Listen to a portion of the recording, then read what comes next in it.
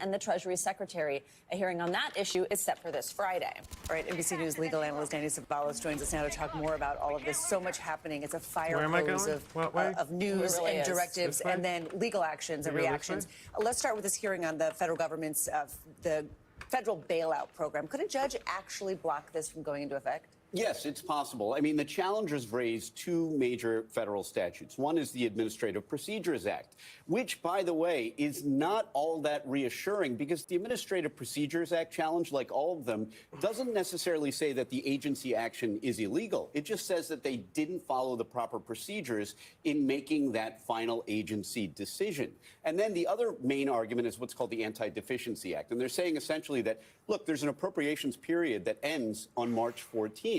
How can the federal government make this promise beyond that period without congressional authorization? Now, they respond, the government responds, the administration says that, look, this is really no different than any other time we promise people employment beyond a certain date. We don't know what the future will hold. Essentially, we're asking them to continue working. We're just not expecting them to show up. Danny, let's talk about what's going on with DOJ, the Department of Government Efficiency, and these Treasury records. What are these 19 states arguing here? They're arguing essentially that by DOJ having access to these Treasury records, these government records, that they are unlawfully accessing private information because DOJ is not a government agency. And what the judge has done, and what we're seeing a lot in these court cases, is that there just isn't time for a final decision. So we're seeing all manner of stays.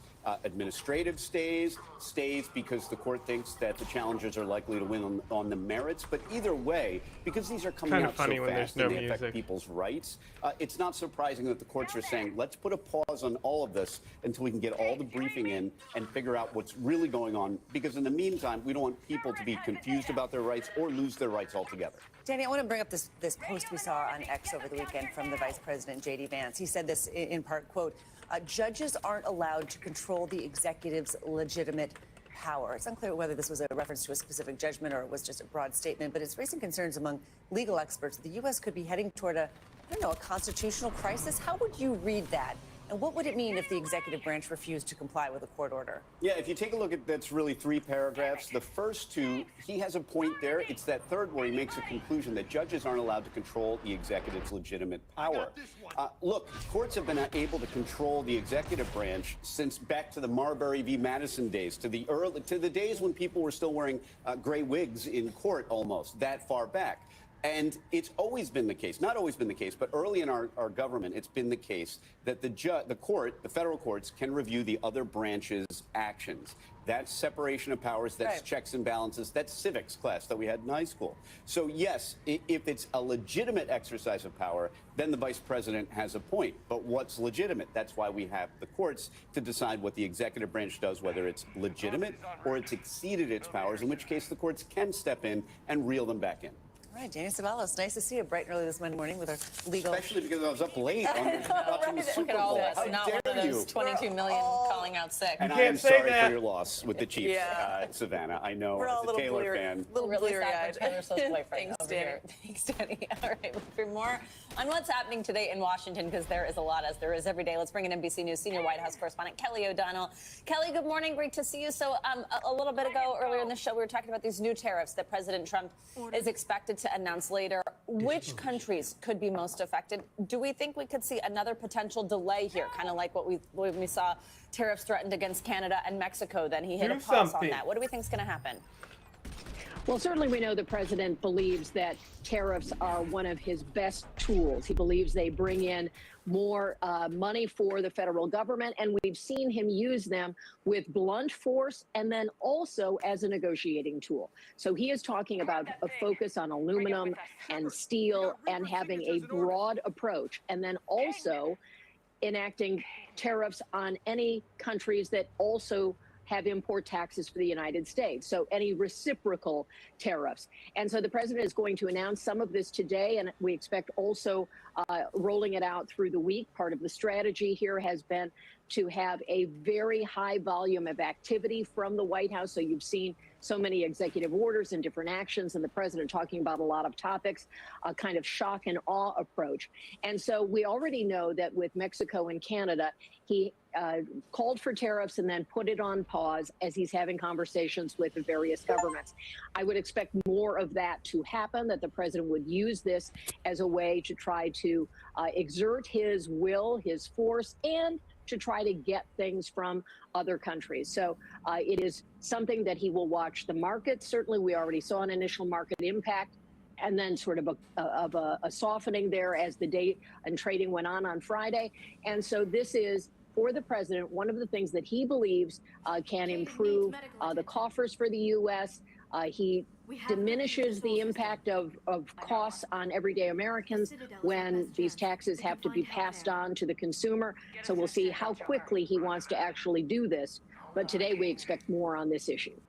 Kelly, the brand new head of the White House Budget Office, Russell Vought, announced yesterday that in essence, he's shutting down temporarily the Consumer Financial Protection Bureau headquarters. This is the agency that regulates Wall Street and protects consumers from unfair financial practices like surprise overdraft fees and lots of other things there. So what's happening there? Well, this has such a consumer impact, but people may not feel it as quickly as they would some of the social services or benefits that come directly from the government.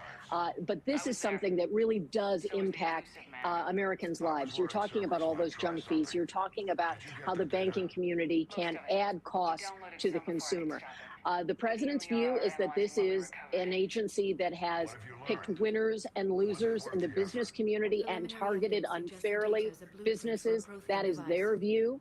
And so he is putting a pause on this agency, effectively taking it over. Those employees told not to come to work, but they'll be paid working from home as they take a further look at this.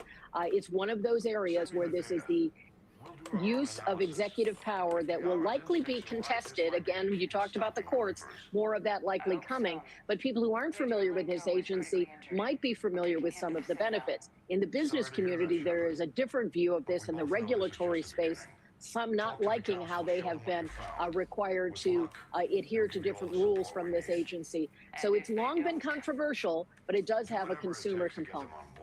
Kelly, some Democrats are starting to talk about a potential plan to attempt to pump the brakes on President Trump's dismantling of federal agencies, something we are just seeing at this breakneck speed. What leverage, though, do Democrats have here?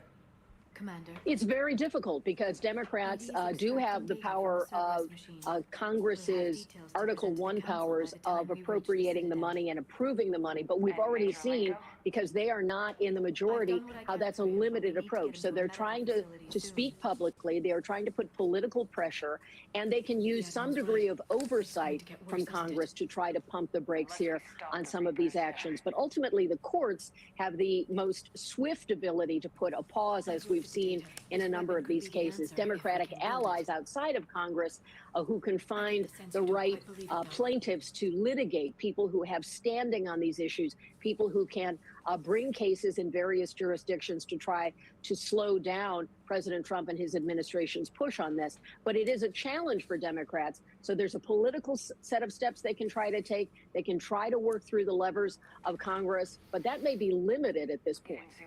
All right, Kelly O'Donnell, thank you very much. Appreciate it. Thanks for watching. Stay updated about breaking news and top stories on the NBC News app or follow us on social media. A big question, and just because of the number of all these lawsuits now, is this the new lawfare? On the list of legal fights from the left, they are now pressing lawsuits against President Trump's orders to end birthright citizenship, to stop sending transgender inmates to male prisons, and to put United States, the USAID workers, on leave. Vice President Vance, a Yale law graduate, posted, "If a judge tried to tell a general how to conduct a military operation, that would be illegal. If a judge tried to command the attorney general and how to use her discretion as a prosecutor, that's also illegal. Judges are not allowed to control the executive's legitimate power." Phil Holloway now, former assistant district attorney, former police officer, and a legal advisor to the Georgia Sheriff's Department. Phil, good to see you. So first of all, your reaction to the vice president's words there, his post about you can't really jump on the executive's power this way?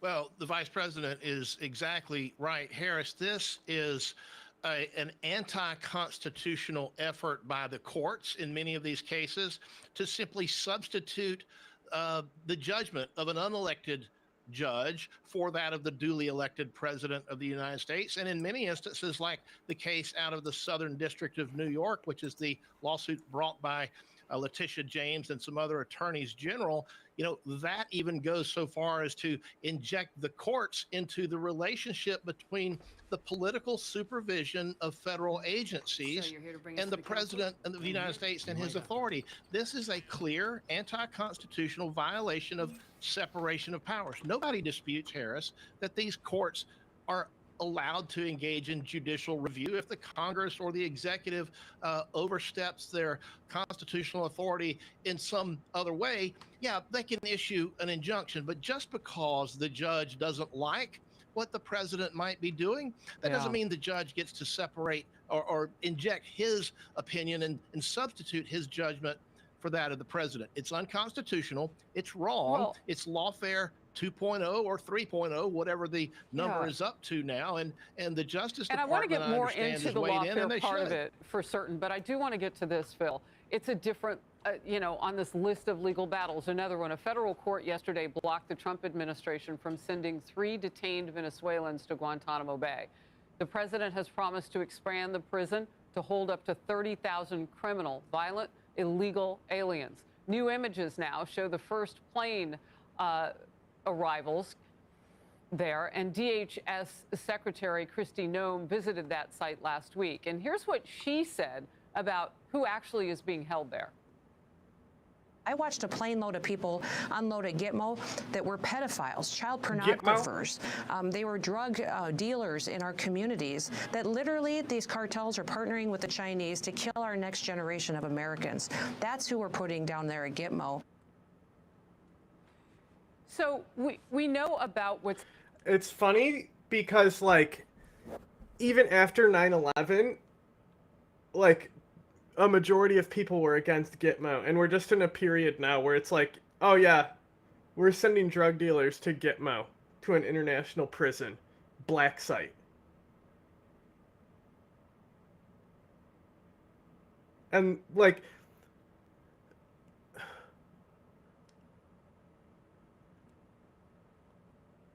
I know if you're at this stage, you look at, so here's the thing, as I've discussed many times, people often use the term cognitive dissonance wrong.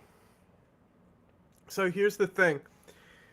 Do these people believe what they're saying? No, they can't. They're being paid way too much. They can only achieve cognitive dissonance if they're not financially, like, benefiting, basically. There are other benefits, of course, but it's easier if we just look at it in financial terms. That means they choose to fucking go out there knowing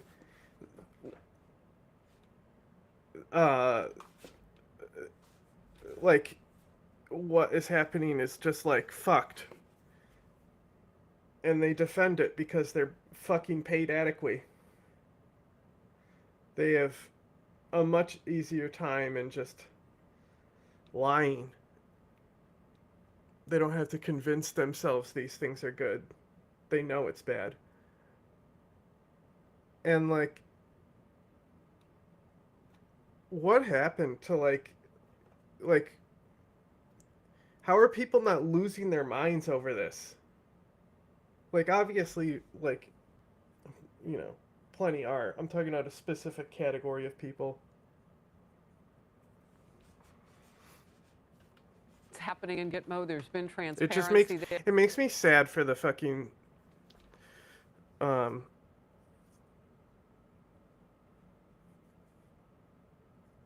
state of the fucking cognitive dissonance in people who don't financially benefit this, aka the voters, the constituency. Like, they're the ones who have cognitive dissonance. So they've been completely convinced that this is a good thing.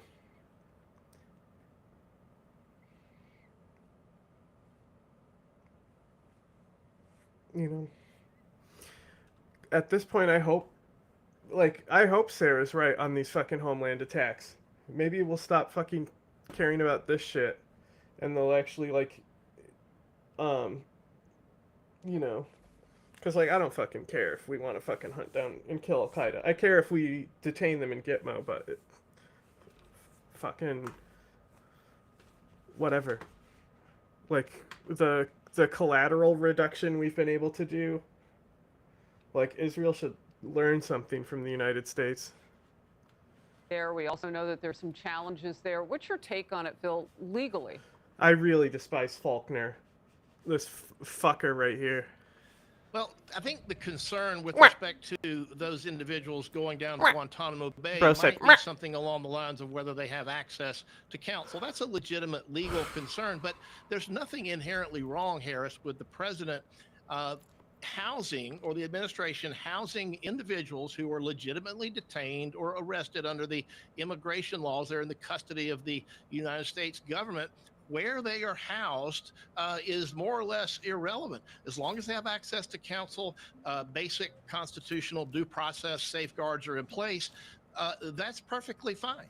It's my understanding that that particular injunction might be going away. I hope that it does, because once the government offers assurances to the judge that, no, these people are going to have due process. Look, the people that were there, the terrorists that were there, the government was able to give them some type of due process. So that's not going to be a problem. I think in the long run, the president is going to be able to continue to use the facilities at Guantanamo Bay if that's what his judgment is. So all of that, though, and I want to just quickly touch on this lawfare, and you're right. I mean, that's what I've been calling it. You called it 2.3. I think it's all part of the same chain, because it's a push against a man who was a candidate experiencing that, who's now president experiencing that. Your take?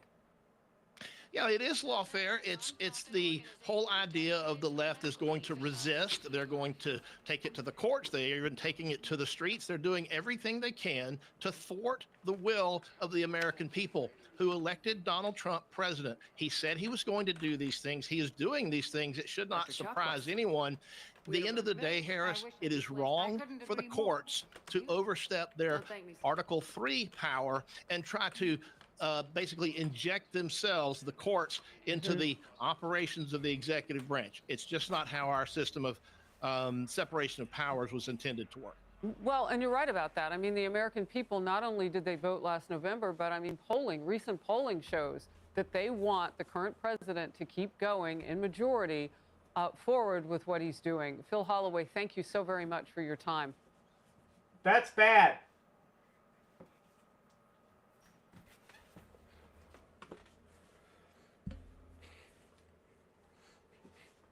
This is... Okay, guys, we have so much... I'm saving this for Jack.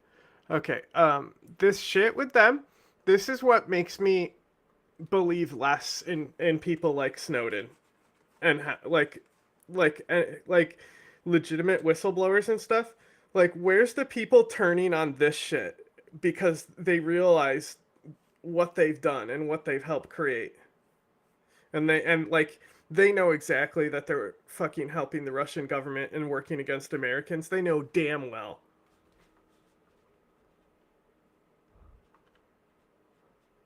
Preliminary thumbs up for the greatest YouTuber.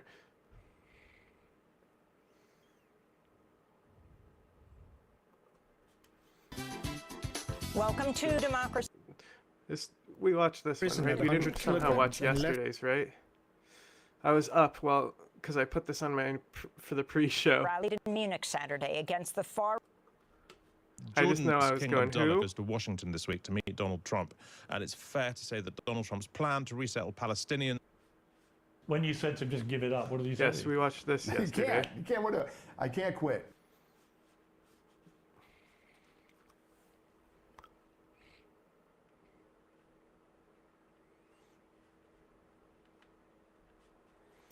Ooh baby, ooh baby, ooh baby, ooh baby, ooh baby. Rocco? Mrs. Puff?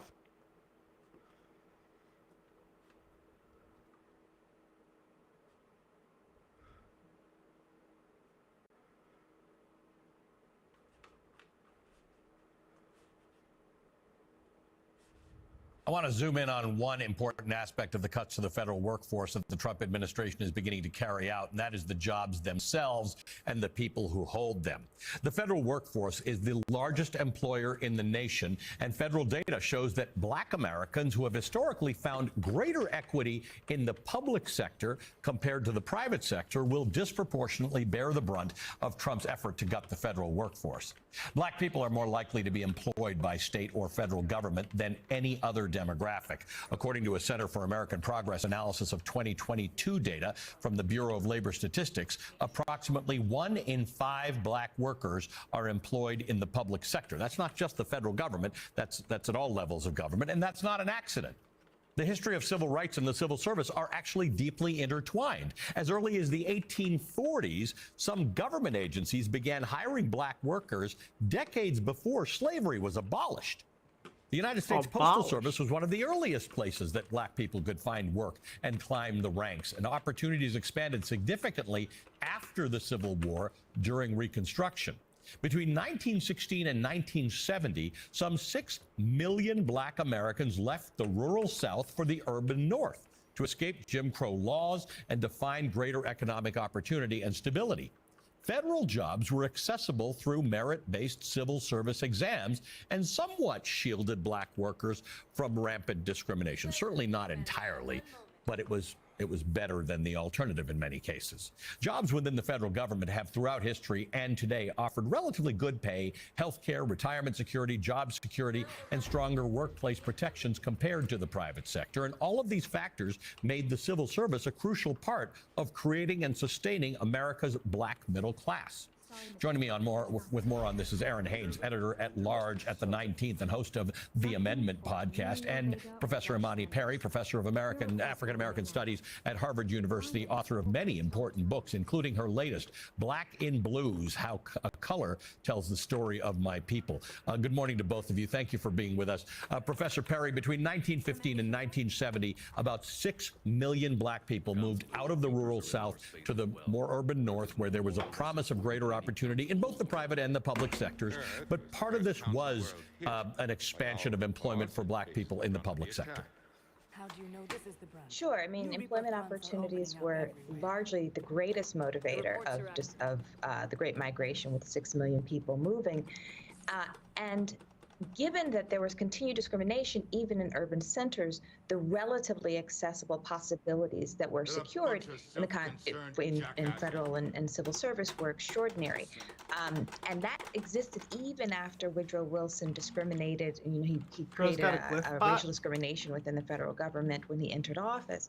So when you think about that trajectory, one of the things that is essential is to understand not only did it provide greater economic security and possibility, but also that these forms of work are a kind of service to the nation. Right? We don't want to forget that operating in federal, civil, and civil service means that you are supporting the functioning of the country. And so given this long trajectory of ongoing discrimination, that these forms of employment in service to the nation were actually one of the few areas that Black people could rely upon to enter the middle class, it's potentially devastating that the loss of that sector. And it'll affect Black people disproportionately. Aaron, Imani was just talking about Woodrow Wilson. In 1913, Woodrow Wilson became the first Southerner to win the presidency since before the Civil War. And almost immediately after his election, he began a policy of segregation within the federal workforce. We saw back then the impact it had on Black American workers and their prosperity. So we've got historical context for what we may see coming. Absolutely. This is why it is so important to know history, Allie. I mean, I know Imani also knows this history well. This is not the first time a president has used racist policies to slash Black workers from the federal government. I mean, President Trump is literally taking a page from Woodrow Wilson's playbook. And this was a surprise resegregation order, of the federal workforce. After he was elected in 1912, Black people voted for Woodrow Wilson. You mentioned the post office. I mean, before this resegregation order, over 60% of the federal jobs at the time were at the post office, and Black people had a lot of those jobs. The Treasury was the second largest employer of Black workers, in the federal workforce. And so these jobs, as Imani mentioned, represented opportunity for so many Black Americans, many of whom were working previously in service jobs that paid less money. And this segregation order changed all of this dramatically. It increased the wage gap. It increased racial inequality. And so, we talk about Black workers, being qualified in this current day context, right? Like this so-called conversation around the need to address, diversity, equity, and inclusion efforts. But this literally was a colorblind process. As you point out, Allie, you pass the test, you're qualified no matter who you are. So this helped to really address so much of the systemic inequality in the labor market. And there was, President Woodrow Wilson took direct aim at that then. And certainly that's kind of what we're seeing in this current moment. Imani, Black federal workers have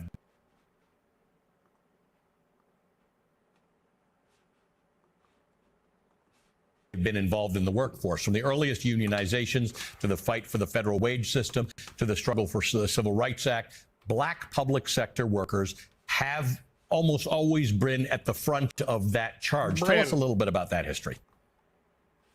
Sure. I mean, if we trace the major civil rights gains and organizing efforts, they have heavily been populated by people. They were by people who served in the federal and civil service, in part because that allowed them a kind of organizing capacity that was important to bring pressure to bear on the government. The one detail that I think is really significant, given that we will likely hear Lift Every Voice and Sing Again today at the Super Bowl, the song known as the Black National Anthem, is that it was written by someone who worked as a consul to Venezuela and Nicaragua, James Weldon Johnson, who actually left that employment because of Woodrow Wilson coming into office. And so he went from there to the NAACP. So there's this direct relationship historically between those who actually work for the government and those who led the charge for civil rights historically. Aaron, the Trump administration, you brought up this stuff that's going on with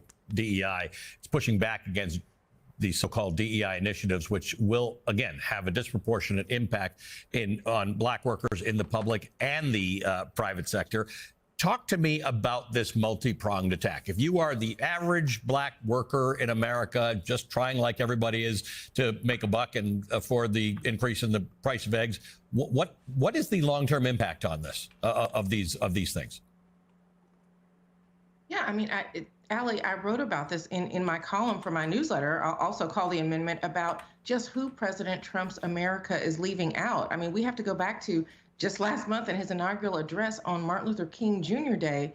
You had the president paying lip service to this idea of unity and for the country to become a colorblind meritocracy. And then, you look at his actions in his first days in office, where he's talking about American greatness and basically saying that race and gender have nothing to do with American greatness, even as we know that so many Black workers have contributed to the American greatness of our country. What he's been focused on is rewarding toxic masculinity, seemingly in an attempt to restore, straight white men to their rightful place in our democracy and society. And this is really why it's so important. History is looming so large over this moment, Allie. Today is literally the anniversary of the 15th Amendment, which gave Black men the right to vote. Obviously, they had to fight, mightily to get that full access to the ballot. But when that happened, that unlocked Black men's political power at the ballot box, in the halls of power, in state legislatures and the Congress. Like, we saw the racial progress that came from that amendment, followed by racial backlash.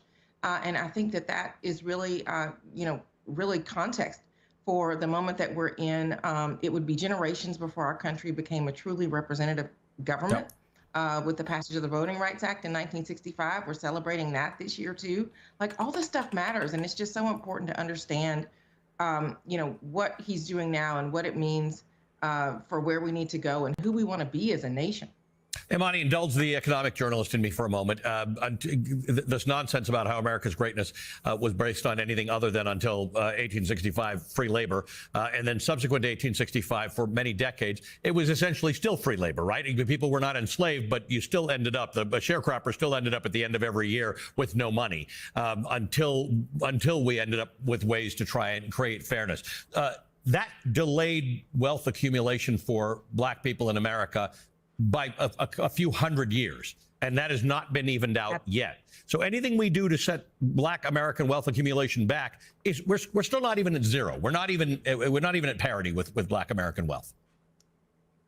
Yeah, that's absolutely right. I mean, I think this is what makes the conversation about meritocracy so clearly disingenuous. I think about my great aunt Avie, who joined the Women's Auxiliary Corps during World War II, as did many black Americans, many black women. And who died while canvassing out for the NAACP when NAACP was considered an illegal organization in the state of Alabama, that there is, on the one hand, all of these moments where disaccumulation, where the lack of a capacity to establish wealth in black communities took place at the hands of both state governments and federal governments. And on the other hand, there is this long tradition of African Americans participating in not only serving the nation domestically, but internationally at some of its most key moments. The Civil War to World War II, and the Great Migration really coincided with many of these important moments. So, yeah, this, we want to talk about merit. We have to talk about the meritorious service that Black Americans have done to this nation, even as there are these waves of discrimination, and a particularly pernicious one coming now.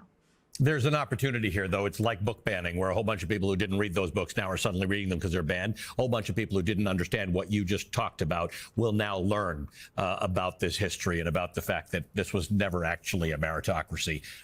It was always about holding people back, and now we're trying to right some of those wrongs. Thanks to both of you. What a wonderful conversation. Aaron Haynes, editor-at-large of the 19th and MSNBC political contributor. Imani Perry, professor of African American Studies at Harvard University, author of the brand new book, Black in Blues, How a Color Tells the Story of My People. I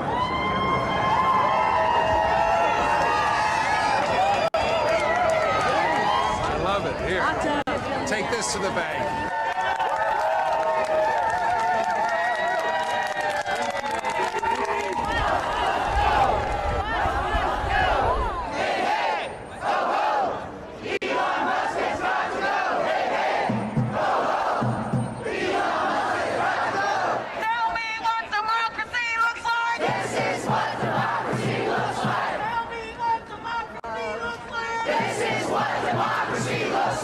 I'm Ronna Epting. I'm with Move On.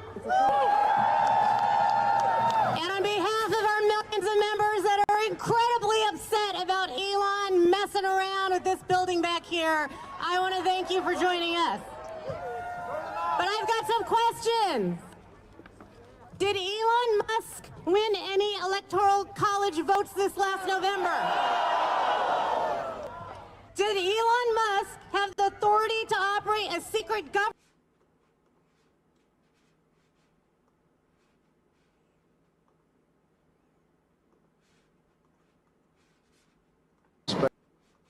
I can't tell you. So now, could this nightmare of a war finally come to an end? President Trump revealing in an exclusive interview with the New York Post that he has spoken with Vladimir Putin by telephone about ending the war in Ukraine. Jack Keane, retired four-star general. General, good morning to you. You have been our guidepost throughout this entire war. Welcome back here on this Monday morning. To Miranda Devine, New York Post, he said, I hope it's fast. Every day people are dying. This war is so bad in Ukraine. I want to end this damn thing, end quote. Semaphore reports this morning that Keith Kellogg, the general, has apparently said that he will give 3 options to the president by the end of this week on what could possibly happen with the war. How do you see it? How do we end it? Can we do it? Well, certainly to end it, obviously the two parties got to want to end it. I know for a fact that Ukraine wants to end this war, so do their people, and they've actually made some concessions to accommodate that. In other words, they're willing to give up territory to Russia, the territory that they're currently occupying. Russia doesn't want to enter into negotiations right now. I think he will continue to talk to the president, maybe even meet with the president, because it gives Putin significant legitimacy to be dealing with the world's #1 superpower. Stupid power, more like it. Am I right? You know, Putin is far from that status, to be sure. But Putin is going to play tough and likely will want some concessions just to go into negotiations. And I think we all have to know and recognize, I know the president knows it, that a ceasefire and some kind of agreement would just be a temporary pause in Putin's mind to returning to his aspirations to take control of Ukraine at some point. And that's what we have to recognize going into it. The negotiations will certainly be tough here, dealing with both sides. But, you know, this is, we're not just arbitrating a disagreement between two sides here. Putin started this war. All these casualties and deaths are on his hands. And obviously we want this to come out favorable to Ukraine and its future security. So that's got to be uppermost. I know the negotiating team, having had discussions with them at the Institute for Study of War, is very much aware of that. Okay, the other thing in this New York Post article that sticks out to me, Trump says he wants to strike a deal with Zelensky, $500 million deal to access rare earth minerals and gas in Ukraine in exchange for security guarantees. I don't know what that looks like, but we'll see how that develops. Another topic quickly on Gaza. Roll this, Air Force One. Another question on that last night before the big game. I'm committed to buying and owning Gaza. As far as us rebuilding it, we may give it to other states in the Middle East to build sections of it. Other people may do it through our auspices. But we're committed to owning it, taking it, and making sure that Hamas doesn't move back. There's nothing to move back into. General, this going to work? Well, one step at a time. The step in front of us is hostage release in exchange for prisoners. And to accommodate that, Prime Minister Netanyahu was pulling out of the Netzarim corridor, for our viewers to understand. That splits Gaza north and south from the Israeli border to the sea. So all those troops are being pulled out of there. There are troops still in the buffer zone on the Israeli-Gaza border and also on the Gaza-Egyptian border, the so-called Philadelphia corridor, where the smuggling is all going on. But that's a step in that direction to facilitate the release of more hostages. But we're on a collision course here. And the reason is Israel, at the end of the day, cannot leave Hamas in charge of Gaza and thousands of fighters still in place to reattack again. And the other side, Hamas is not going to give up that governance without forcibly happening to them, and they're certainly not going to disarm on their own. These are the end states of the second phase of the operation, which obviously are opposed to each other quite dramatically. Okay. General, we'll take your advice again, step at a time. Good to see you. Jack Keane, thank you, sir, for coming on today. Thanks. Yeah, great talking to you.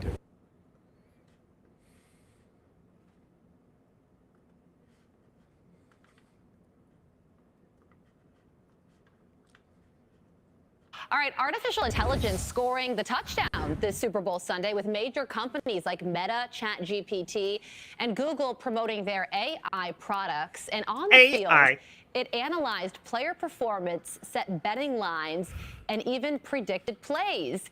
Here with more is Scale AI CEO Alexander Wang. Alexander, good morning to you. So this is new, this emphasis on AI at the Super Bowl in so many different ways. So what do you think about this? Is this a good thing? You know, I've been working on AI for a long time, since I was 19. And so it's incredibly surreal to see AI become so mainstream, especially seeing it become such a big part of the game, as well as such a big part of the commercials around it. I also thought it was really cool to see President Trump at the Super Bowl, the first sitting president to ever attend the game, which was absolutely historic. Yeah, it certainly was. And right now you're coming to us from Paris because there's an AI summit that's going to take place very soon. JD Vance is also there. He's going to be speaking at it. So how important is this summit, and what do you expect to take place at it? Yeah, so AI is at a critical moment right now. You know, to use a football analogy, I think we're still in the first quarter of AI progress. We're just seeing the technology start to be used more and more in the world. And I think this is a critical moment for the United States and Vice President Vance to really talk about how America is going to lead. You know, President Trump clearly understands the need to win the AI race, just like how earlier presidents were focused on winning the space race. He's brought together great minds to work with him in the administration, from the vice president to defense to commerce to the Office of Science and Technology and the AI and crypto czar. You know, they're all business-minded and action-oriented. Yeah, and it's been a topic of conversation that's come up a lot in the news lately, especially with the revelation of DeepSeek, that Chinese AI company that can rival American products that are coming out right now. So you met with the Trump administration last week. What did you learn during those meetings? And also, why is it important for the United States to win when it comes to the AI race? So absolutely, there is a race going on between the US and China on AI. And President Trump has directed his administration to achieve American AI dominance. Just like we won the space race, we want to win the AI race. You know, AI is ultimately really key to protecting American values and security. For example, the US military today is the strongest in the world, and AI is how we stay there. So there's a huge opportunity for AI to be the technology that enables the United States to stay in the lead economically, militarily, and ensure that our values continue to be the ones that we're able to live with and not allow communist or totalitarian technologies like those from China start to take over the globe. That's right. Military, economy, now artificial intelligence. The future is now. And Alexander, you were all over it. Thank you so much for joining us with your expertise this morning. We appreciate it. Thanks for having me. You're very welcome.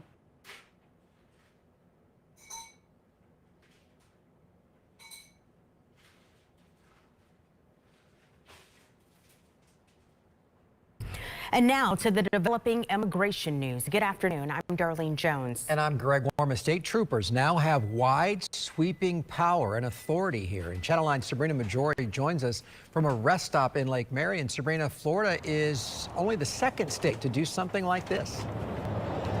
Yeah, Greg, Texas also has an agreement in place that gives their local law enforcement authority over immigration powers. Now, pretty soon, in the next few weeks, during traffic stops on highways like this, state troopers are also going to have the power to interrogate anyone suspected of being undocumented. The agency charged with patrolling Florida's highways has a new mission. I've directed Dave Kerner, the Florida Highway Patrol, to enter into and fulfill this agreement, and of our state troopers trained and approved by ICE to perform these immigration enforcement duties. The memo the governor has in his hands vastly expanding powers of the Florida Highway Patrol. We've already seen arrests across the state with local law enforcement and federal immigration agents. But this gives that power now to state law enforcement to do it on their own, allowing them to interrogate, arrest, and serve or execute warrants if a person is suspected of being undocumented. History will show that this agreement will have served as a turning point in our battle to defend our homeland and to defend our state. Immigration attorney Frank Sinforian says what this agreement doesn't do is allow for arrest without cause or provide FHP any new reasons to make traffic stops. There has to be some infraction, some violation, something that they're enforcing that is part of state law, not part of federal immigration law. He notes this agreement carries risks, opening the door to potential racial profiling, and it could have a chilling effect in immigrant communities. These types of programs did not make the communities safer. You know, you had immigrants communities that were not able to come forward and provide, evidence or testimonial evidence and provide information on crimes that took place out of fear for being detained. And Sinforian notes that law enforcement in Arizona carried out a similar program in 2007, but that was ultimately suspended because of some racial profiling issues. We'll have more on that part of the story coming up in the next hour, but for now, I'm Sabrina Majori, Channel 9 Eyewitness News. Welcome back to the weekend. With Donald Trump's approval, unelected billionaire Elon Musk is taking a sledgehammer to the federal government. News reports that secrecy is becoming a defining trait of Musk's Doge. Another defining trait? its trail of destruction. With sensitive government data compromised, life-saving humanitarian aid now paused, and thousands of federal jobs on the line. Since the chaos erupted, at least one Democrat ditched the Congressional Doge Caucus because of Musk's actions.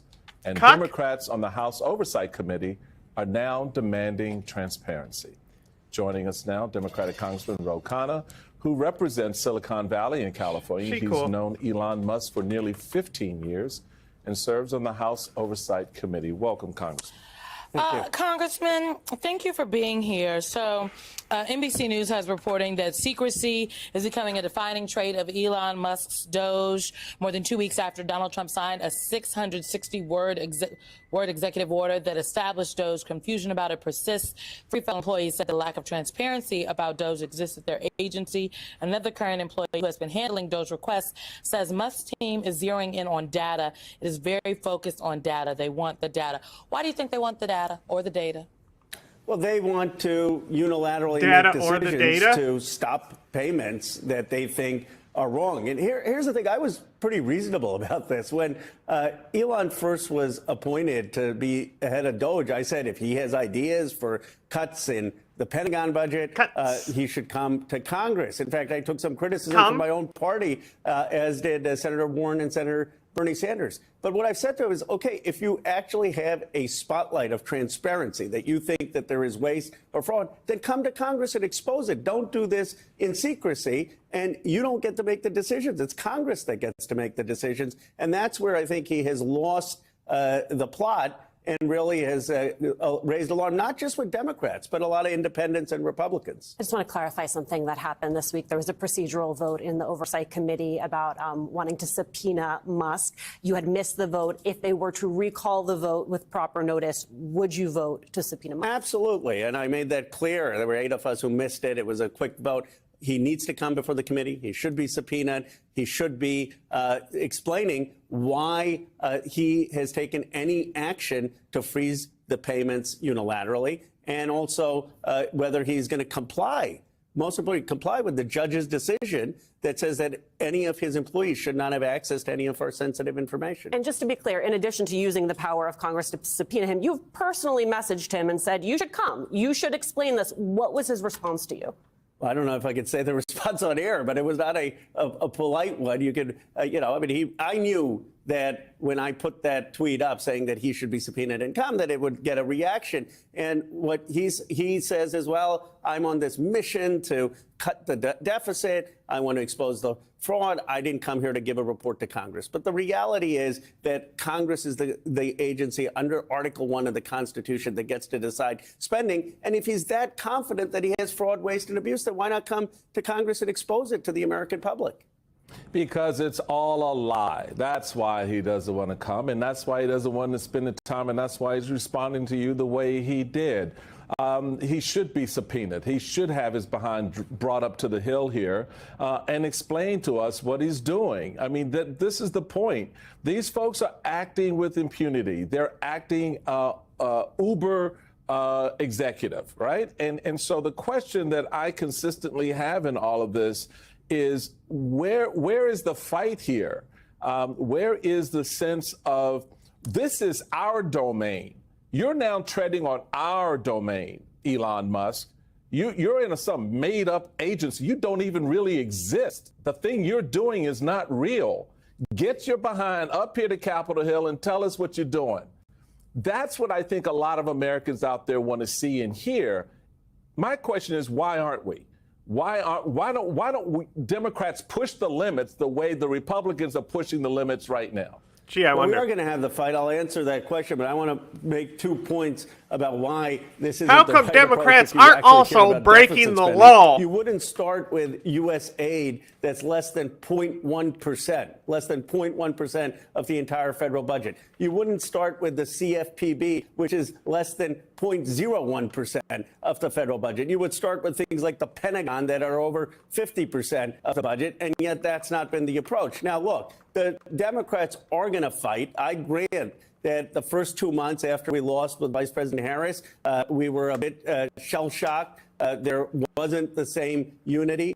but the time that these Treasury payments were freezed, the time that they stopped that portal on Medicaid funding, something snapped in the American public and with Democrats. And we've been unified ever since. Hakeem Jeffries is a fighter, and here's where we're going to fight. The debt ceiling and the funding government, they're going to need Democratic votes. Chip Roy is not going to go vote for the debt ceiling.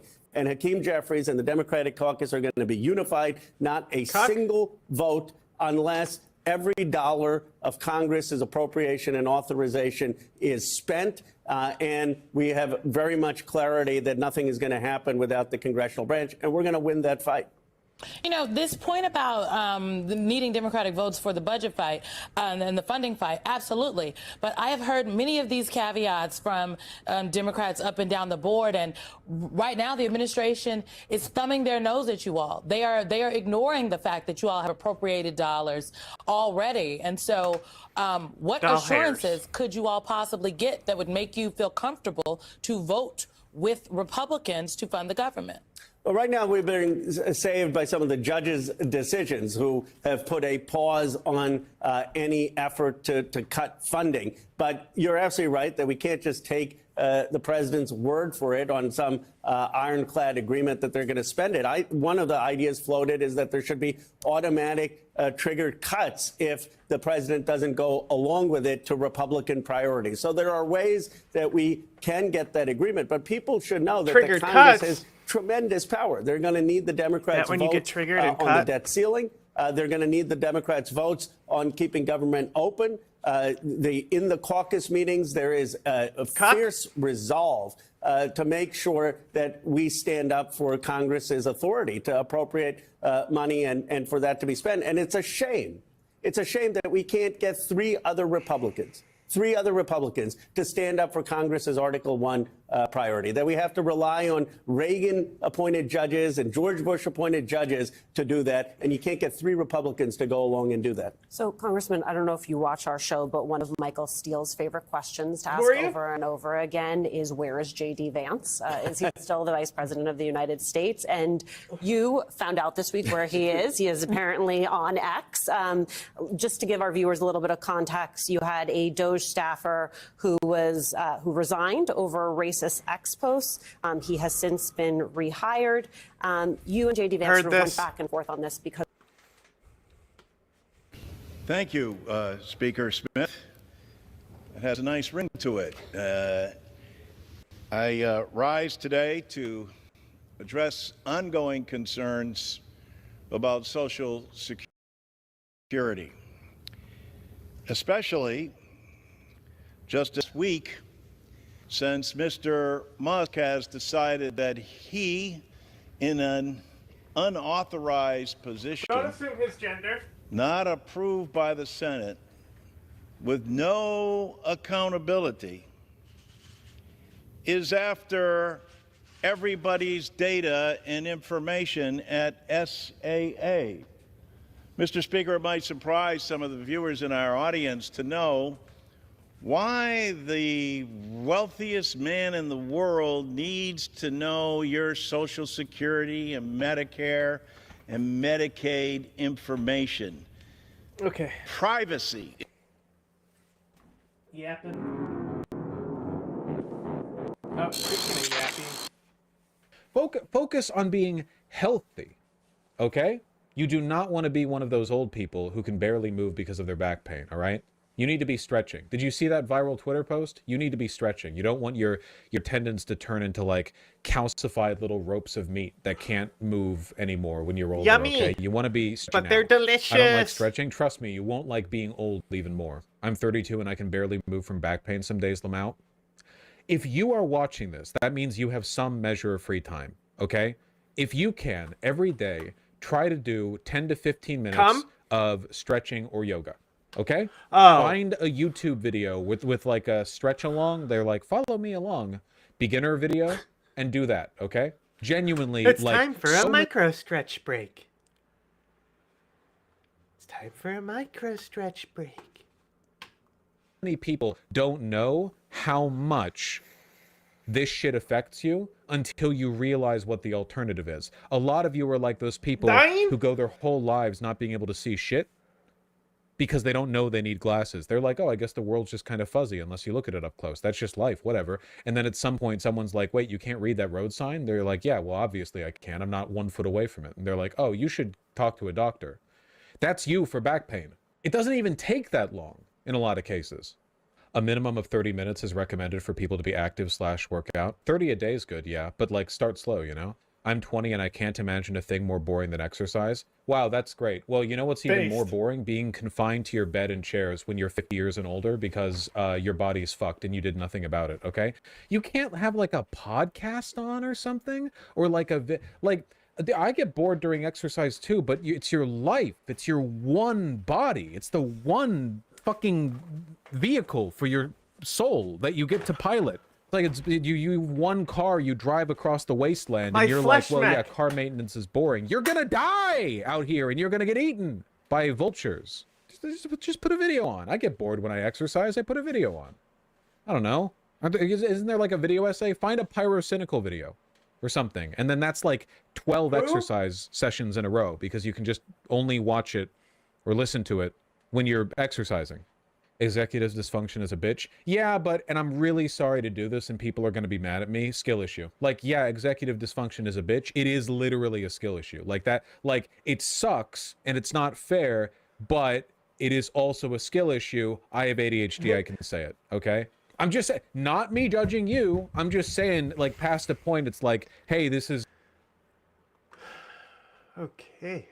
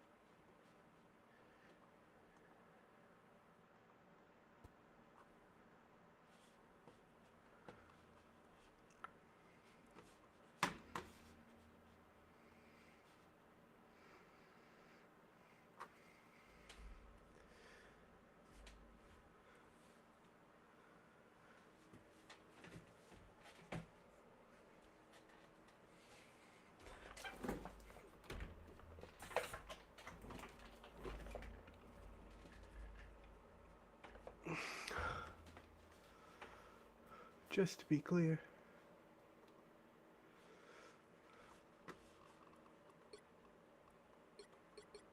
Interesting. Today when I hit optimize, it's giving me low. Even though I stopped running YouTube, when I was running YouTube, it was giving me media. It's probably because my browser itself is set to 4K, huh?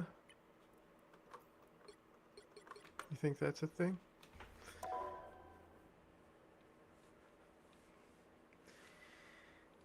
Not my browser, my monitor.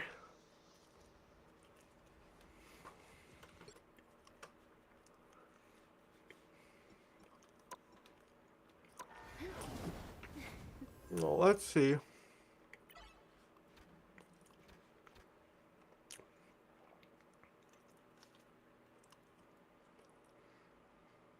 How lag it is.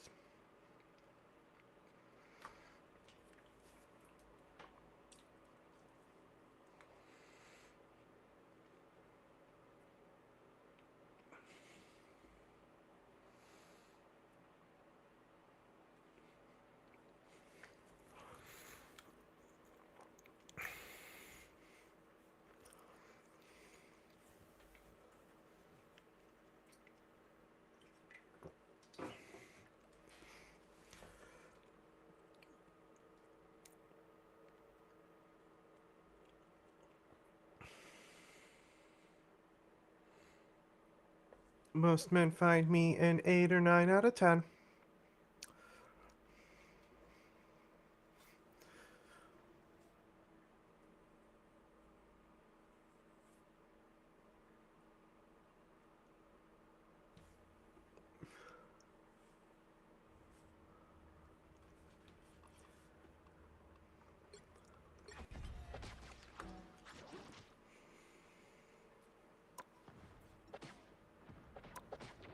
Enemy team. Shitter. Tremble before Bast!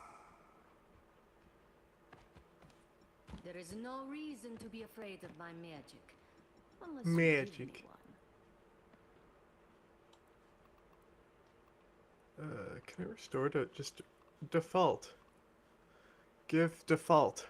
Restore defaults. Backspace. Cool. Thank you. I'm hulking out! Hulk, no. Let's see how. Yeah, it's pretty choppy.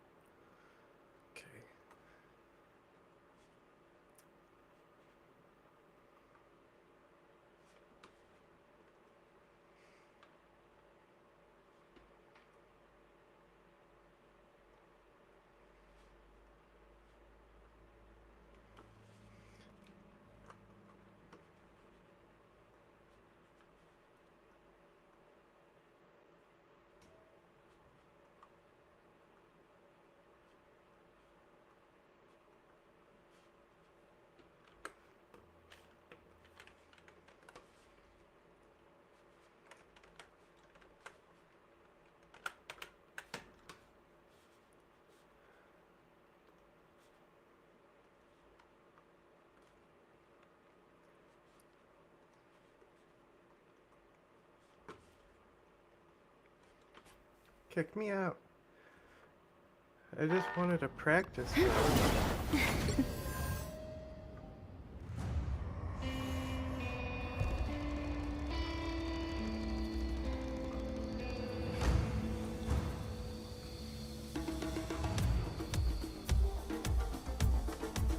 Oh, they jamming.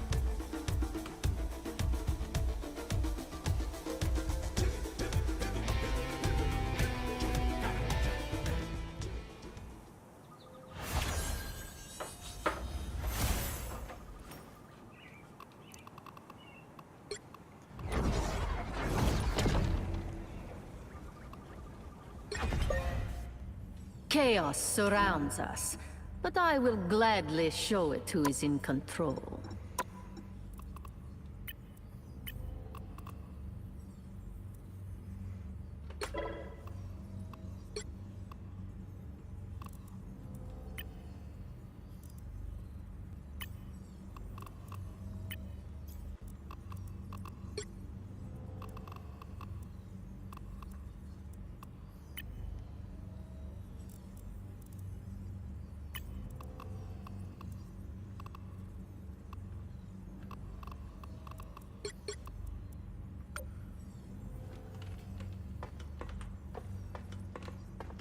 That looks pretty good. Our foes have found us.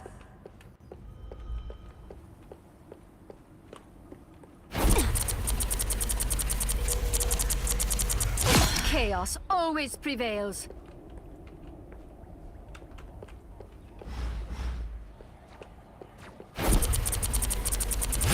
Double KO! That's 3! Wow, 4 in a row! Well, who's next? 5! That's amazing! 6 in a row! Way to go! Unbelievable! The end has come, but just for you. Chaos always prevails. 3 down, more to go.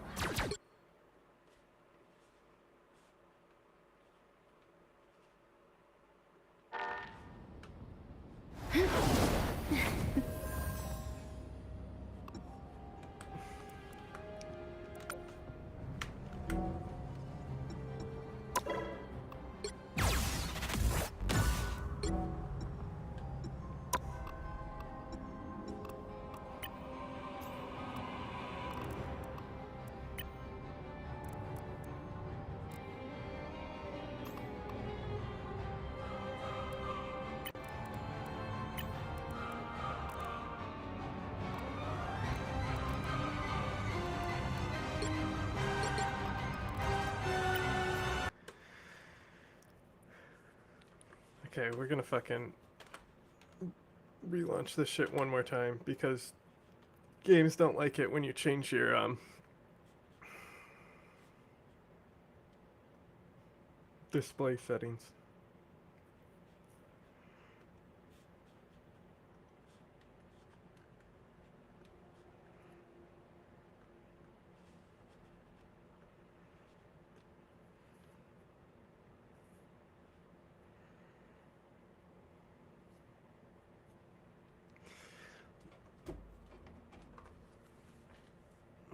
Just to be clear.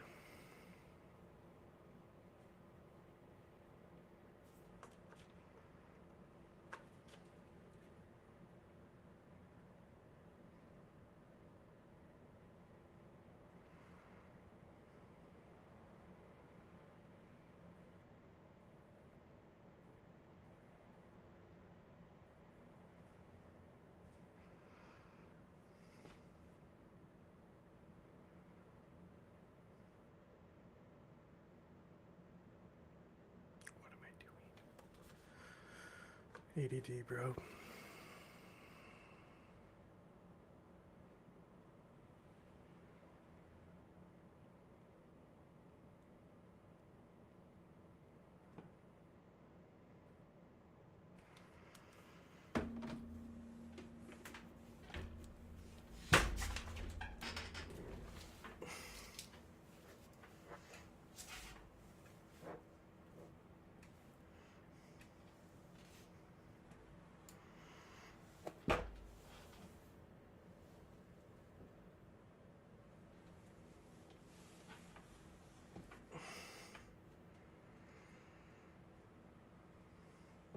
Compiling shaders.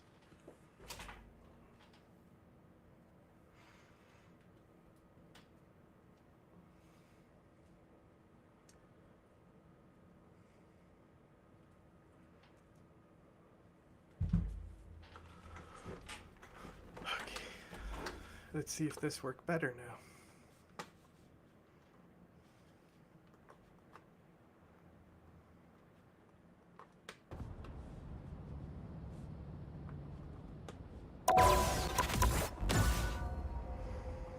Hey, in those health risk kind of warnings, did they say if you play Scarlet Witch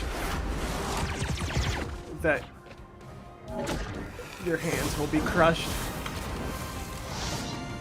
In general, keyboard is just like very claw, you know?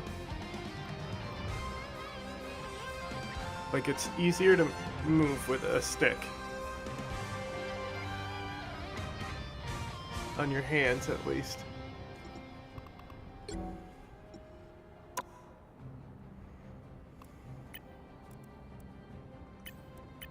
There we go, now it's down to...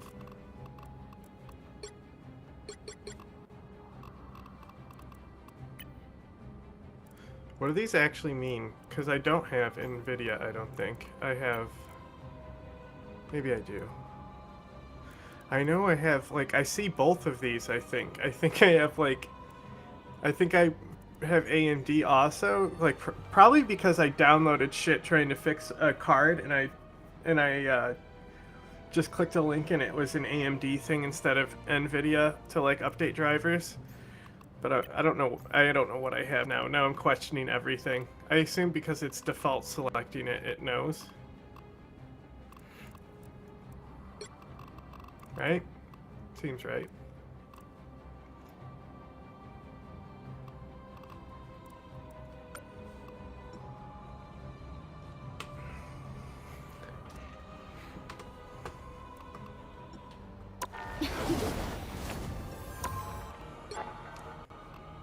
Heal.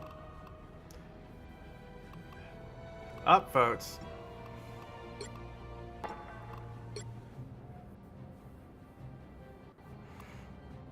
Mantis. Mantis toboggan. I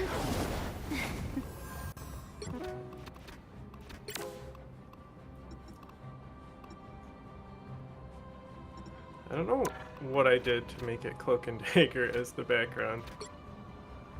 Is it just whatever you select last?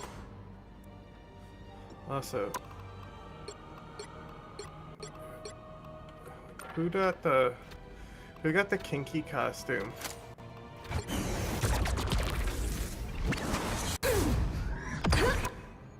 Yeah, this one. Give me this. I joined your dumb Discord just to get this. Where? Give it to me. You told me if I join the Discord, that's what I get.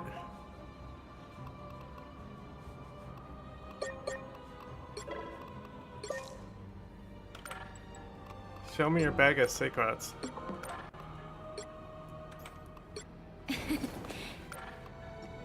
Where did it say that shit?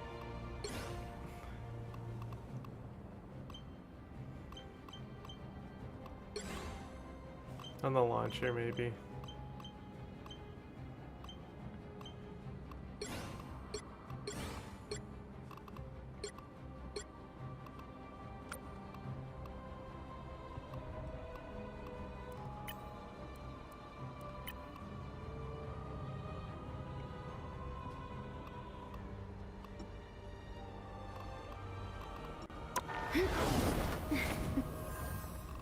Where do you select this? I don't know why it's them. Oh, it's right here. I'm so fucking stupid, bro.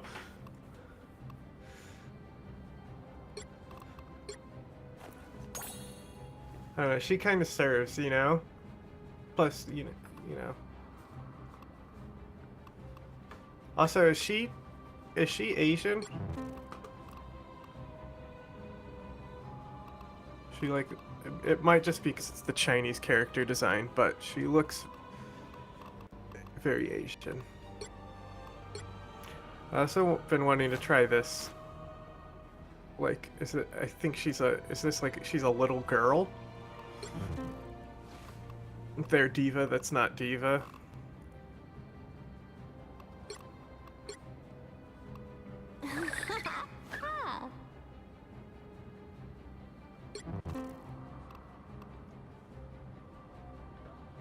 Wyatt fart at me.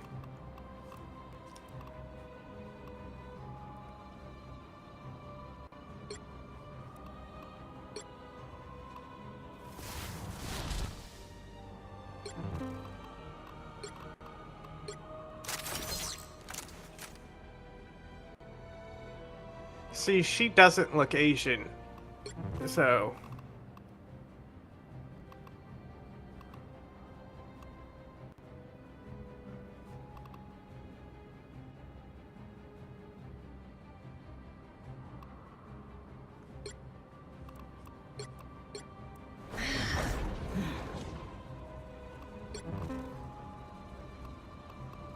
Who's the other? Who's the? Oh, this. Does she look Asian? Yes. But not as much as Luna, I think. So I'd be surprised if she's not.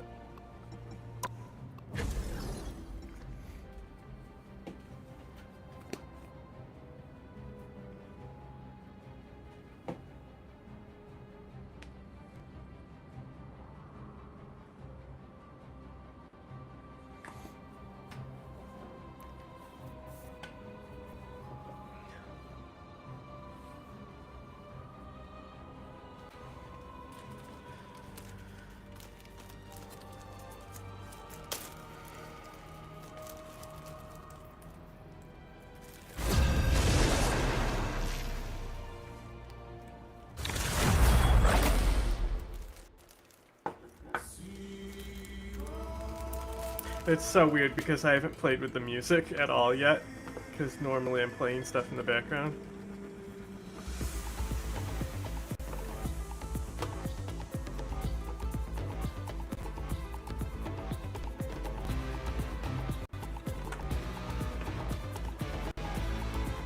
Pick your hero. Or villain. I'm not judging.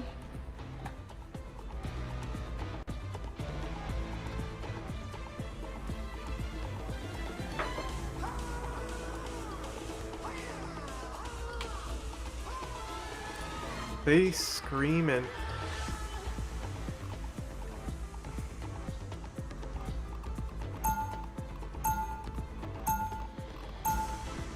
Why can't I scroll down?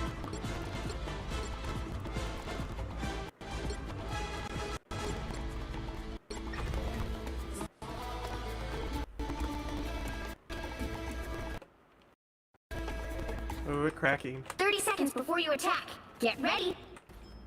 Magneto raised me to never stop fighting for what I believe is right. And a big crunchy shell. Try to take a bite out of Spider and you'll chip a fang. We do not wish to consume you, child. At least for now. Yeah, well, let me know if there's a change to the... She is a The child. battle starts in 5, 4, Like, 3, kind of don't want to play 2, as children, you know what I'm saying? All you need to do is capture the mission area. Got it? Yes. Can you please stop cracking? I don't think I'm gonna like him very much.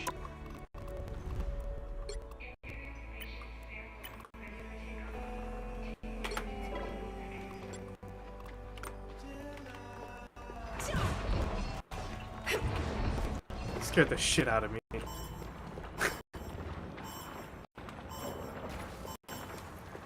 Looks like the mission area is yours to capture now.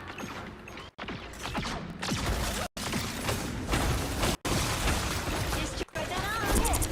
Hope I'm not cursed now. We captured the mission area.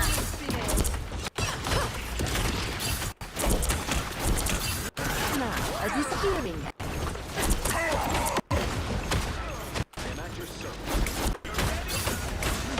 Feeling stronger on it. Control C.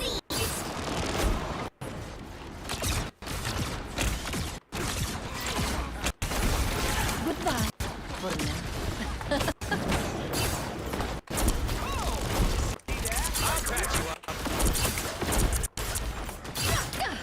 You're not going anywhere. Don't mind me. I'm just dying.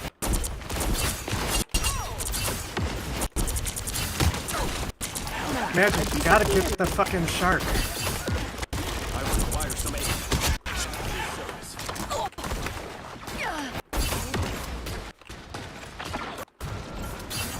Goodbye.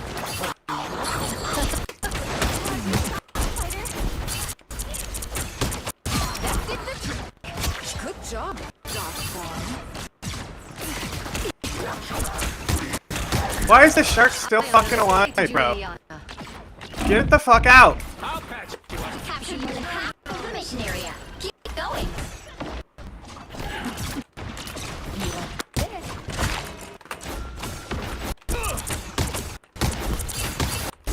Simply magical. And salty games. One of Moon Knight's out.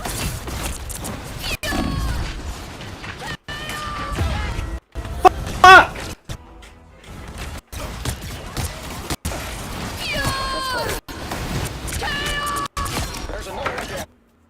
Reborn from the chaos. The area's almost yours. Of course it is. We must protect You this right place. there. Gotta remember that I gave myself alt controls just to keep my hand from fucking getting destroyed. Also, I kind of broke myself a little.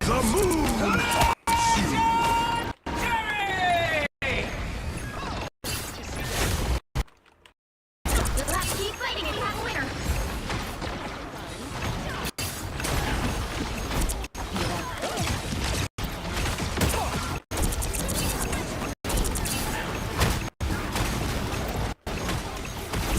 So it begins. You right there.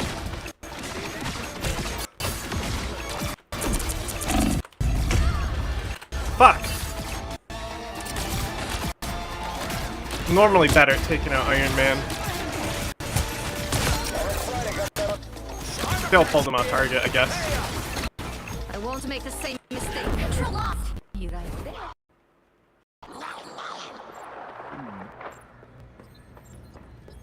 Someone just got yeeted. I saw a shot.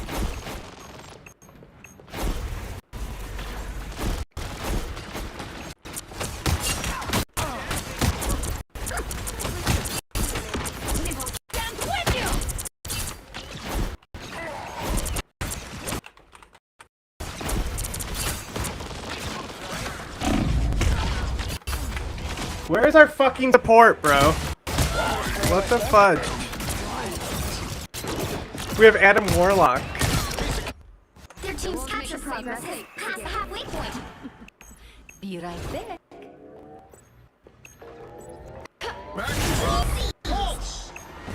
You'll have to keep fighting until we have a winner. We win. We win. You are under my spell.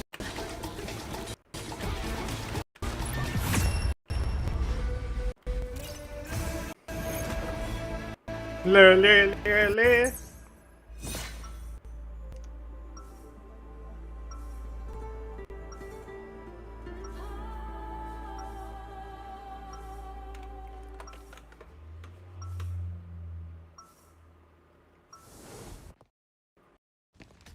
There's no reason to be afraid of my magic, unless you give me one. Magic. 30 seconds before you attack. Get ready. That's some nice armor you got there, sweetheart. How much you want for it? No, Rocket. You know Spider isn't for sale. How about just one arm? No? Ah, come on! You're killing me, kid. Not yet, but I'd be careful if I were you. The battle starts in 5, 4, 3, 2, 1! All you need to do is capture the mission area. Got it?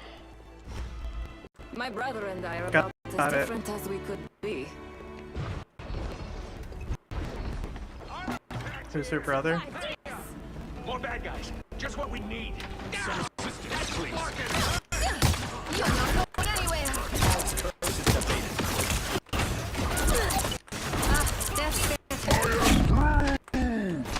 Where's the heals? Looks like the mission area is yours to capture now. Mission area is yours. Standing next to Adam Warlock, dying. Bro, you're like literally like need to. Oh my god. At least he fucking dropped the beacon.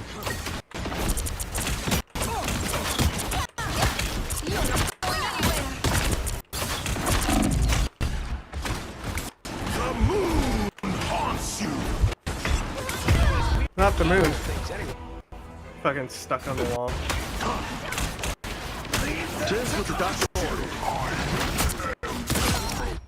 You cannot let them claim victory. We are undefeatable! Woo! A disappearing act.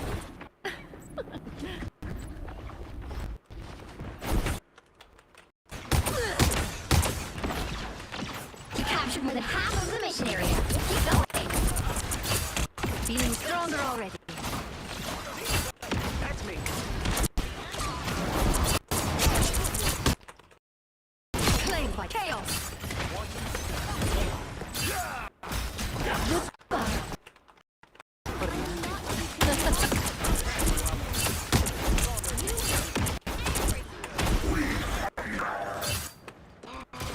Goodbye. For now. No, I didn't want to do that. Glory is almost yours! I'll patch you up. So it begins. Feeling stronger already. Maximum pulse! Now, a disappearing.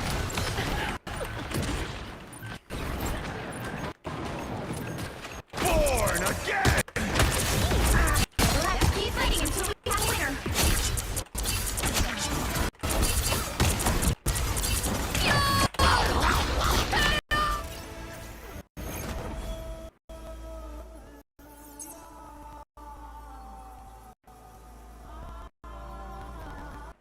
Epic victory! Big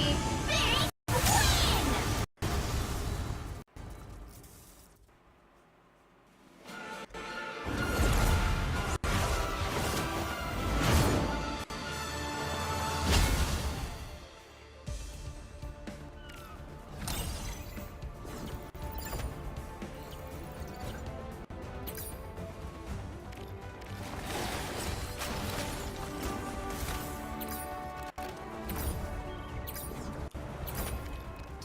Not giving one to you.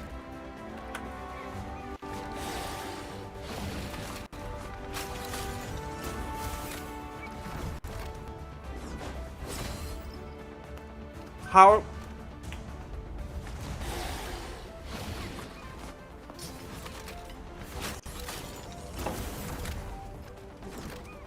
Beer?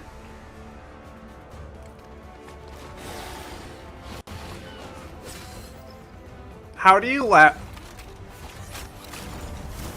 Rocket out heal you as Adam Warlock?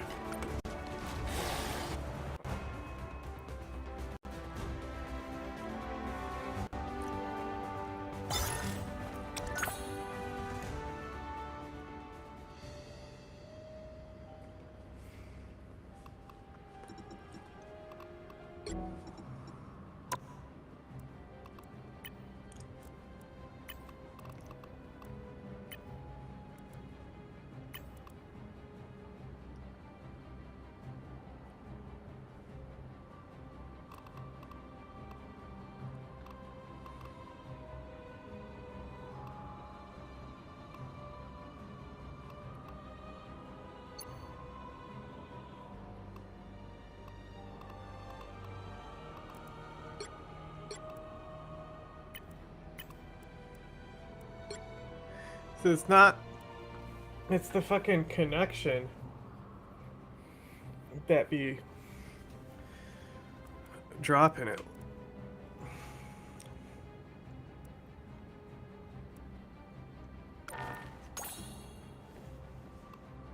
Like, I don't know if I can give any more juice to the connection.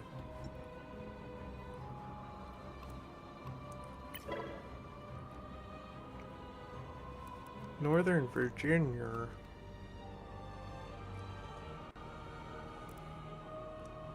Oh, it selects both so I can flip between them. That's interesting. I assume it just goes to whatever has better at the time.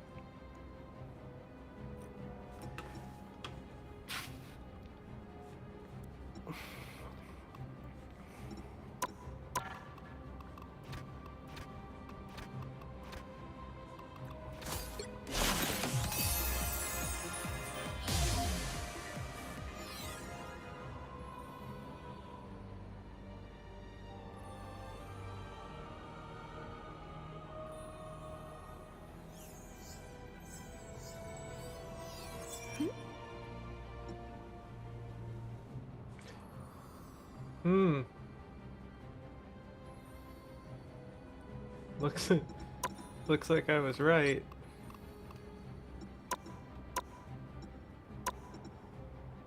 K-pop superstar. Oh, that's so cute. She doesn't look very K-pop, but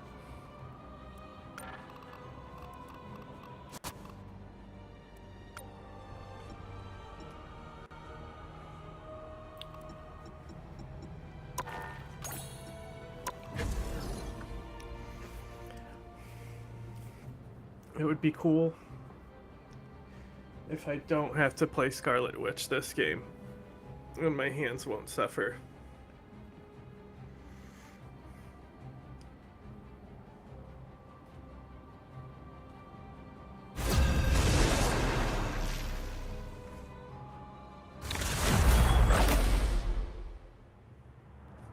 Okay, somebody has a Scarlet Witch icon, so I assume we're gonna be good.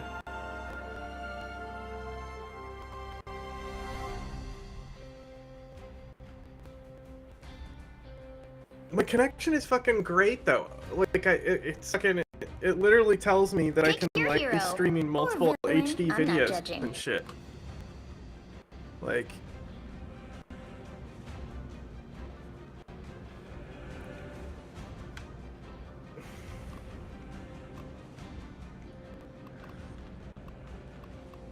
Mantis. Life energy is a powerful weapon against evil. Dr. Toboggan. Mantis Toboggan. The Guardians of the Galaxy value all life.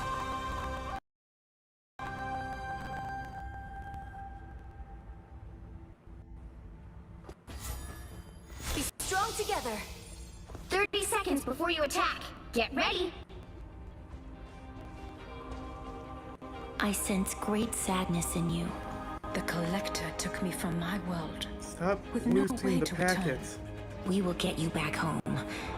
If Why your are you timeline buffing me still of all exists, people? and if it doesn't, I will cleave these Stop dropping demons packets. for what they've done. The battle starts in 5, 4, 3, 2, 1.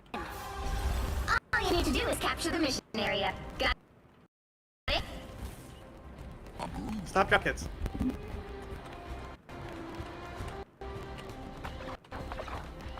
Sorry, no skipping a sound. I'm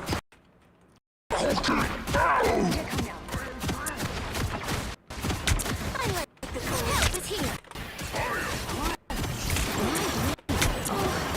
Oh wait, that's not Scout Witch. Like the mission area is yours to capture now. Activities need to be helpful. Nice, much better. Please, can you come back?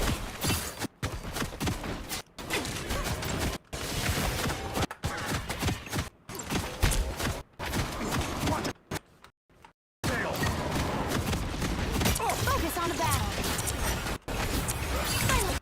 I am healed.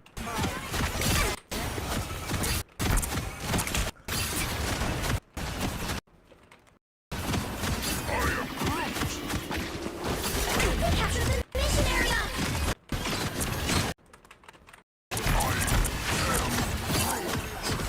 Chin up.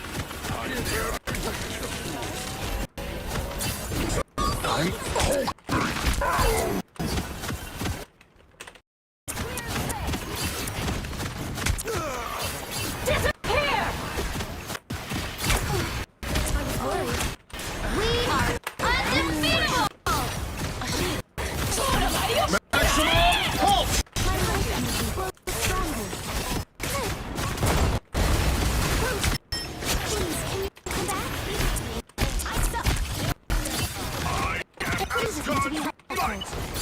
Ready for an encore. Be careful. Oh, they do not like me. Stop dropping packets. Wow. What an asshole.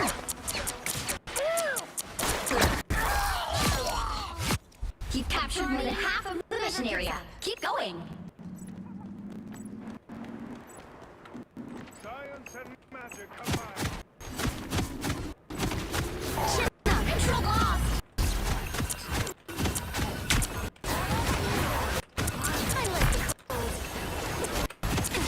by the eye of Agamotto.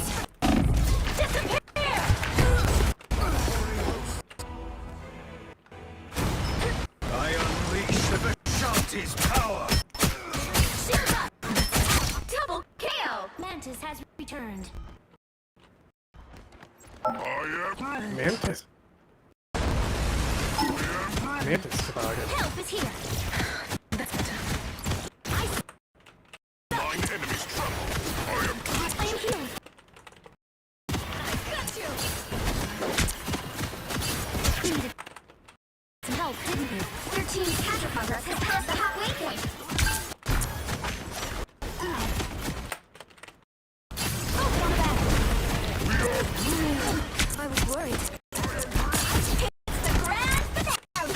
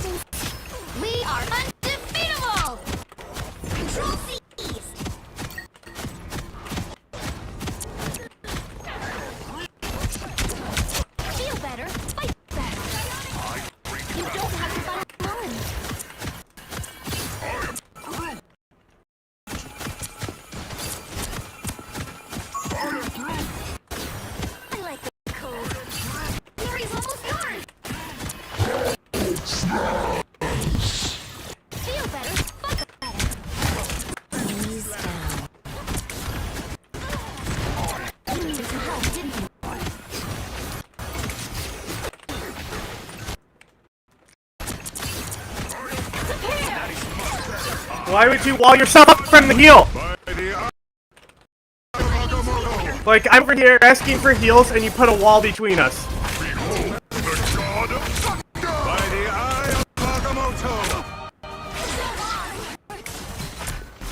Circle of life.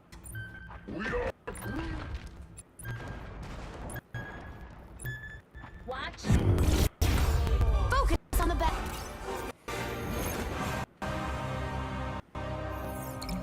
Stop dropping packets.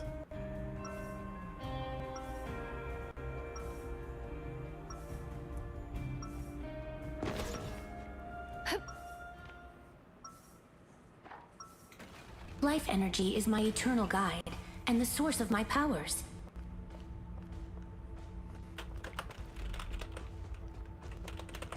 Seconds before you attack. Get ready. Namor, someday I'd like to see Talokan. I have brought part of it to the surface. You did?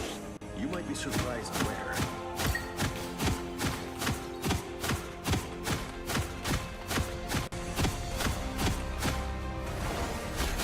Battle starts in 5, 4, 3, 2, 1. All you need to do is capture the mission area. Got it? I had wondered when doom would finally bring about the end of all things.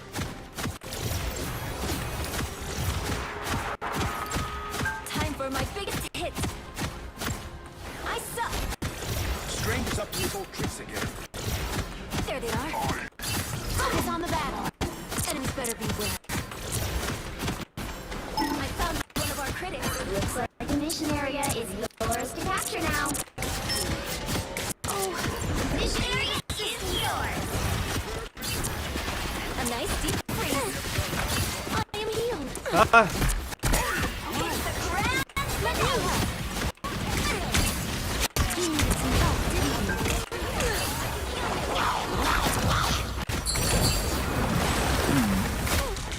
This fucking Jeff, bro. You better not do it. Armed and dangerous! We are undefeatable! You don't have to fight alone.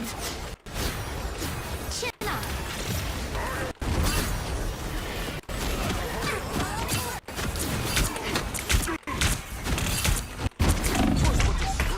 Nice deep freeze. My hands! Anyone want to help? Let me help. You've captured more than half of the mission area.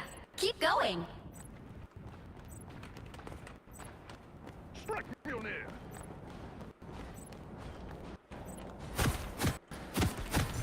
Enemies better beware.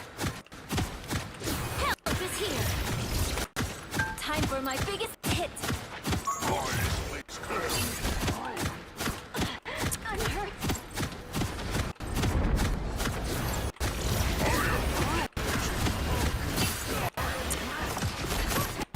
A nice deep freeze. I know. The area is almost yours. Chin up. Side.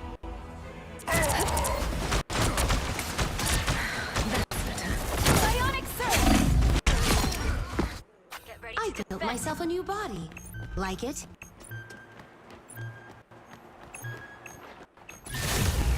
You'll have to keep fighting until we have a winner.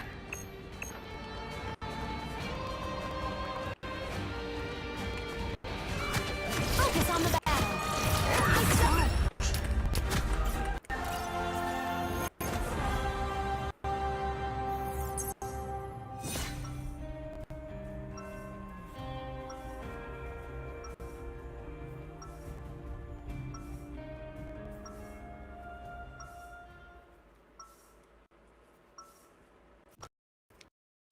Martial arts sharpens your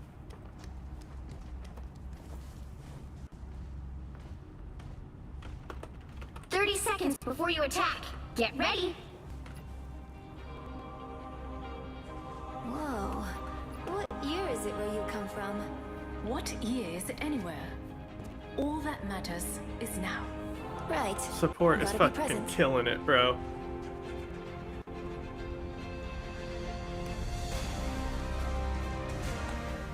The battle starts in 5, 4, 3, 2, 1.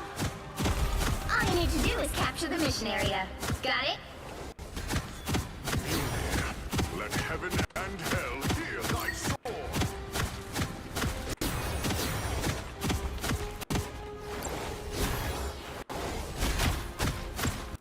Sorry, no escaping us now. I suck. Chin up. Thanks so much. Looks like the mission area is yours to capture now. The mission area is yours. We are undefeatable. I am wounded. Who will help? A strong defense. Help is here. By the eye of Agamotto. Watch me go!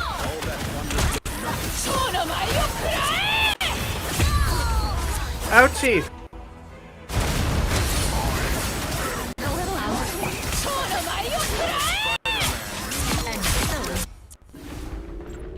Control lost!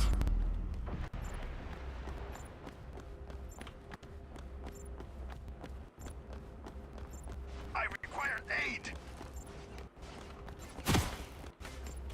My Just anger give me is movement speed. healthy! Shake it up! Mine enemies tremble. I suck! I was worried. Need some help!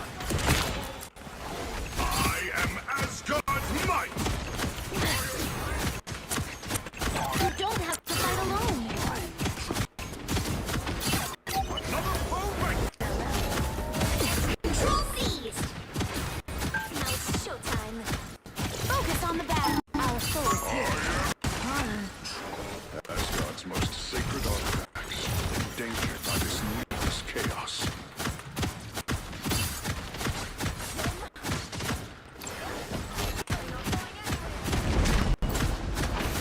You captured more than half of the mission area. Keep going. Codes feel better. Fight them. I have spotted an enemy. I'm wounded. Who will help?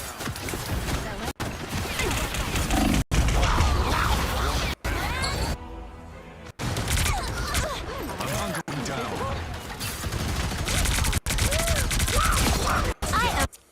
Mantis has returned. They will attack until we defeat them once and for all.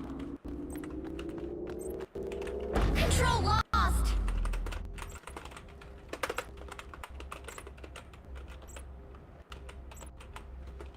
I don't know how to spell toboggan.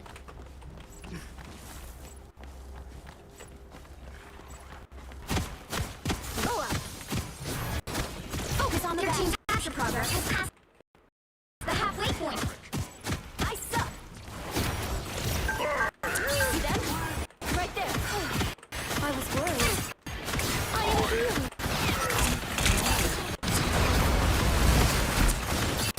Help!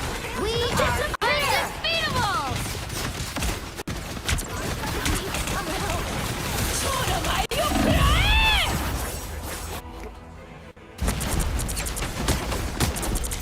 Feeling stronger already. Watch me go! Chaos. They've almost got it! Focus on the battle.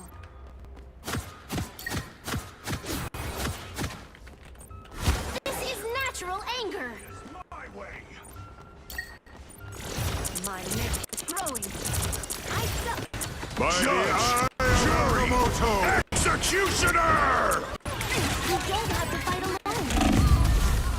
You'll have to keep Motherfucker. fighting until we have a winner.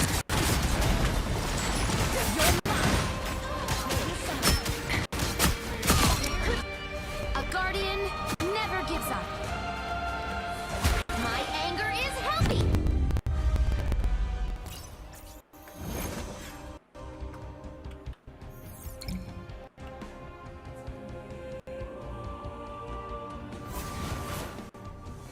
Well, you can't expect to win them all.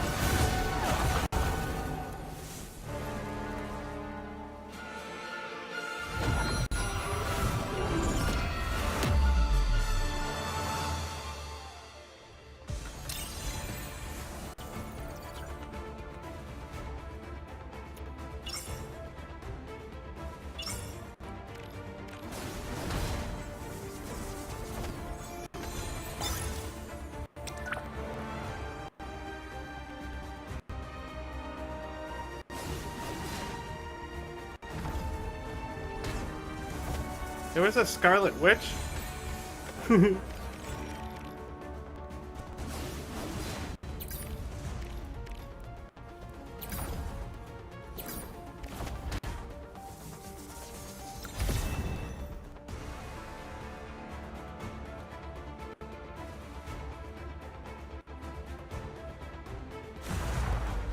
am ready to put on a show!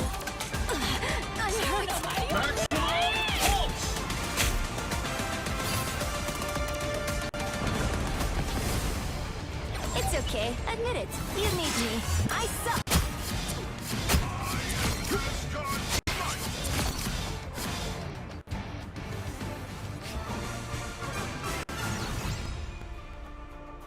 Oh, there's a cool logo too she's got.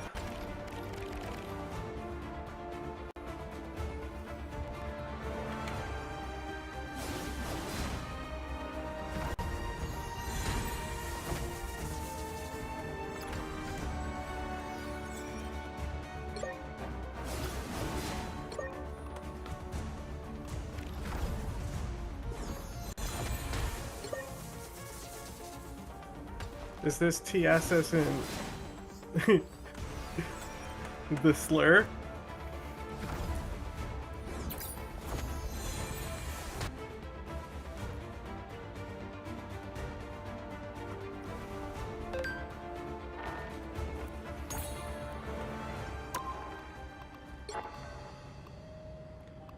Health packs, huh?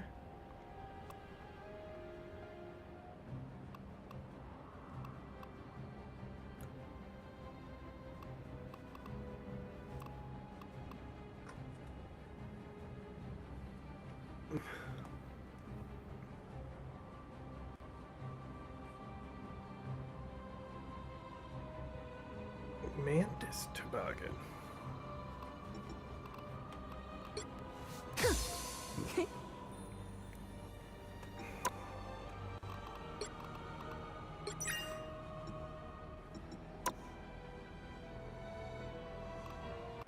Yes, this is a good.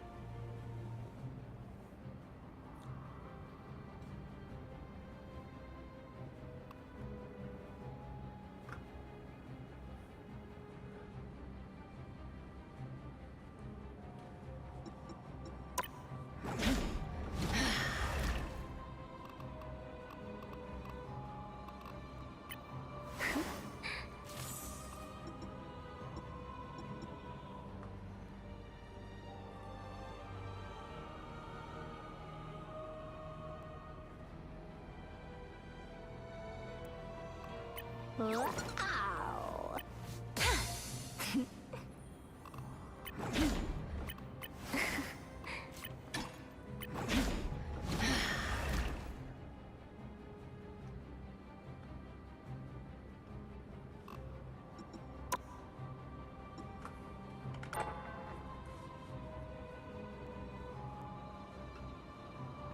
Mantis? Mantis toboggan? It's me, Joe.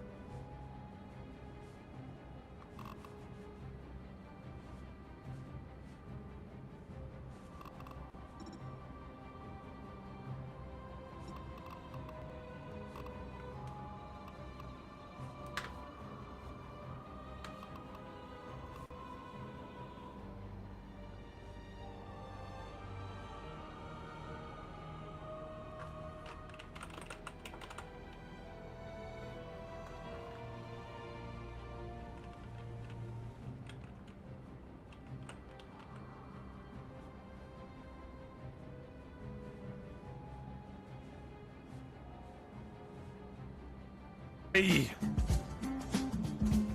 Stop it. Fucking that Twitch autoplay shit's so annoying.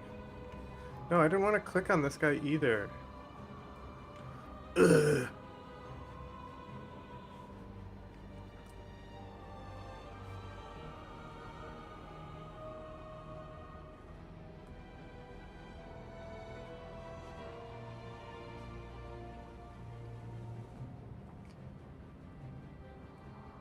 What am I even doing? My ADHD, bruh.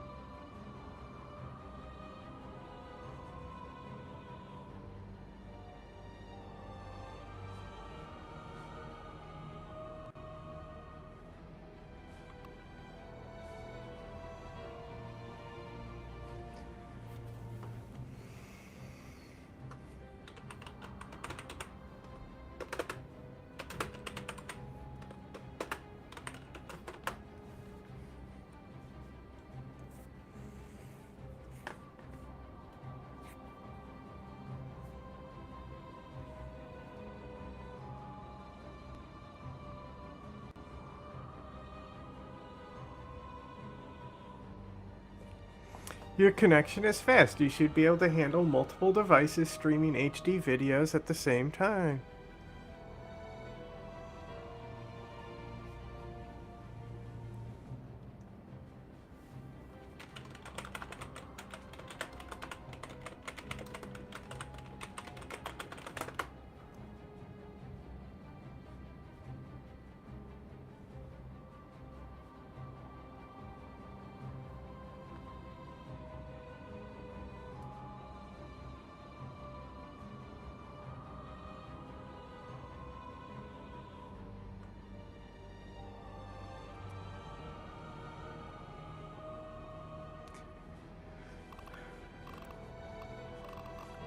Why does it drop packets? I don't understand.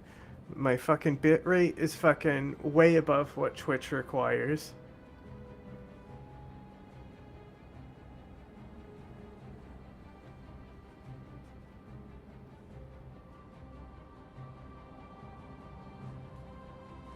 You know,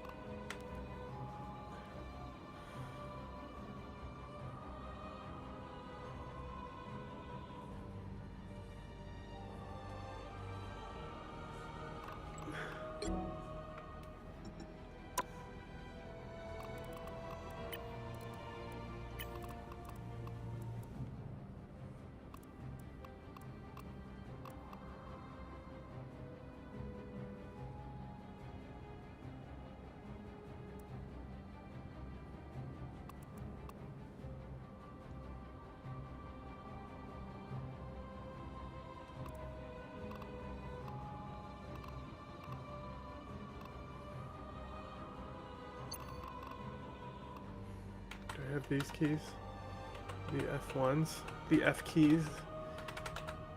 Lame. I like it when games give me the F keys.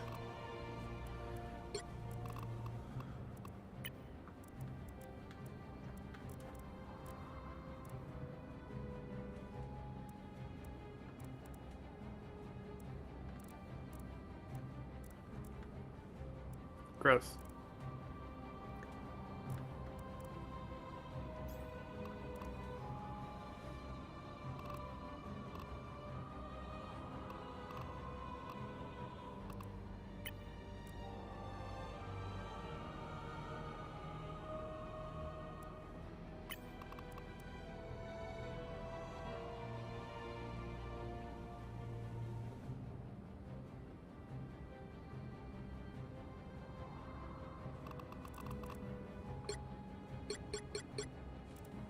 Watch if I optimize it stops dropping packets.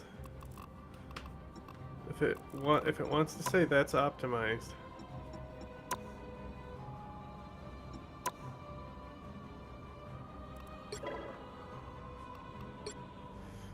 Nice, a diagnostics. Please tell me why I'm dropping packets, please.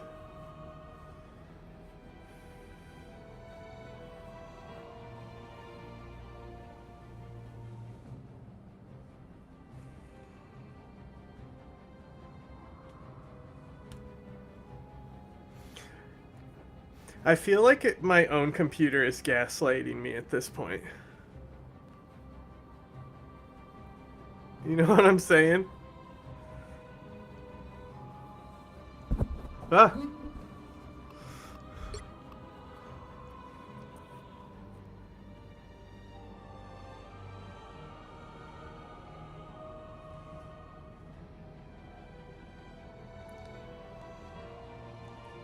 0% packet loss. What does NetProbe do?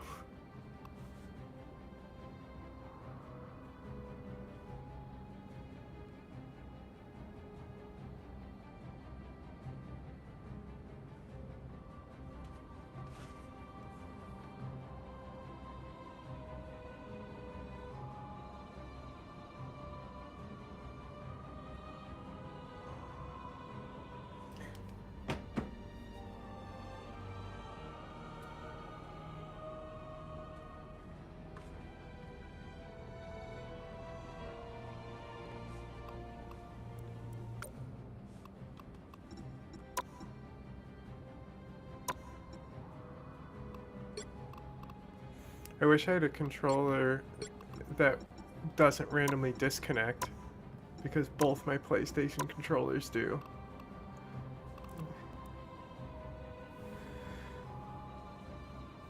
It's very annoying.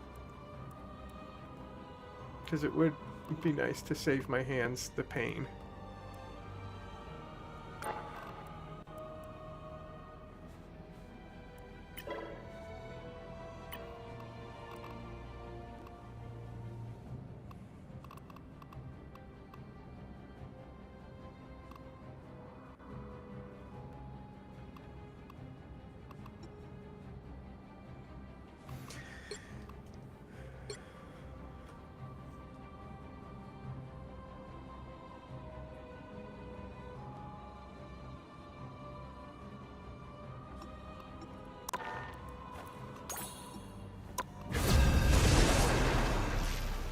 Right now.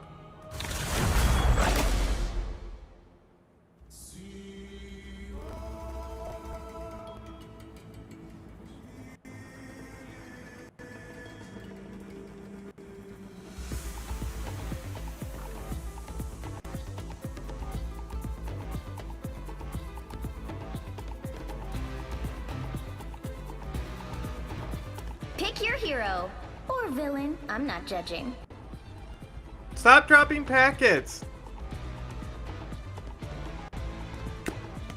The fuck, bro? See? It's fucking gaslighting me.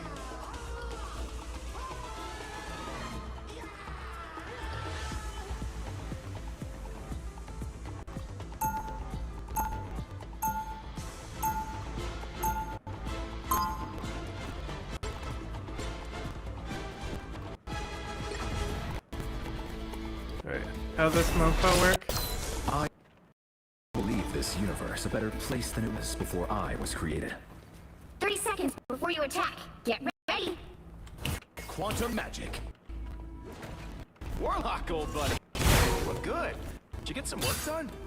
I recently emerged from a regenerative cocoon. You got to hook me up with one of those, bro. I could use a serious tune-up. Perhaps I should focus my cosmic power on more important matters. The battle starts in 5, 4, 3, 2, 1.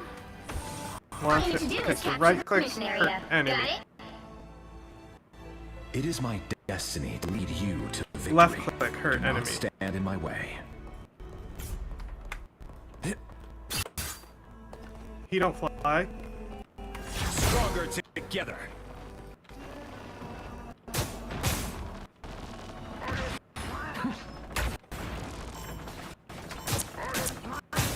I require speed.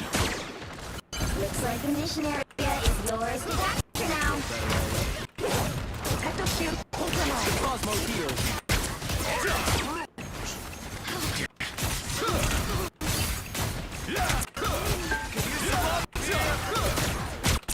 Cosmo heals you.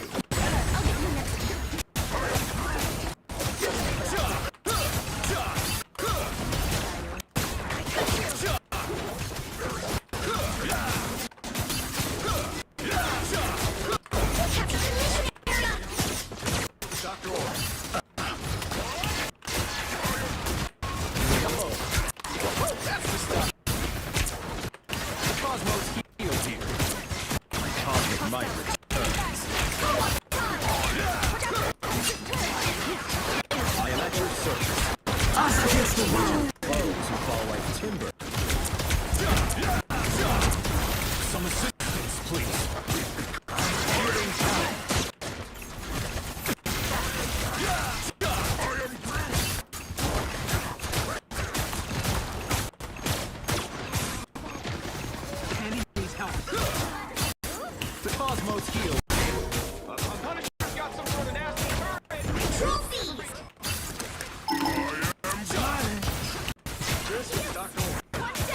At your service. God damn it!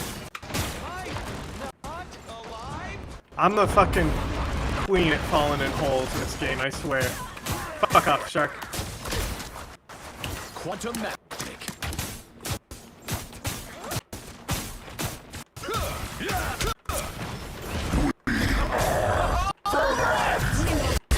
Oh, I can hold it down, I see. Together.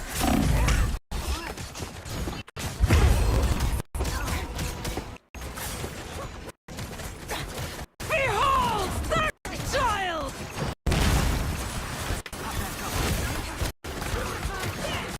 This time I need healing.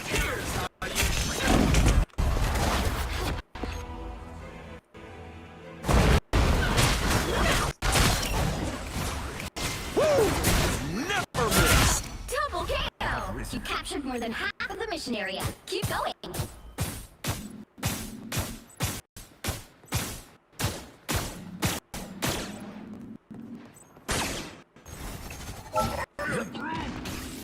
Judge, jury, executioner! I am Quantum magic.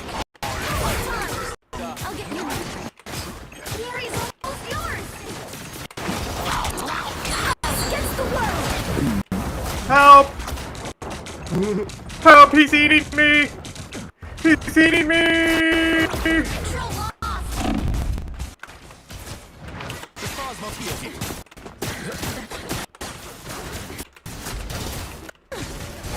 born again! Your team's capture progress has passed the halfway point. Quantum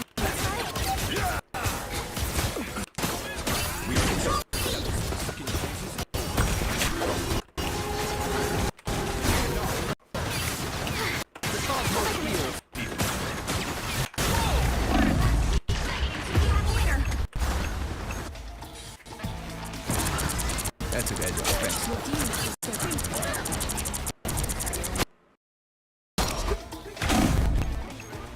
Here they are! Destiny awaits. Oh, okay. My friend has risen once more. I see.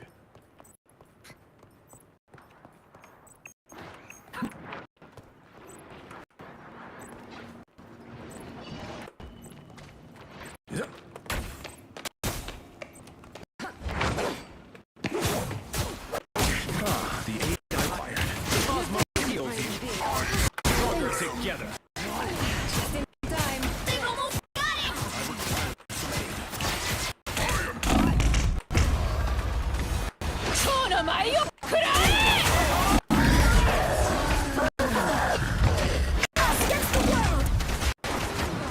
There's still so much to do.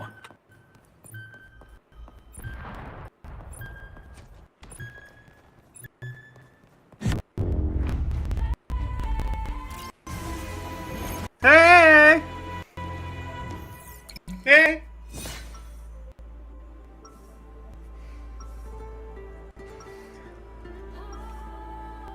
Whoa! Where there is evil in this universe, I will be there to balance it.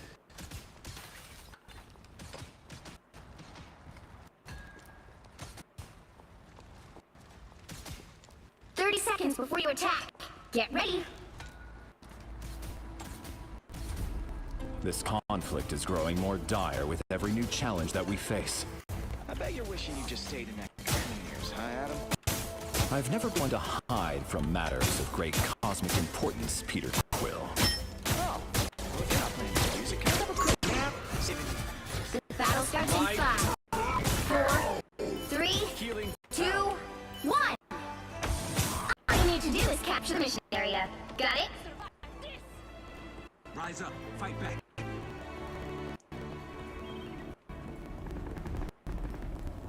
The enemy has arrived. Not alone. Behold! The child!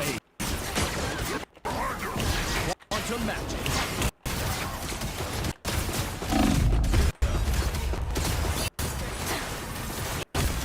My friend has risen once more. The mission area is yours to capture now.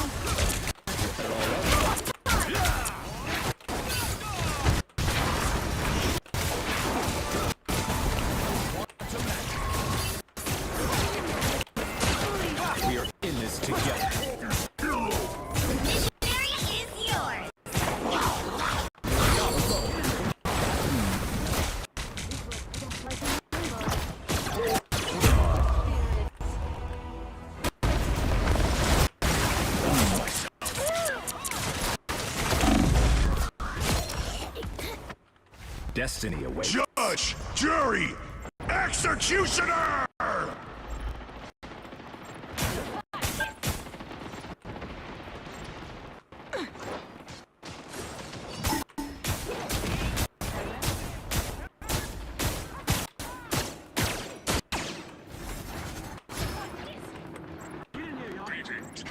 Us against the world.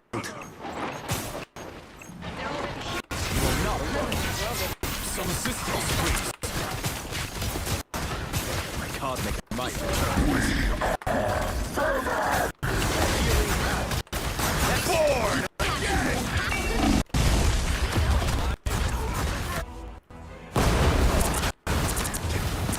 Born again!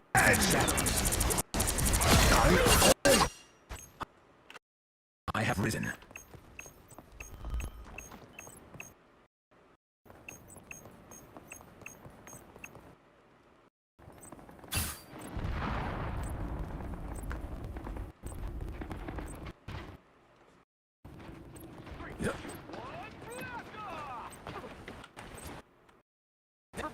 The area is almost yours!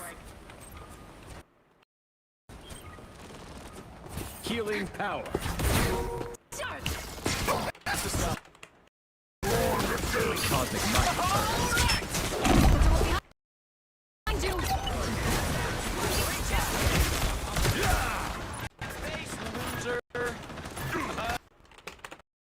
Quantum Act.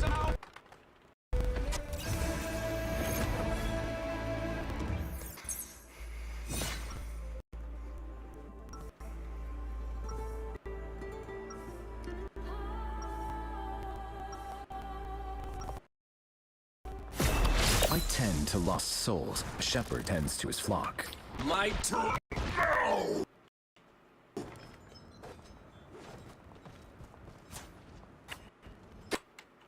30 seconds before you attack. Stop Get dropping packets.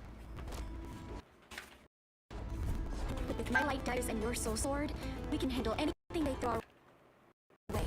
Our foes will be wise not to underestimate us. But they will. They always do. Just because we're young, pretty, and female. Then let that be their final mistake. The battle starts in 5, 4, 3, 2, 1. All you need to It's do so is capture fucking the mission annoying. area. Got it? Like, just non-stop crackling for this game. I don't get it.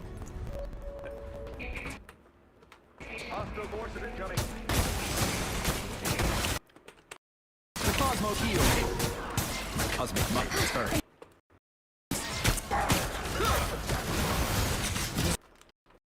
I'm healing. Healing. Behold, exiles! Mission area is yours now. Thank you!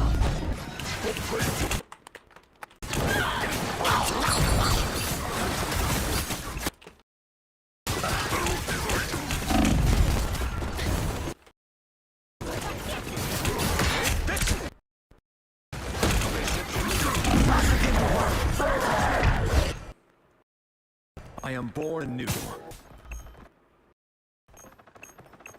Co-op time! Love him.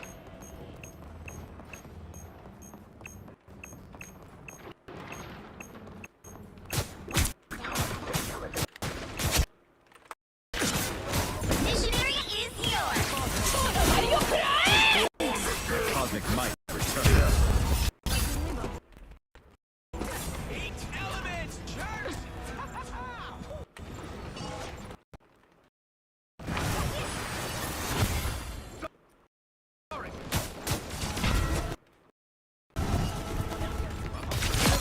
Necessary. Cosmos heals you.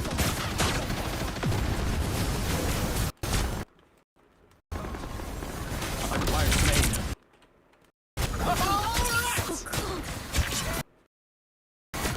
Quantum Mac.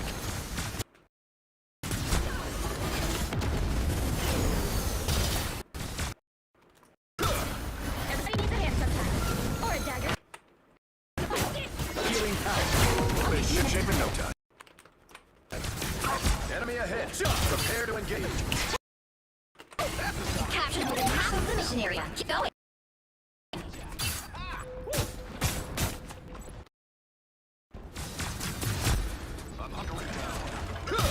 Enemy. Weapon of war. Castle. Sometimes. For a dagger. The cosmos heals you. The true battle takes place here.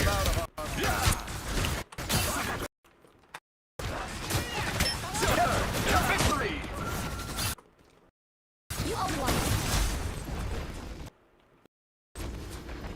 Judge, jury, executioner!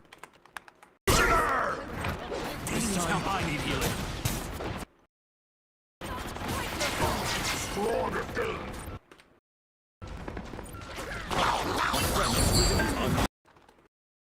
Cosmic might. The cosmos born again! Enemy ahead. Prepare to engage. Better already. Second chances.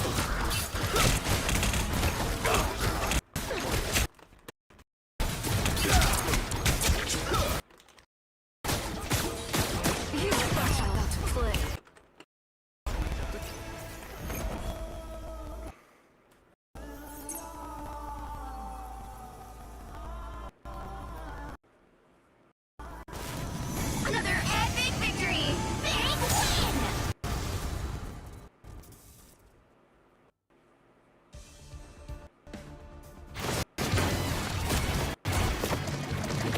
win. Raider of cheeks. He means kissing. Kissing on the cheeks, right?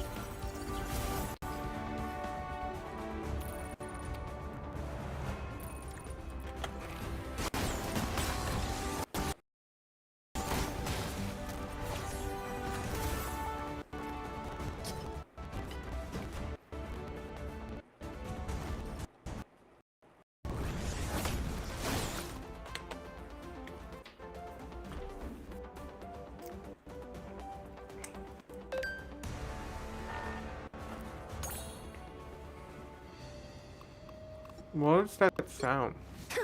Who beeping at me?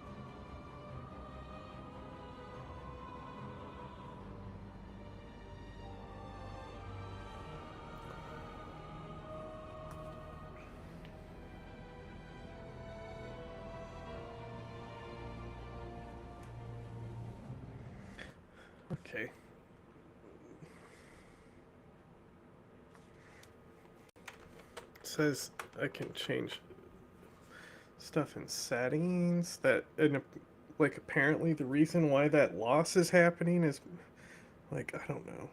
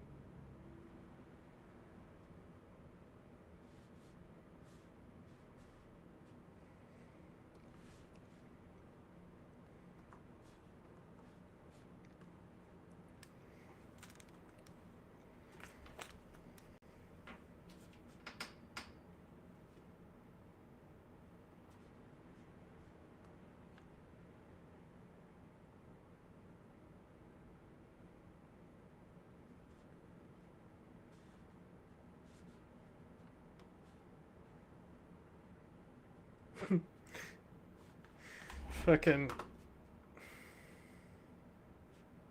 Apparently, a lot of people have this issue.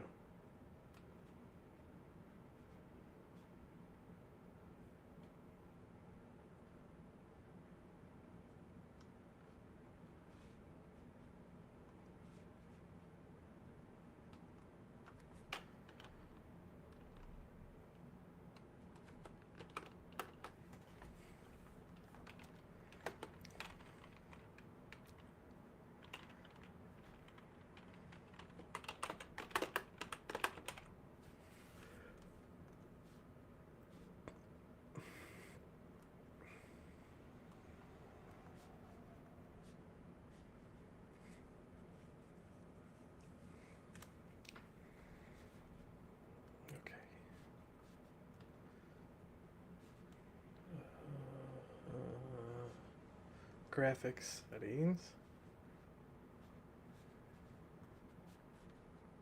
Okay.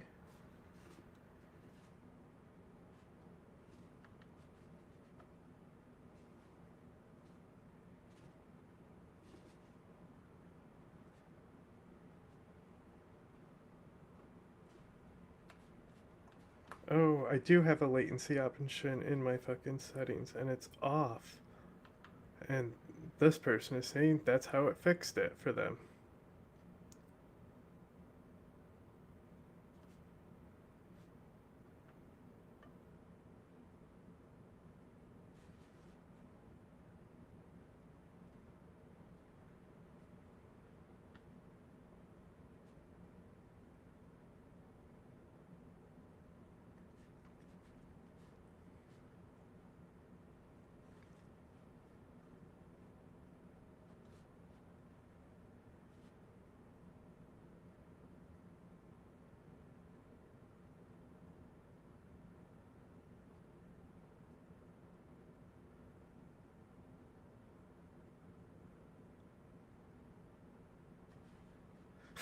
Marvel Rivals has serious memory leak issues on PC and they will never fix it. Enjoy lags and stutters.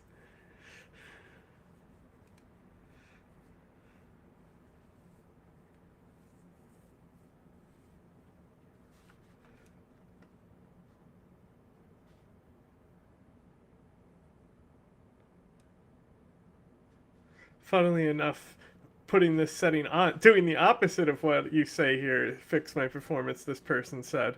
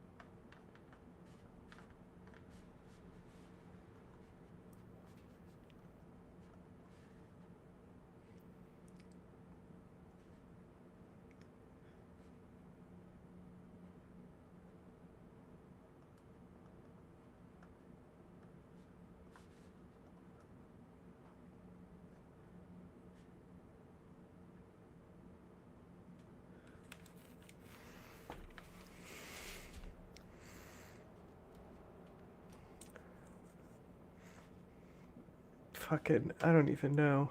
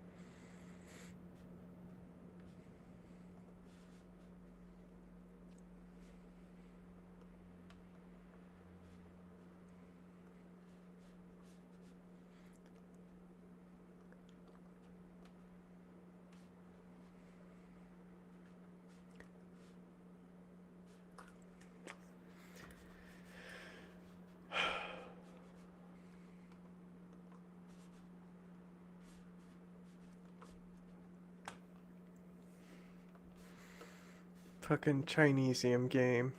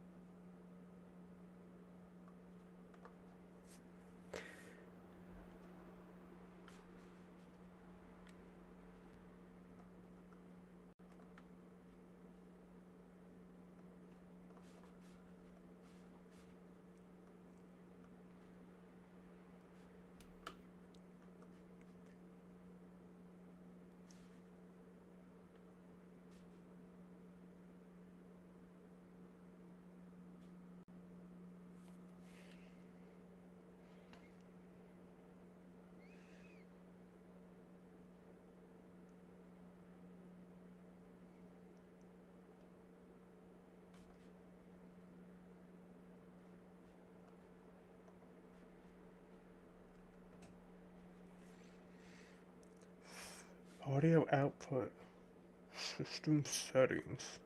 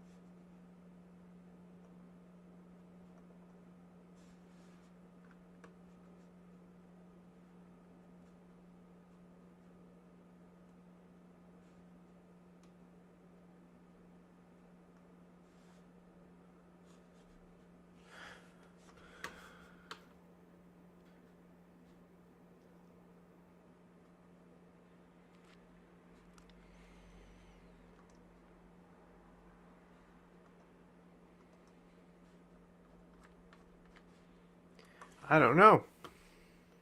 What this guy even talking about?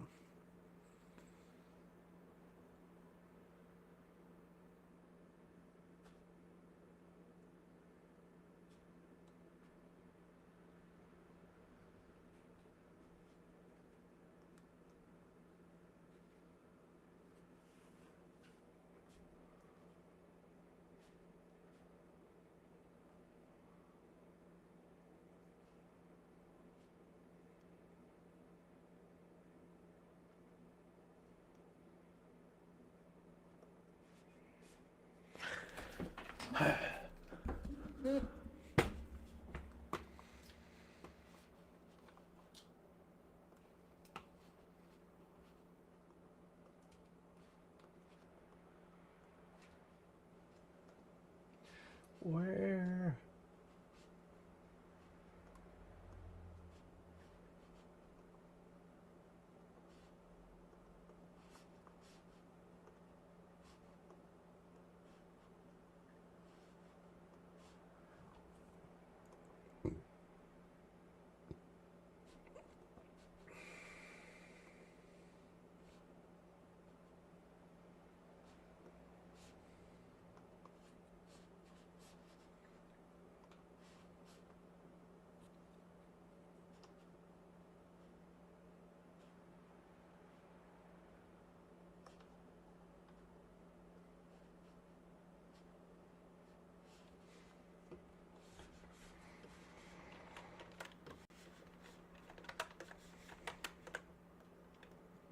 Okay.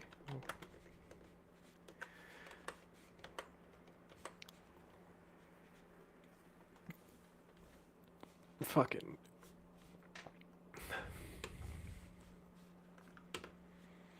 Can't optimize the game properly, I guess. Okay, Steam. Steam client. Okay.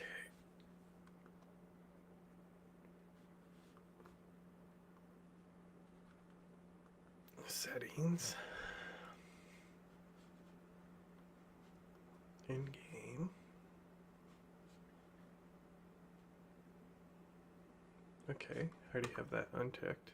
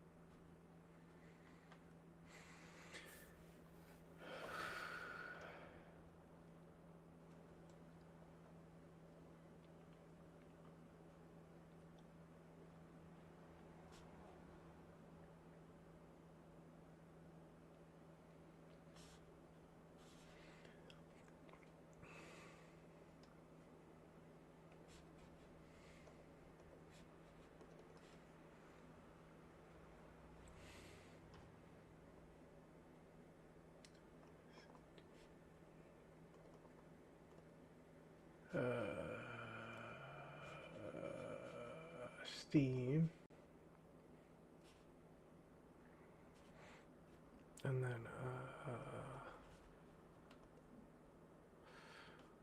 Steam apps. Marvel Rivals. Add? That's just the launcher. Is that what I want in there?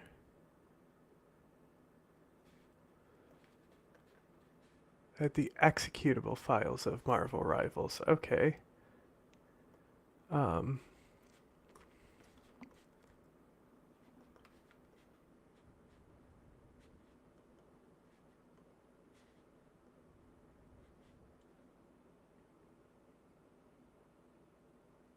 Okay, I think I got it. Options, high performance, save.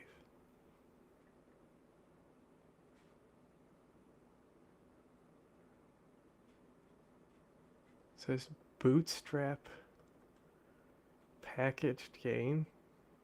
I hope that's what I need.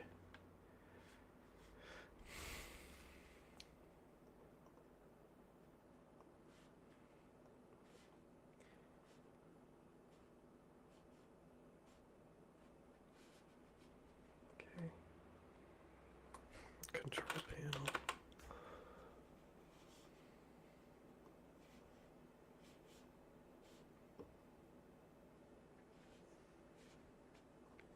And then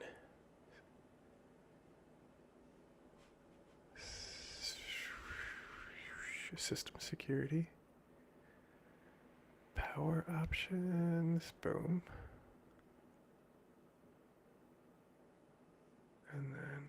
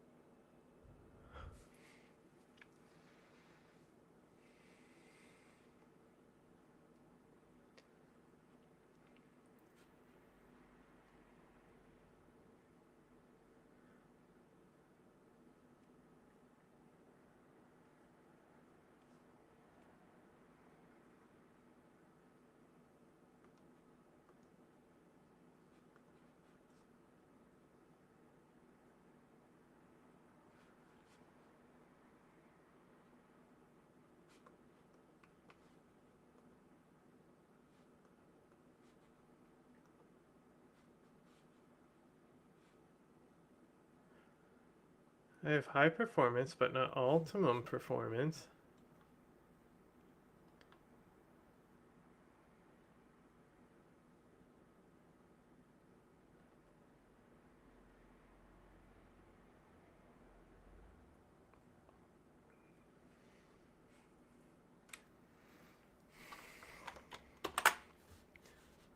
Task manager.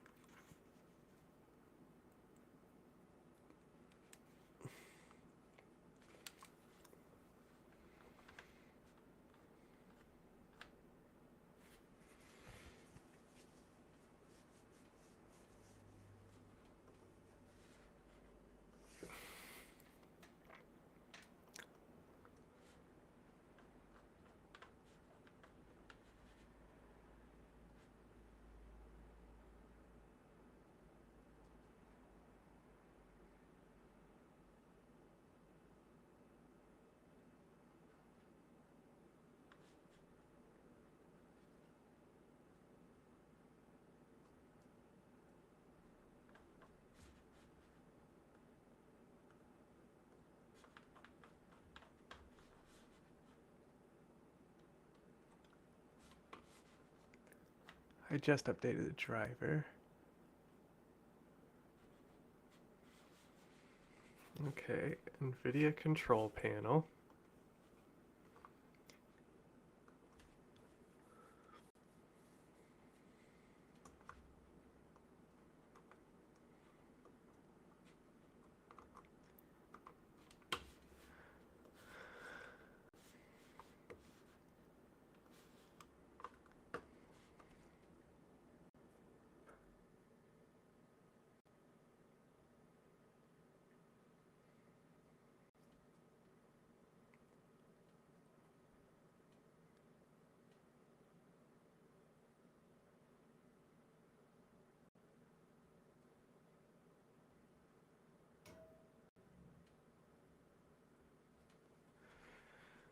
Manage 3D settings.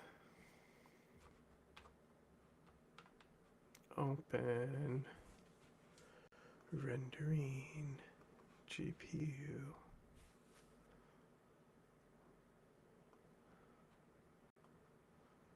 Okay. Power management mode.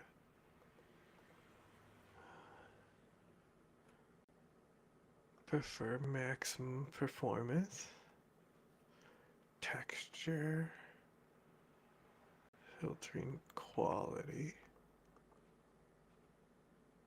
High performance. VSync off.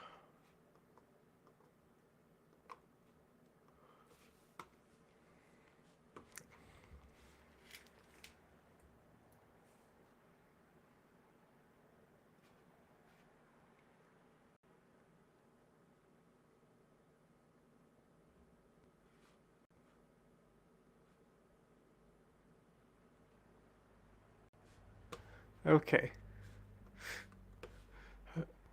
I did everything I could possibly do and troubleshoot and find. So.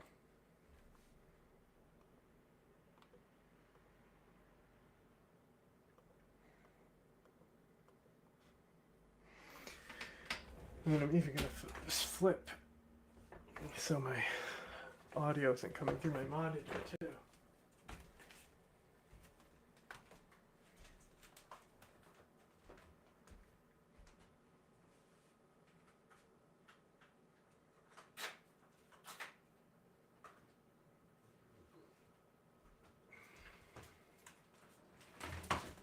It's okay, babies.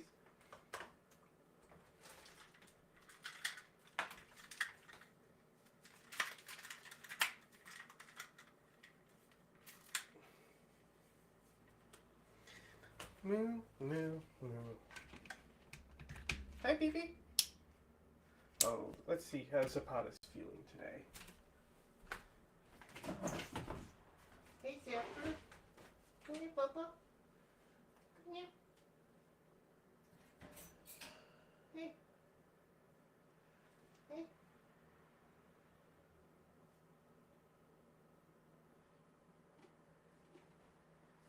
Yeah.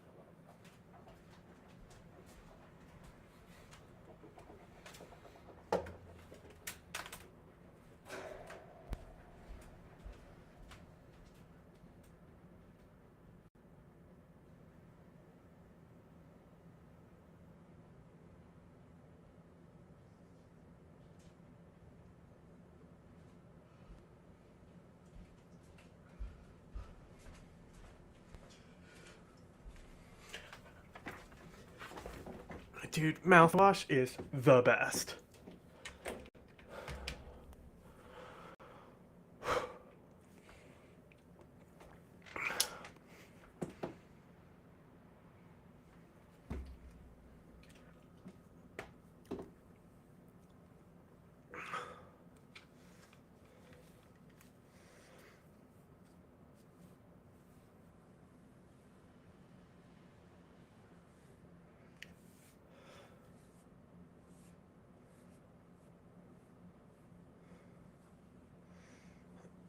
You know what? I should fucking also test my headphones after I changed all these settings, because if I plug them in and they work, I'm definitely gonna use those.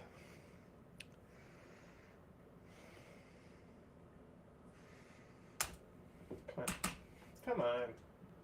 Fucking close the laptop and it just fucking doesn't know how to function anymore. It's so stupid.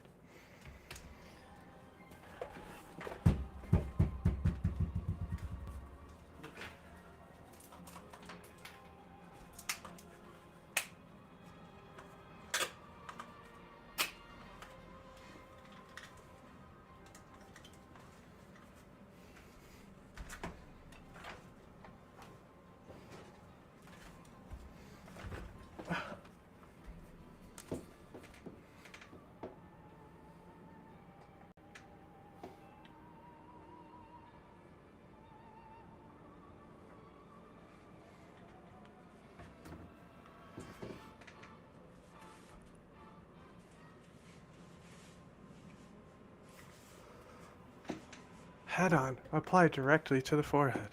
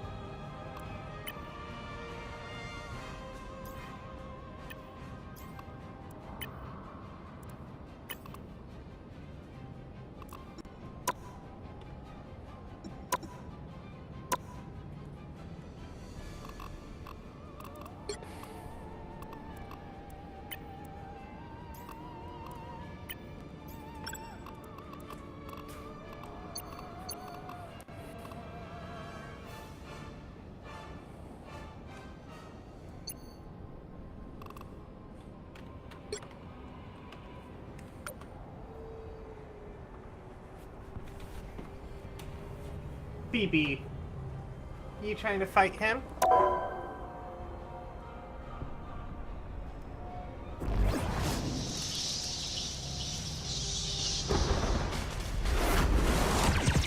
Oh my goodness, BB. BB!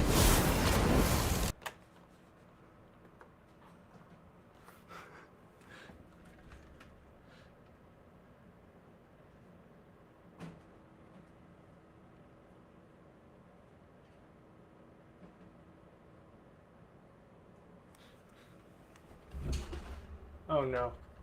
We got spooked. That's probably the end to that drama then. Just started bouncing off the walls. Okay. Let's see if this sounds better. I think I already heard a crack.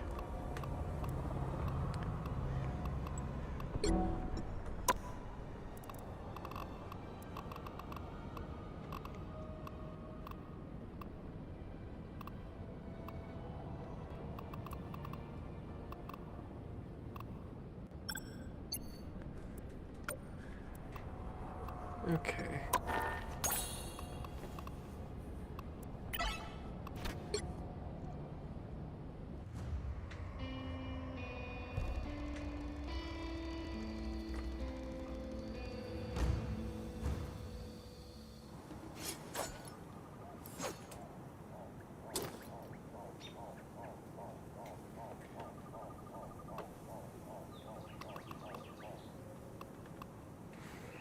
Bro, it's so cringe.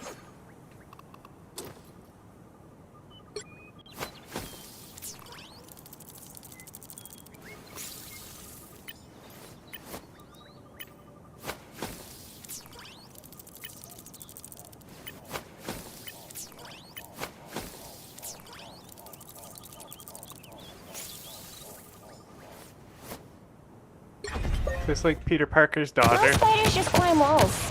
I'm psionically linked to a giant robot. I win.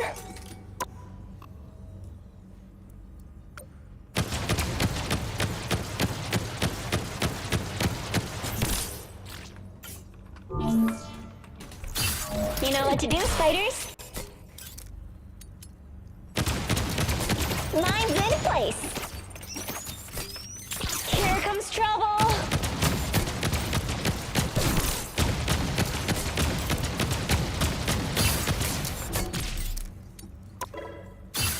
Sounded good there. Maybe I fix. Maybe I can. Maybe it's fixed so well I can actually run and watch news while I play. Can you imagine?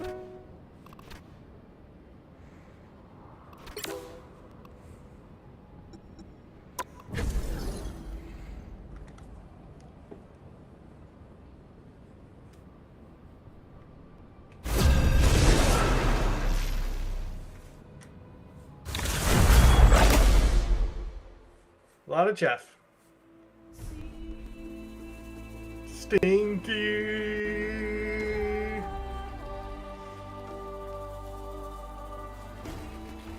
Y'all hear that? She definitely is saying stinky, right?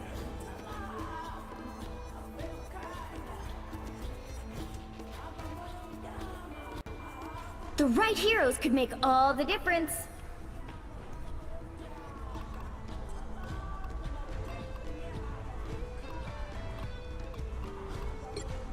Be wary. No timeline exists where Magneto yields.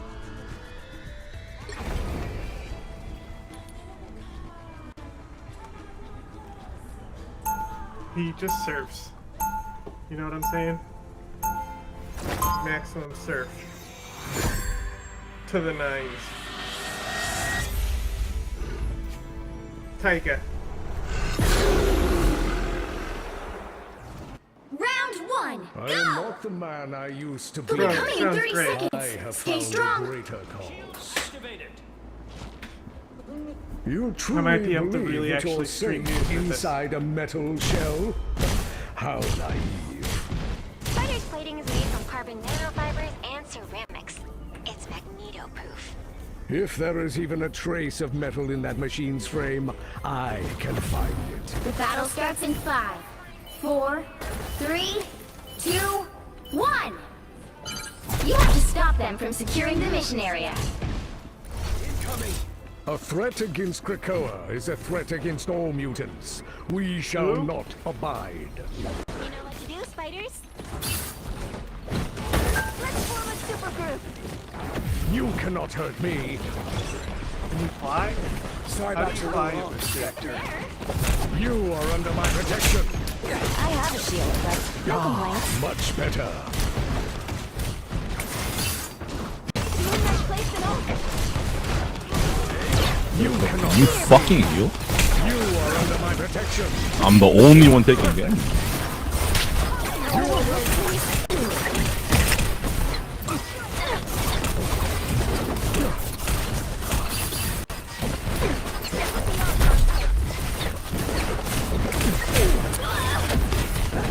Failure was inevitable. Turn around. You cannot hurt me. No. Another hit. Much better.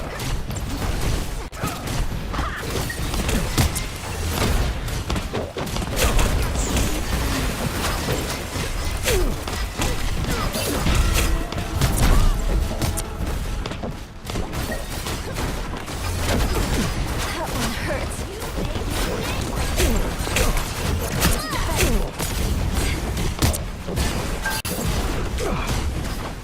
Stand down! Again!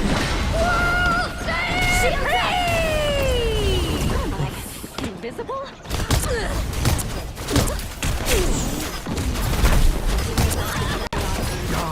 Much better. Your attacks are futile.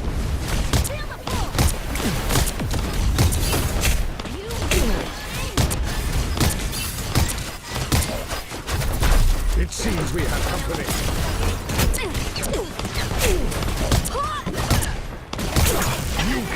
stop me. We are undefeatable! Moonlight drop.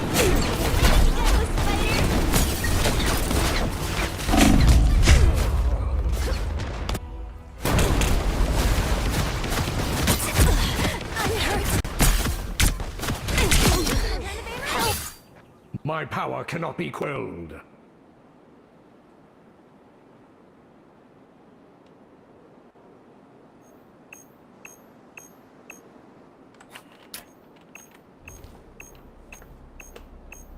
The odds are not in our favor.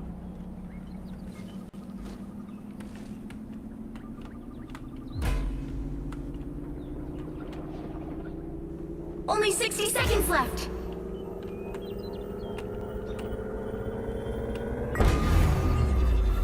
Blow up. Fear Magneto! In its tracks. A nice deep freeze. I'm hurt. Your attacks are futile. Invisible?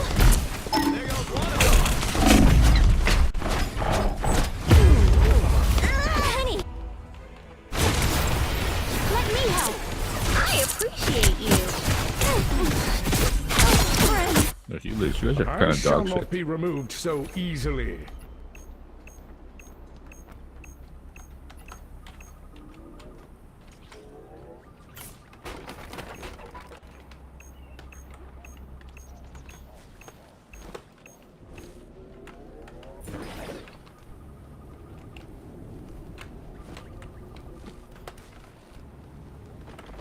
Oh boy, here they come! What do I do for an encore? Whoa! Spider-Man! Yo, heal me. You shall not be harmed. Yo, heal me. I feel like myself again.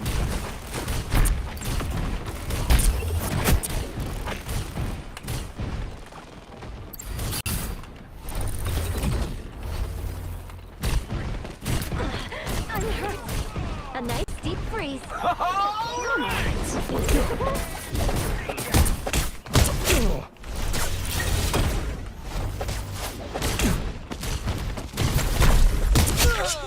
For an encore. Way to go! That vehicle isn't going anywhere. We are undefeatable! I am ready to put on a show! Whoever they are, they don't look bad.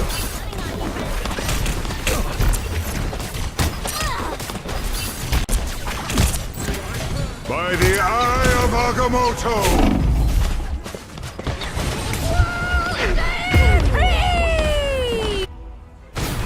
Only 60 seconds left.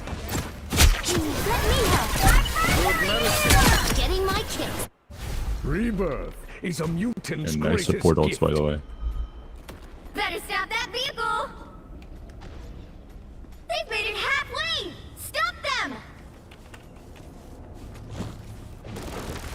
A nice deep freeze. A little help. Shield up. Better. Why the fuck are you ulting, bro? 30 seconds.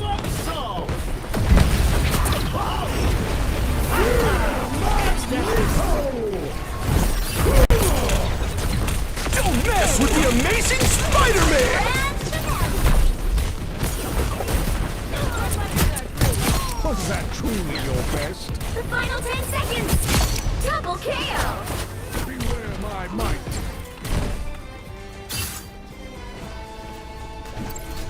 Who's the one who's a little crybaby in the party? The current score is 0-2-1. Time to switch things up, including which side you're on. Be wary. No timeline exists where Magneto yields. You'll need a top-notch team to win this one. How your name Tiny.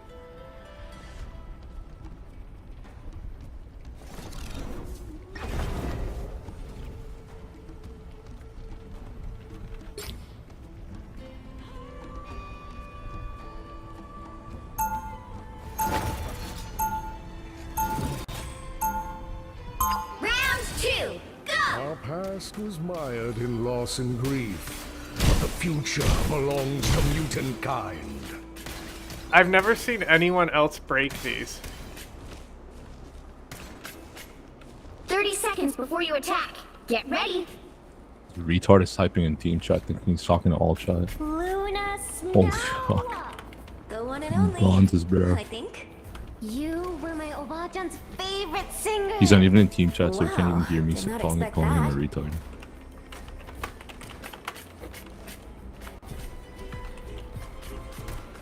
The battle starts in 5, 4, 3, 2, 1.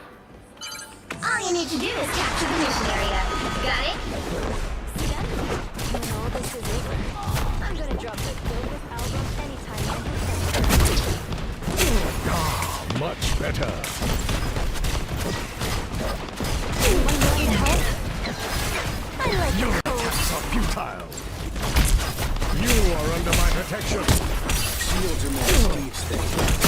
Find the greatest hit, Luna. Double KO.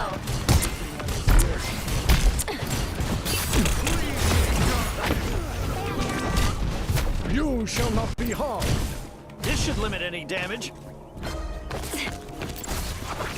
Look out behind. A nice deep place. Susan! I don't know if I can go on without you. I should be singing lullabies.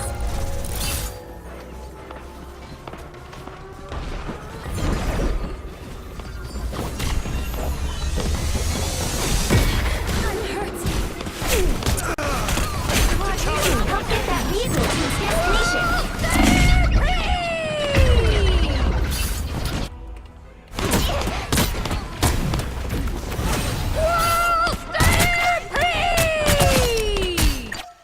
Rebirth is a mutant's greatest gift. Stand down! Again!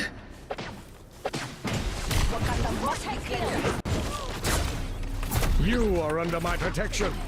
Shields are more Steve's thing. You are welcome. I like the cold. I like my suitcase. You shall not be harmed. Shield! We're on to gauge the mission. Let's see it through. I feel like myself again. Final score 2-2-1.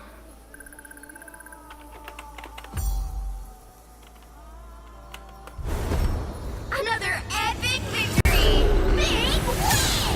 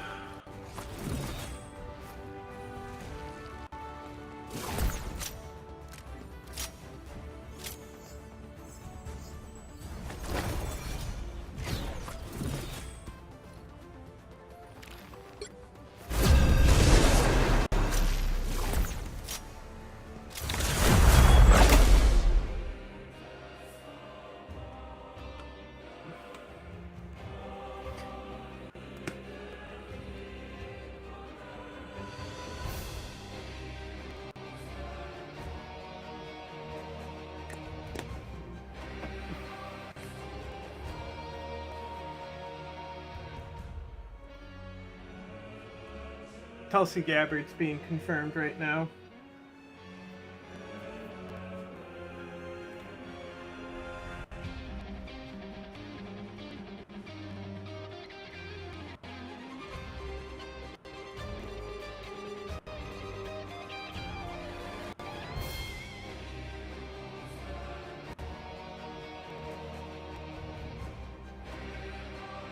You'll need a top-notch team to win this one.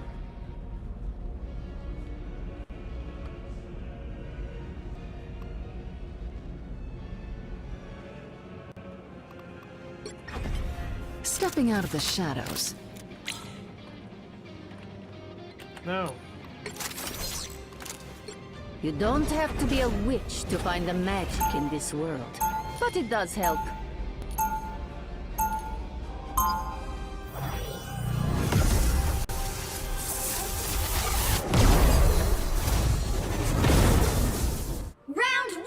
Magneto raised me to never stop fighting for what I believe is right. Asgard has been invaded yet 30 again. seconds before you attack. Get ready. Loki shot. Oh, he's got the classic look. Say, Doc, you never He's told me. serving. Where'd you learn all those tricks? Exactly. I'm the master of... You cannot save Yggdrasil, nor can you save yourselves. Time for some fireworks. The battle starts in 5, 4, 3, 2, 1. Now I see them. Let's get that vehicle to its destination.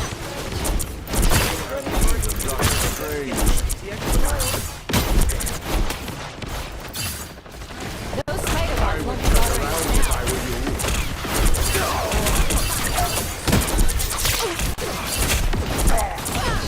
Chaos control!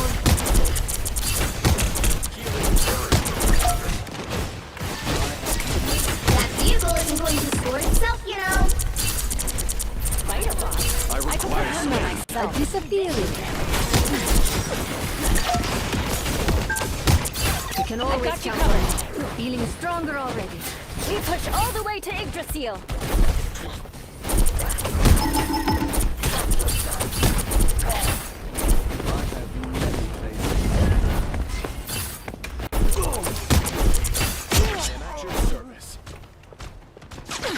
We've got trouble.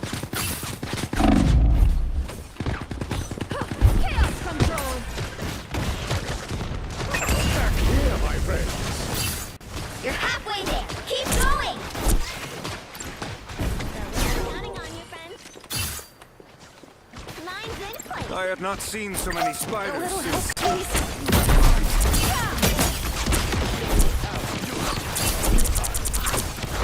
Yggdrasil will not survive without our help. No! Still regenerating. Good news. I got the box. There you go. You're not going anywhere.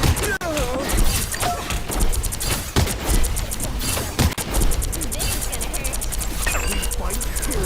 Behind you. Please. Chaos control. Shields up.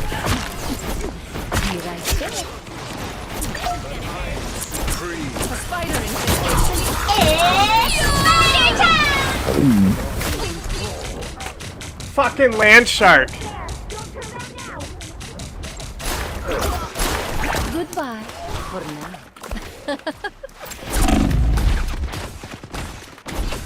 Your tail.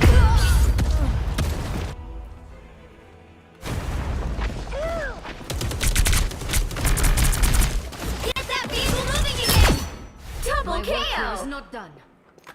Now, a disappearing.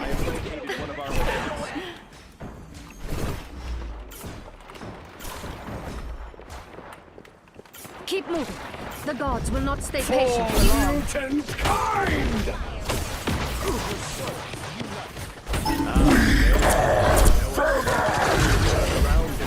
Be on the Judge! Jury! Again. Executioner! Only 60 seconds left. Judge! Jury! Executioner! Here I am thinking I was Fate is avoiding the ensued. Punisher and he was fucking next to me.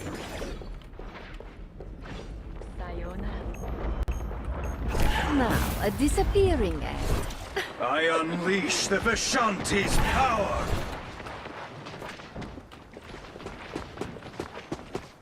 You are not alone.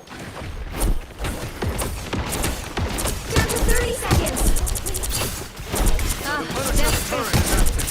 That's chaos control!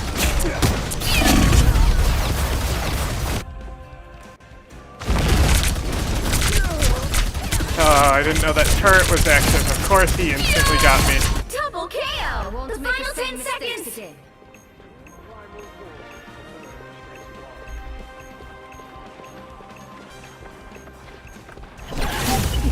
You'll have to keep fighting until we have a winner.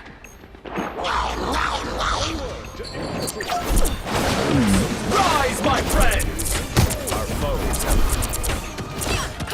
Your powers are mine! By the eye of Agamotto!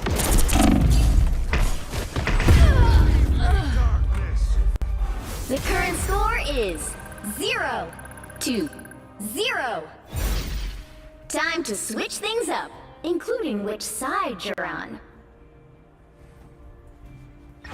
The right heroes could make all the difference. You don't have to be a witch to find the magic in this world, but it does help.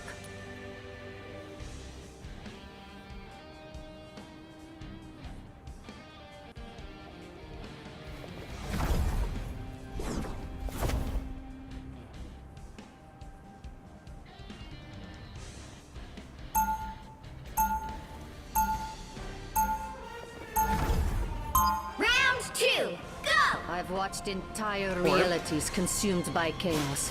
I won't let that happen again. Be right back. And just erase trees. They'll be coming in 30 seconds. Stay strong. Here we are, side by side once more, just like the old days. You mean back when you used children as weapons in your crusade against mankind? You make me sound like a terrible father when you put it like that.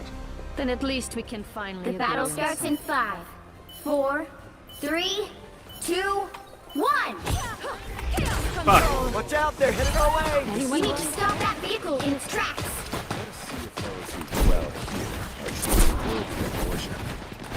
Be on the lookout for spider swarms. Under my spell. Those spiders will not Feeling bother stronger us. already. No! Spiders don't go down this easy. Ah, there you are. No escaping us now.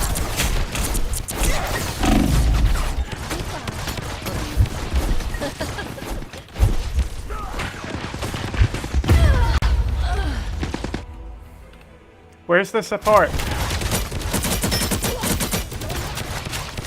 Someone scratch my back! My work here is not done. Be right back.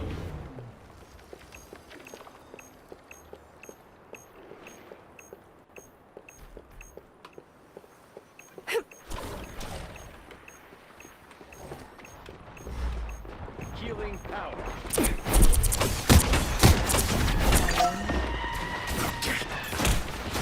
Spider mode.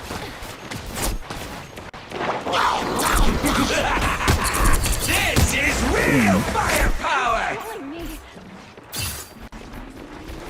No!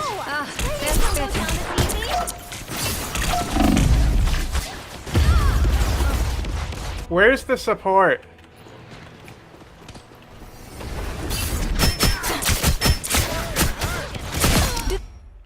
Reborn from the chaos. Hup. Goodbye for now.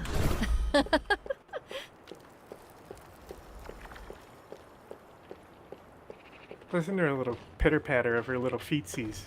Click clack clack clack clack clack. She's like a pony. Better stop that vehicle. Judge, jury, executioner! Now leave me alone, please.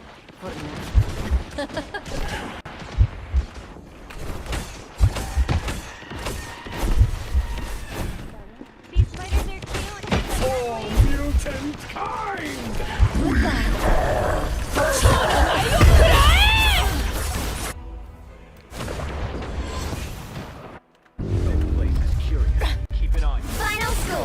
0, 2, 1.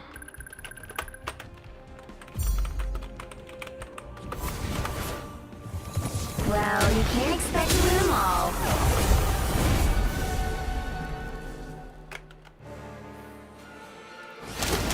Bro, look at things. Ridiculous, bro. How did you get healing?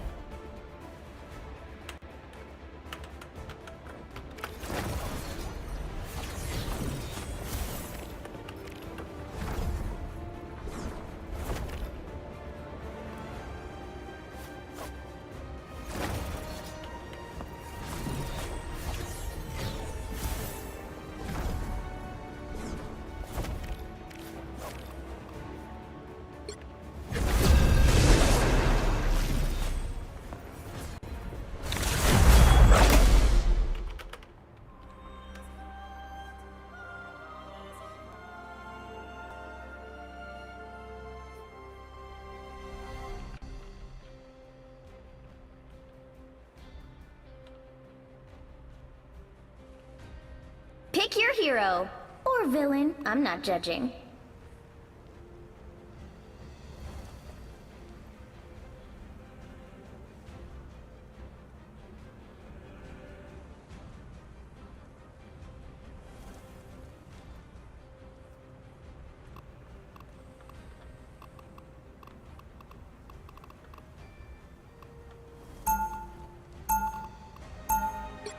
You don't have to be a witch to find the magic in this world, but it does help.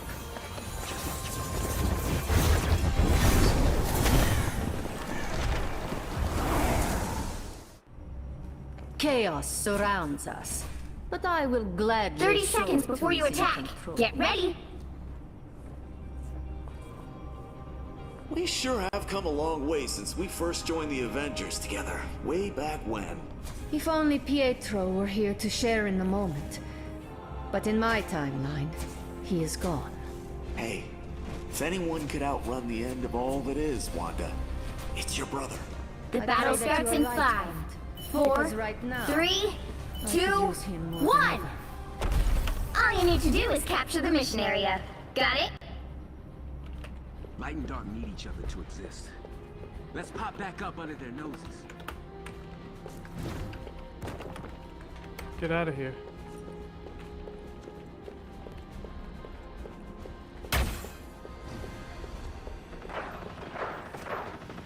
Get ready. Here come the bad guys. So long, turret. That one hurts. Looks like the mission area is yours to capture now.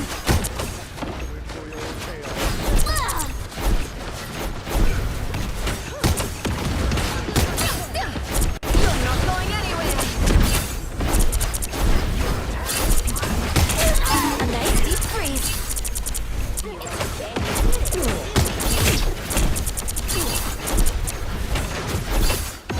Us against the world! Disappearing. You're not going anywhere.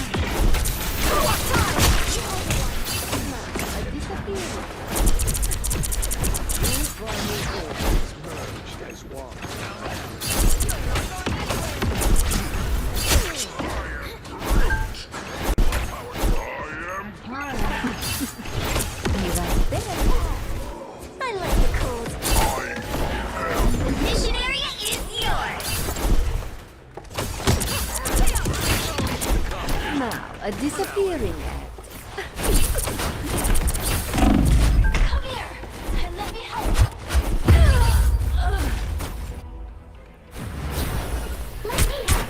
Feeling stronger already. Reborn from the chaos.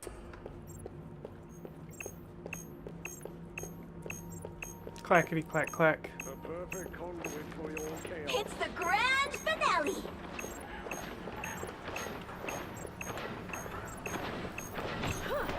You are under my spell. Okay.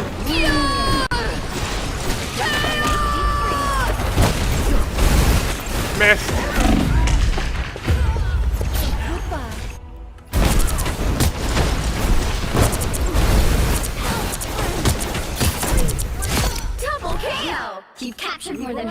the mission area. Keep going.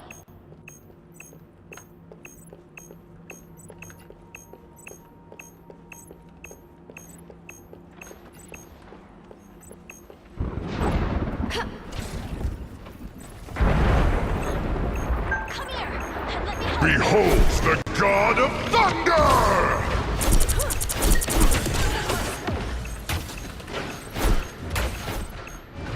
Goodbye for now. Glory is almost us against the world!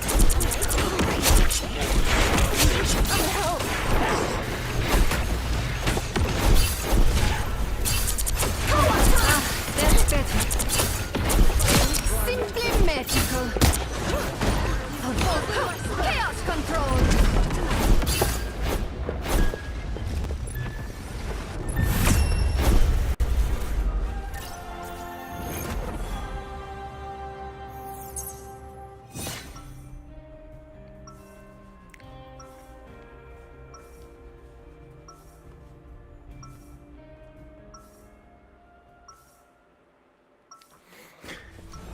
The multiverse offers endless possibilities, but only if it survives this chaos. Control. 30 seconds before you attack. Get ready. Who? You kids should stay out of this. It's our world too.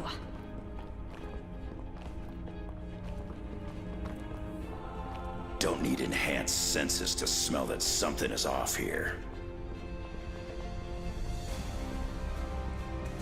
Oh, those are battle starts their in ultimate 5, level. I 4, see. 3, 2. I still don't know what the little like broken heart All you is need in to the do is second capture the column. mission area. Got it? Gods live here.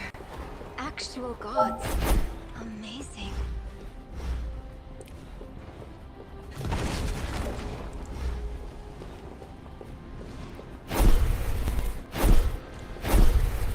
I found one. I am Groot!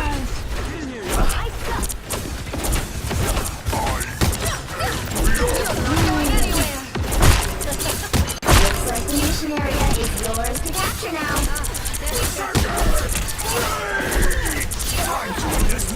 We are undefeatable! Chaos control!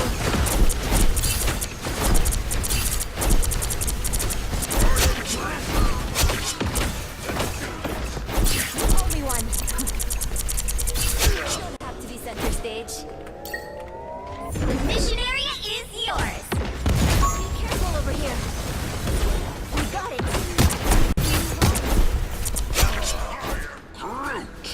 Over here.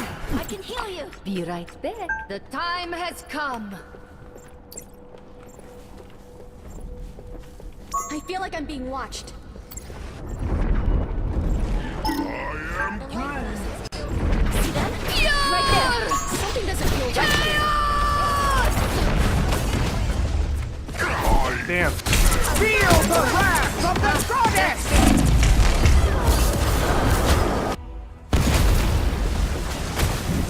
Hurricane incoming! Us against the world! I won't make the same mistakes again. Control lost.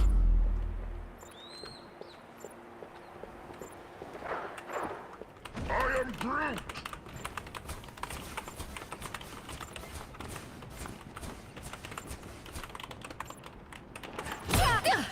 You're not going anywhere. Now, a disappearing act. I like the cold.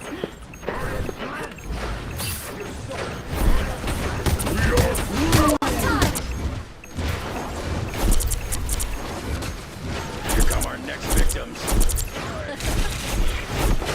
Behold the God of Thunder!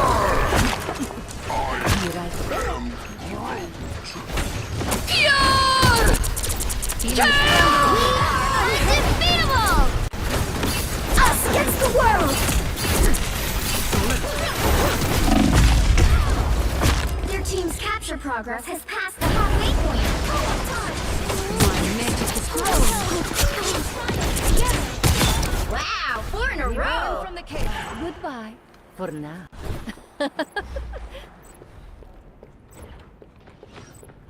How? You're frozen!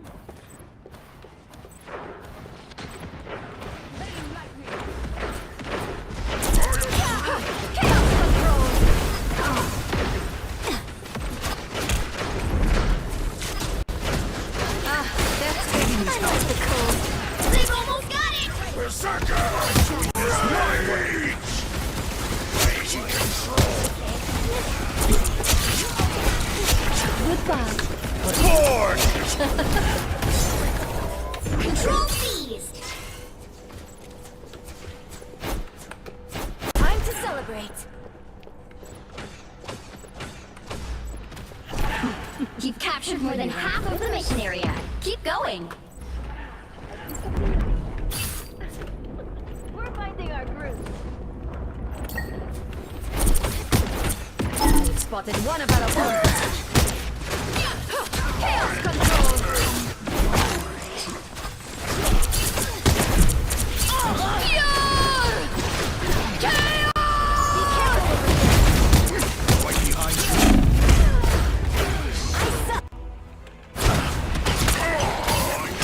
Happy to help. I'm telling you.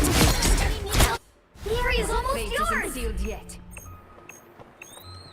Don't give him an inch. Click, click, click, click, click, click, click, click, click, click, click, click, click, click, click. You're doing better than they are. Goodbye for now.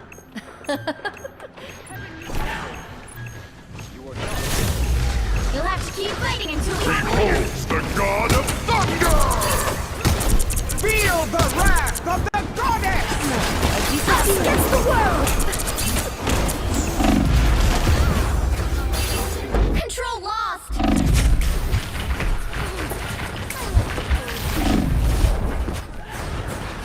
My time to shine. You'll have to keep fighting until we have a Make winner. the same mistakes again. Goodbye for now. They got it.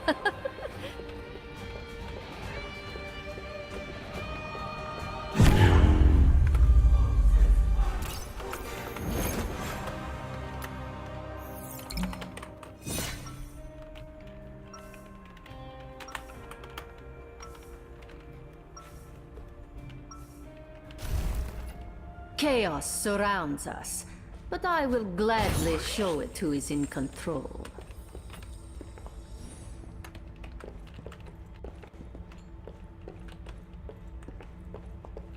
"30 seconds before you attack. Get ready." You can shoot fast, bub, but I can heal even faster. Wanna put that to the test, old man? Maybe later. Right now, it looks like we're on the same side. Getting harder and harder to keep track these days. The battle starts in 5, 4, 3, 2, 1. All you need to do is capture the mission area. Got it? Ancient magics permeate this realm. I could get used to it here. I'm hunkering down. Bogey's incoming. I do this my way.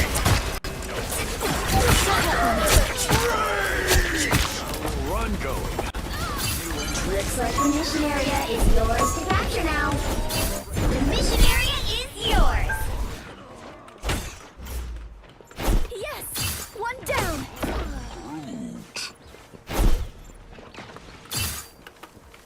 I'm hunkering down.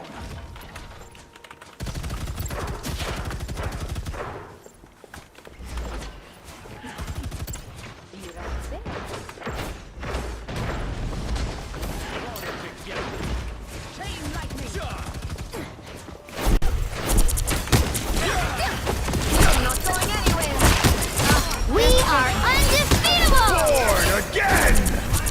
It's the grand finale! Feel the wrath of the goddess!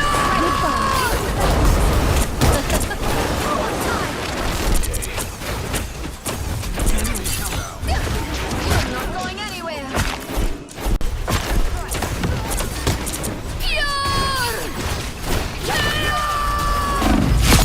Half of the mission area. Keep going. That's 3. Wow, 4 in a row. That did the trick.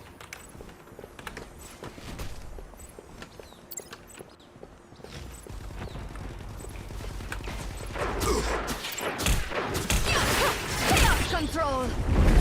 I am. Feeling stronger already. Us against the world. We better better test this out. The area's almost My work here yours! is not done. I'm doing this my way! It's the grand finale!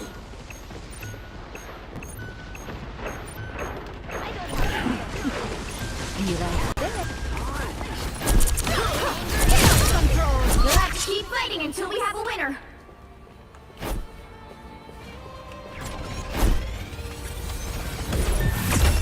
We are Groot!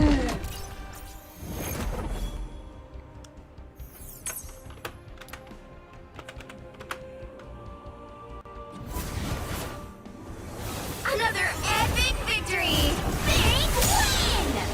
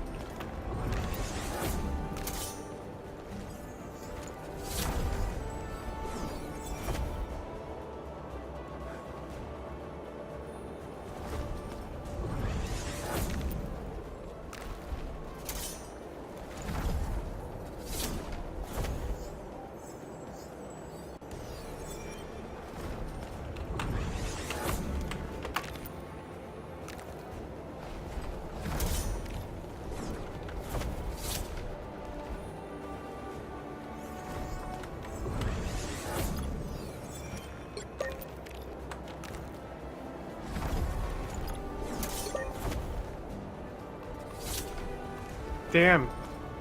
He got a hex.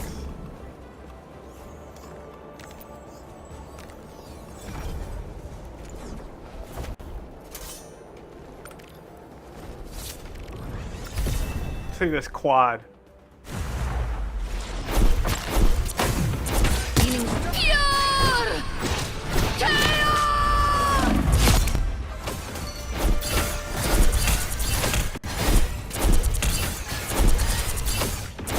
Well, who's next?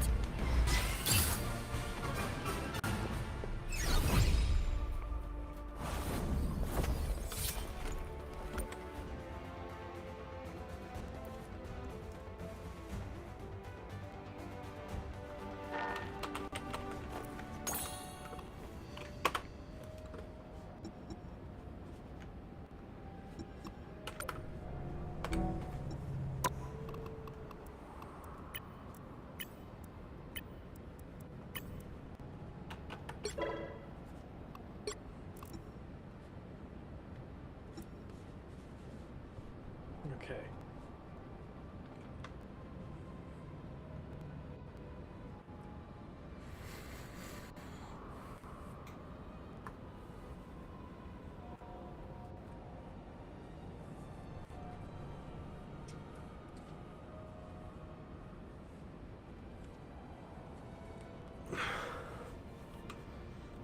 I think I might fucking just put my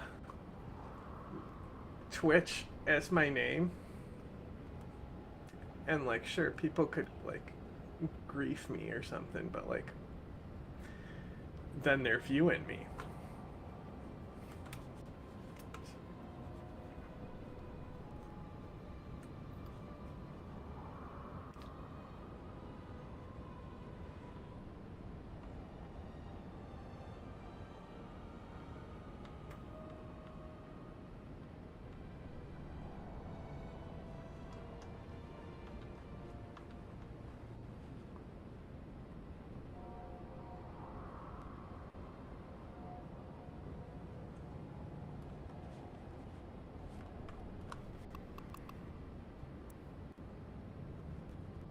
But all of that ends today because with this executive order, the war on women's sports is over. Thank you. President Trump signs an executive order banning men from women's sports. and the liberals are melting down, predictably. Welcome back to the actually not what he did. channel, my beautiful freedom-loving friend. This is where we call out lies, hypocrisy, corruption, and highlight the amazing work of other freedom fighters, because truth conquers, and truth Freedom is fighters, conquering. he But said. you can't conquer anything unless you are strong. What- Luckily, here to help what us get fucking stronger freedom is fighters have you Nature's supported? multivitamin, grass-fed beef liver. You supporting Ukraine?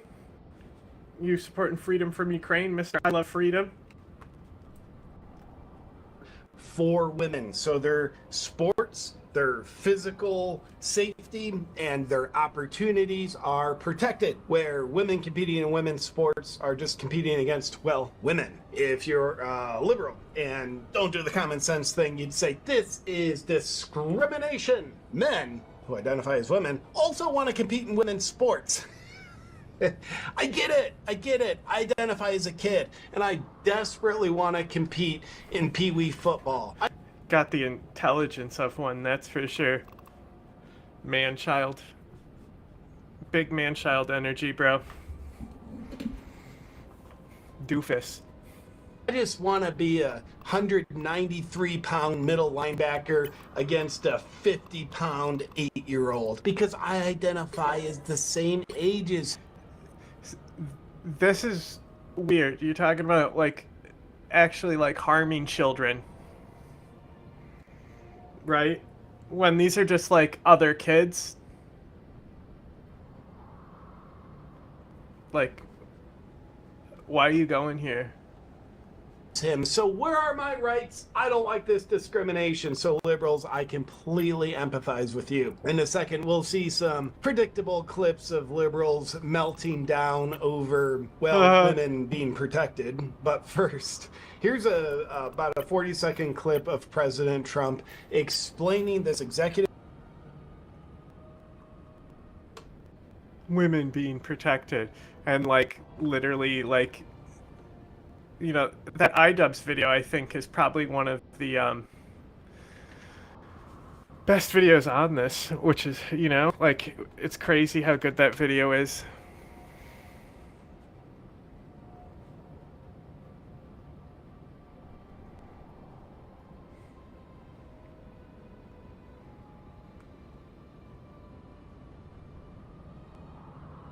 It's crazy, like, how much of their rhetoric is, like, scapegoating kids, and then they're like not doing shit to the pastors, diddling them.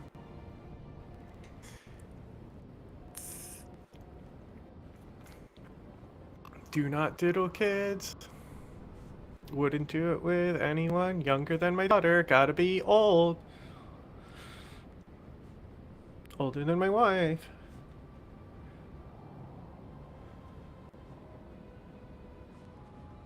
order, what it means in what high schools and colleges and middle schools, elementary schools, how they will be penalized if they violate. Okay, here comes the test.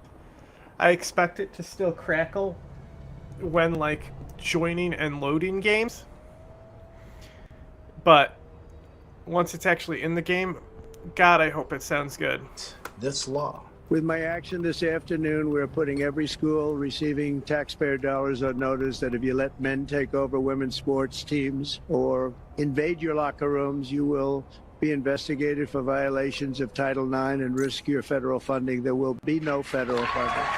I like that. If you violate this law, you're going to be investigated and you'll lose your federal funding. In other words, schools that aren't willing to be principled and do the right thing, they'll at least hopefully be motivated by the money. So yeah, if you want to the have money. your 7-year-old girls changing with a man, the big you don't care money. about protecting them from predators and just having common sense, decency, privacy, you don't care about that because you are just a bunch of crappy human beings. But we're going to withdraw federal funding from you. They're like, well, we're money motivated. We're not do the good thing motivated. So maybe we'll comply with this. By the way, shout out behind President Trump. Picture is. I know what this the video fuck? is slightly blurry. This is Riley Gaines, Why am I aka Riley so Buck. your hero. She's been probably Or the villain. I'm not most judging. vocal voice standing up for women's rights in sports, aka get men out of women's sports. She was the best female swimmer in the country, and she always No, she was wasn't. awarded second place because the 462nd best male swimmer in the country, Leah Thomas, was always don't awarded have to be first a place witch during to her find collegiate magic swimming in career. this world. Basketball's head. Wow, look at all those hysterical women angry that their rights are being taken away by having their rights protected. So this will effectively end the attack on female athletes at public K-12 schools and virtually all U.S. colleges and universities. I don't think we've missed anything, but if we do, we'll make it up very quickly with an order. Now let's hear what some liberals have to say. This apparently is a representative from Trans Equality magazine. If I use common sense and see with my perceptions, it's very obvious that this person was born a male. That's why chromosomes kind of thing. You know what I mean? And as you can see from the pronouns, she, her. It goes by she, her. So this guy is speaking up for women. You won't find many women speaking out against this executive order. What you find is men speaking out against this executive order. Yeah, they're dressed like women, but it's men speaking out against this executive order. You're protecting women's rights. No, you're not. This is discrimination. Yeah, we are literally discriminating against anyone who is not a woman. That's what women's sports is. It should be incredibly discriminatory. If you are not a woman, you do not play here. We need a lot of discrimination to keep this the women's category. But nonetheless, let's hear what Sheer has to say. There is absolutely nothing about the price of groceries, the price of gas, the price of housing that is going to be improved by making sure that a trans girl in 7th grade can't join her school's volleyball. That is politically insightful. She, her must be a political scholar. There is nothing about the price of groceries, gas, or housing that is addressed in this executive order that is in no way designed to address those prices. We'll get back to the video in just a second, but first I want to say this. I think health is everything, and having abundant energy. A second ad for you. Epic. Which just goes to tell you he's being well compensated for what he's doing. A lot of other You know what that scholarly means? things to say. So naturally, let's hear what another liberal guy has to say about protecting women. I know that this is like saying water is wet, but Trump does not care about women or girls' sports. Neither does any of these Republicans. Hence the executive order to protect women and women's sports. Banning trans people from competing in sports. Because here's the thing, right? Y'all say that you care about girls' sports and all this, right? Why is there only this focus on trans women competing in sports? And then on top of that, if you care about kids and you want equality for kids in sports, why are we focusing on banning trans kids from competing in any sport? They're not banned whatsoever from competing in any sport. They are banned in competing in the category that is not their actual gender. So you can have a 11-year-old boy who says, I'm a girl. Him, her is saying, oh, he can't compete in any sports. No. He can definitely compete on the boys' team. That is that little boy's choice. We're saying he can't compete on the girls' team because it's the girls' team. Because that's how it will He can work. compete on the boys' team, or he can not compete. This is just more great, scholarly, rich material. Instead of maybe, I don't know, creating a category for them to Yeah, compete in dude, sports. that's how it works.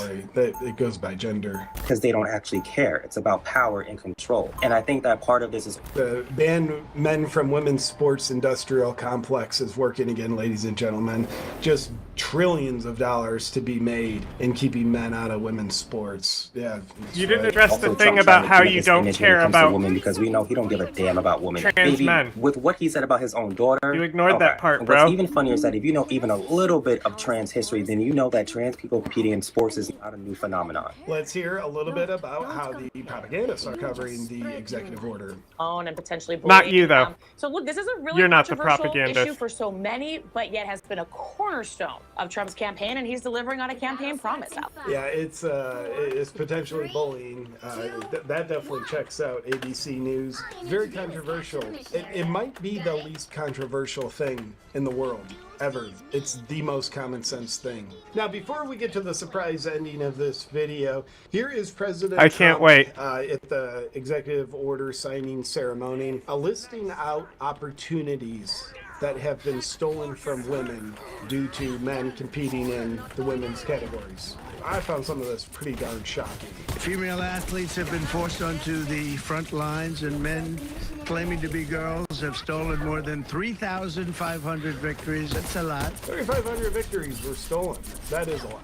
And invaded more than 11,000 competitions designed for women. Last year, a male cyclist posing as a woman competed in the 800-mile Arizona Trail Race, a very big deal in cycling, and obliterated the women's course record by nearly 5.5 hours. Sounds like a lot, doesn't it? What an accomplishment, huh? Good for them. Course record by over 5 hours. I guess she just trained a lot harder and maybe had completely different biochemistry. 5.5 hours, so, but you have to hear the weightlifting records. You think that's bad? The weightlifting's worse. In 2023, a man in women's powerlifting broke 2 world records and outlifted his closest female opponent in one event by 440 pounds. No, that doesn't. That's a guy competing with women, no matter how you slice it, by over 400 pounds. And they continue to defend themselves. Mr. Congressman, you know that, right? They continue to defend themselves. We hope they continue onward because I don't think we can lose a race. This was one of the big reasons that we all won, and it's one of the big reasons that we had a record, a landslide like they haven't seen before. I love President Trump every which way, and I have to point out, it's so hilarious when he's going through these statistics, but he has to do an interjection boasting about how well they did, how popular he is. I honestly love that about Trump. I'm not criticizing that, I'm pointing it out because I think it's hilarious. And who could forget last year's Paris Olympics where a male boxer stole the women's gold medal after brutalizing his female opponent so viciously that she had to forfeit just after 46 seconds, and she was a championship fighter. And no way. They had 2 women or 2 he did it. He literally did the meme. Both of them were He's doing Russian propaganda. Again, helping out an enemy state. But all of that ends today because with Patriot. this executive order, the war on women's sports Freedom is over. fighters. You can hear all the heartbreak in the crowd. And quite honestly, the heartbreak is real in this guy. Wow, the crowd that he fucking, that are there to see Trump, who are part of his fucking, like, base. Wow. So today I'm shedding I can't believe it. It appears as though by way of President Trump's signing the executive order banning men from women's sports, my female sporting career is over. And just taking a moment to reminisce about my accomplishments. As you can see, I was awarded the best female swimmer in the have world. zero This clue was 2 years ago. And what people loved Psylocke me as says a female swimmer. You can see when she ults. 6.9 million views. That's pretty good. You can see President Trump, he rather condescendingly referenced those men who won gold in women's boxing, and I was one of them. As you can see here, I actually did quite a bit of women's boxing. I'm saving this for I Jack. found it exceptionally fulfilling to It's gonna brutalize break him. women who weren't It's gonna able be very to funny to defend break him with themselves that. against my skill and harder work ethic.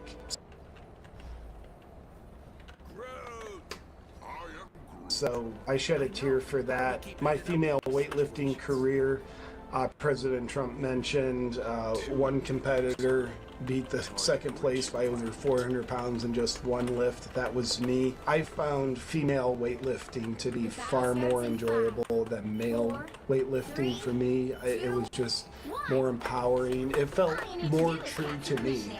To just make sure I always got first place. That was part of my true self-expression. So with this executive order, you might be out there saying, hey, this is a victory. Just know that this guy, he's at home right now shedding a tear. Women's sporting career has been ripped out from under me. This isn't fair. This is complete discrimination. Let me know what you think about this executive order in the comments. not even gonna read them because I don't know how to read. Part of the illiterate community. I mean, I identify as knowing how to read, but it somehow doesn't work. And my dear freedom-loving friends, I'll see you on our next video. But until then, stay free.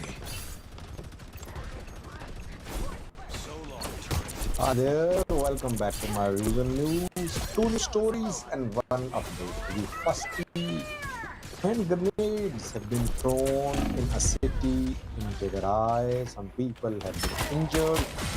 Where did this unfortunate incident happen? Who could be the attacker? Secondly, big news from Eritrea. People are saying that today's development is an indication of coming diplomatic victory for Eritrea in the Horn of Africa. So what happened? Before these 2 news stories for you, an update.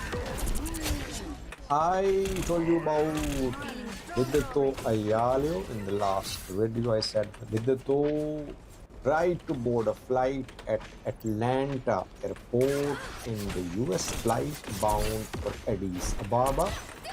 He had bought a ticket days ago. He had all the travel documents too, but he was not allowed to board the flight by Ethiopian.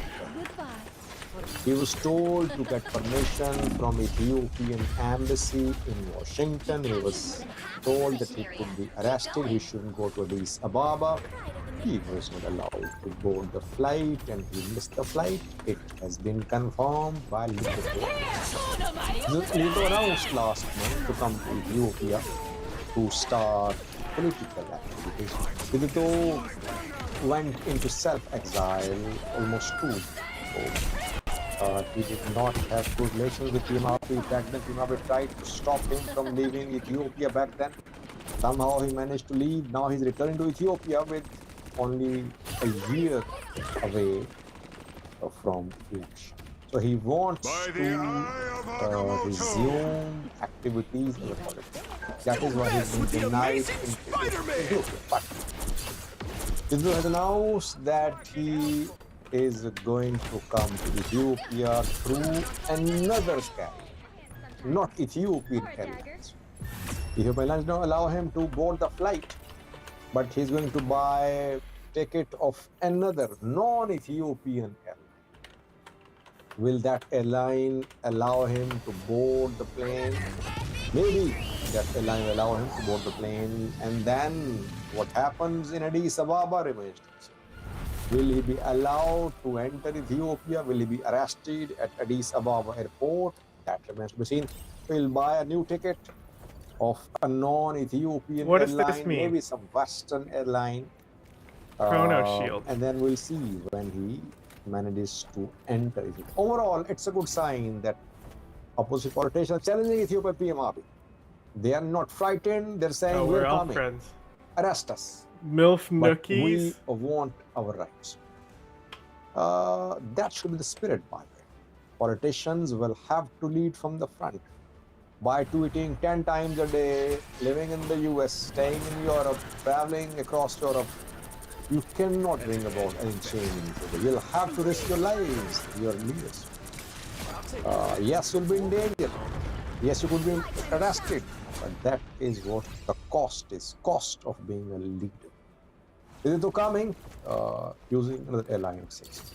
Or 2 stories. First Oh, video was someone didn't Tigray, give me where one. hand grenades have been thrown. Ooh, a meanie. It's this one. The MILF doesn't like me. Northwestern Tigray, Shire City. Shire City, Kabyle fight, where on Monday, unknown perpetrators threw hand grenades outside an entertainment center. A bar, I think, situated in Kabyle. The grenades exploded outside the venue and people were injured. Some mildly injured, other little seriously injured. 10 people were injured. This is the second time that hand grenades were thrown at. Pick your hero or villain. I I'm don't not know judging. who is the attacker, who is the perpetrator. I think Tigray interim government administration has no writ there, but Tigray security forces are operating there. Whereas the allied security forces are operating across Tigray. Police is there. Two police should investigate the matter. Last time when grenade was thrown, did not explode. That is why people remained safe. This time the grenades exploded and people were. There could be some individual or group behind this attack. It isn't linked to ongoing political damage. It seems to be a separate issue. Let's see, will police share details of who attacked this place twice in the last 2 days. Last periods, big news from Iraq. It seems that Eritrea is going to be more important for the US in the Horn of Africa, more important than All you need to do is capture the mission area. Fenkel.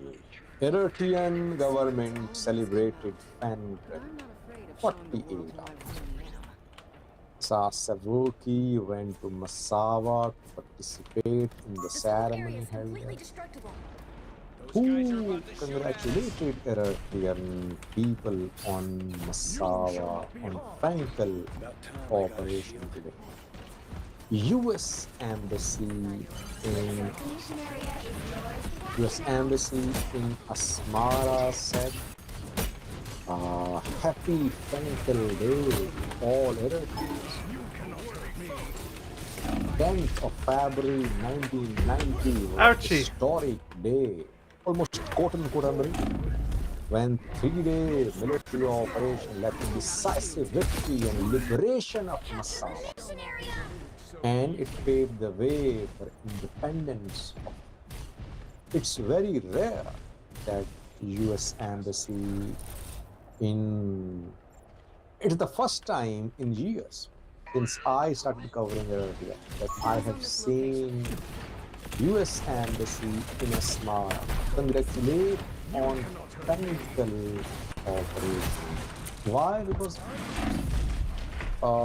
Fenkel operation was conducted against Ethiopian forces by Eritrean fighters. There were two players. Ethiopian forces lost. Eritrean fighters took control of Massawa.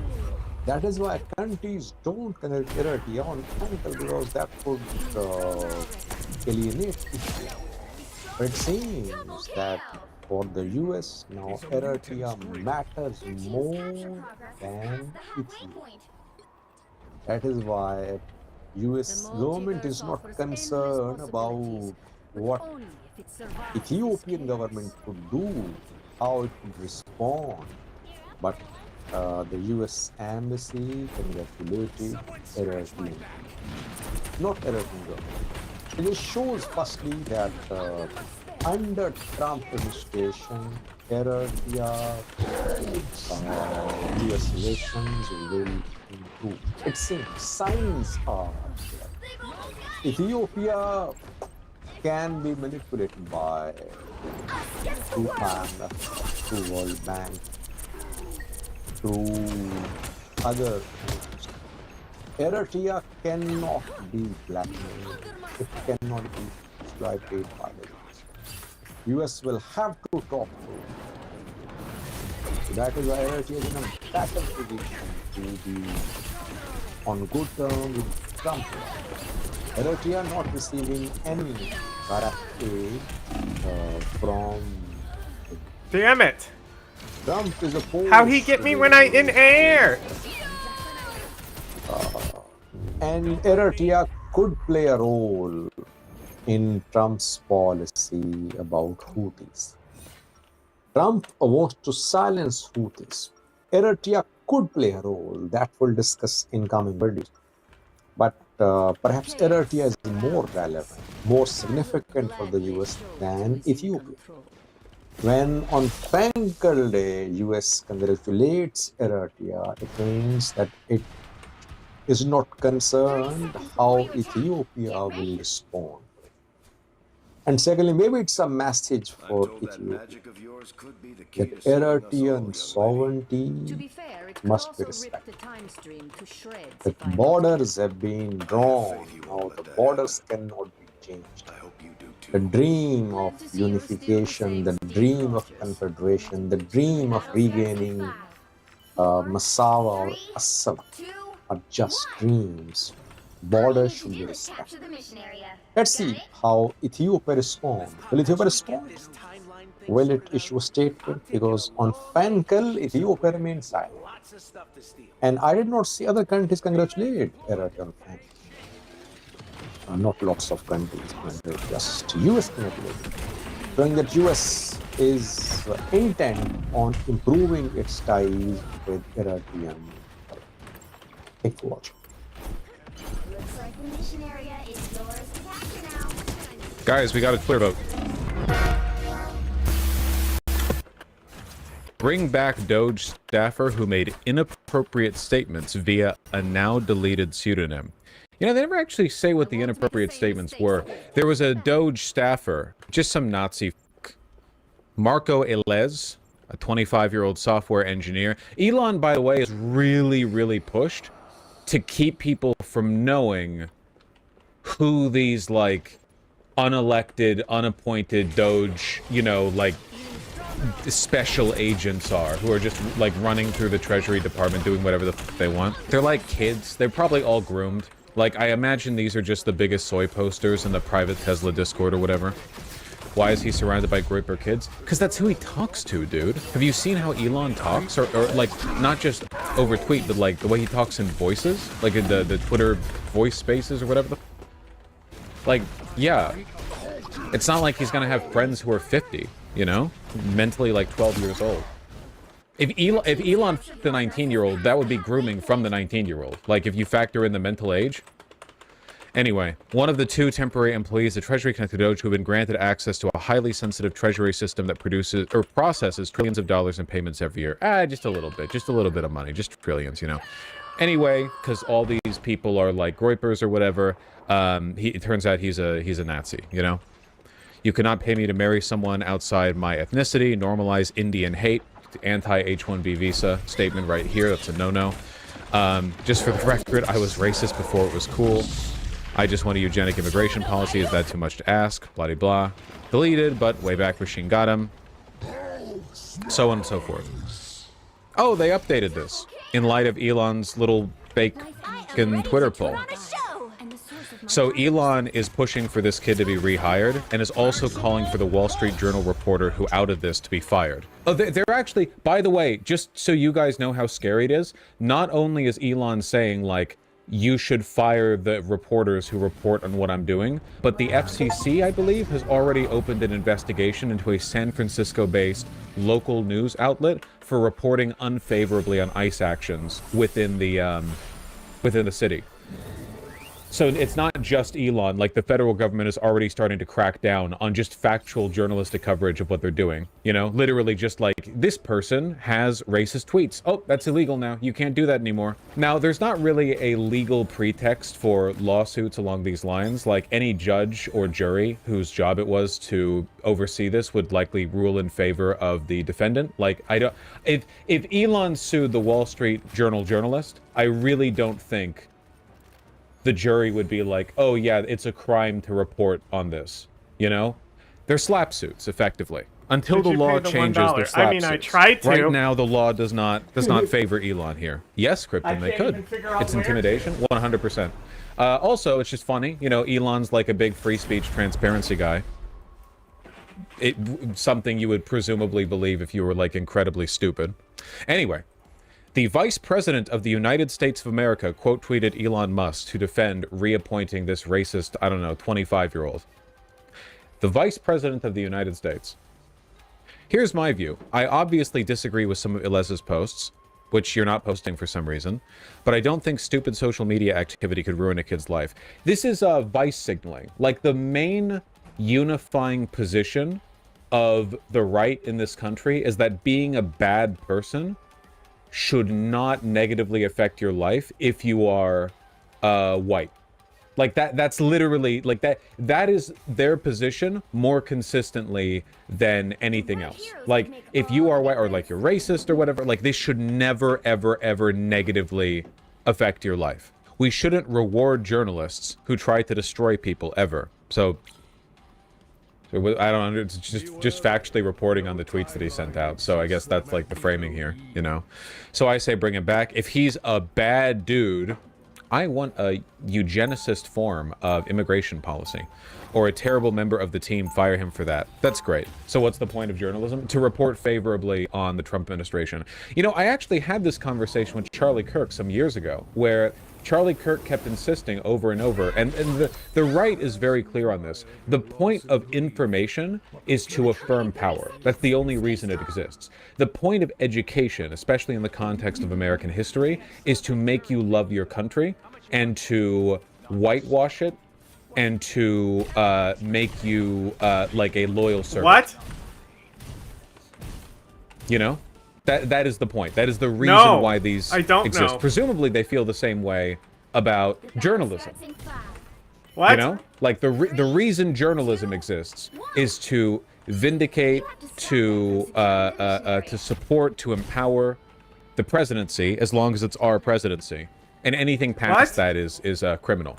It's kind of like how whenever they see wasteful spending, or what they call wasteful spending, like the shrimp treadmill thing in government, they never call it wasteful spending on its own. They call it fraud. Because they presuppose the illegality of anything they don't like. Because they associate their morality with the power of the state. Those things are one and the same to them. If they control the state, as far as they're concerned, things they don't like are illegal, things that are bad are illegal, and things are good are legal. Which is one of the reasons why it's so important to push back on the whole, like, morality, legality thing that liberals also often fall into, because fascists run that line more than anyone else, you know? They're very much in favor of it, especially when they're in power. Only when they're in power. It's also arguing these constructs are reality and shouldn't be questioned. I mean, yeah, remember when J.D. Vance said the Haitians in Springfield were illegal migrants, and when it was pointed out to him, no, they're here legally, they're objectively here legally, he said, well, they're illegal because we don't like the law that brought them here. We don't agree with the Biden policy that allows them to stay here. Have you seen Trump's new faith office to fight anti-Christian bias? Yes. The one led by the ultra-wealthy, like, televangelist faith healer lady? Paula White? Yeah, I'm familiar. Is Trump even Christian? I mean, not really, no. Did you see one of Elon's 23-year-old boys apparently hacked into the energy department? I don't know what you mean by hack. They can basically just do whatever they want. What do you mean hack? They set up their weird little servers. Well, that's not necessarily hacking, right? That's like a different thing. Trudeau said Trump sounded very serious about annexing Canada in meetings. Yeah, apparently he's serious about annexing Greenland as well. Yay, we finally have an atheist president. True! You've seen Iowa dropping its COVID eviction rules from 30 days back down to only 3 days now? COVID eviction rules? What do you mean? Capella's sneezing. She must have drank water too fast. Not stopping her from running around. Oh, alright. I wonder if I can get Capella to chill out so I can show her off.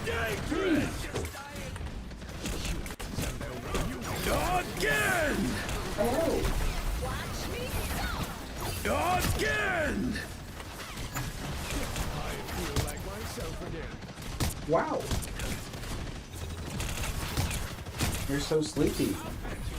I gotta pee. Capella, quickly. Entertain them.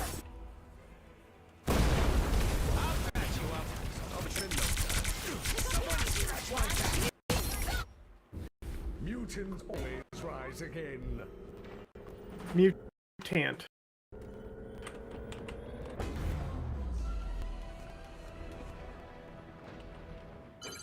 You need to stop that vehicle in its tracks. This just into CNN. Hamas says it is postponing the next hostage release scheduled for Saturday. It accuses Israel of violating the terms of a ceasefire, including targeting Palestinians in Gaza with shelling and gunfire and failing to allow in enough aid. CNN has reached out to the Israeli government for a response. We also know that 3 more Israeli hostages were released over the weekend under that fragile ceasefire agreement. That was in exchange for 183 Palestinian prisoners. After an emotional reunion, the family of one hostage said that it would not rest until all remaining hostages are home. Yesterday we got our father back. He lost much of his weight, but not his spirit. My father is strong and I admire him. He survived hell. The return of the hostages yesterday leaves no room for doubt. They all must return.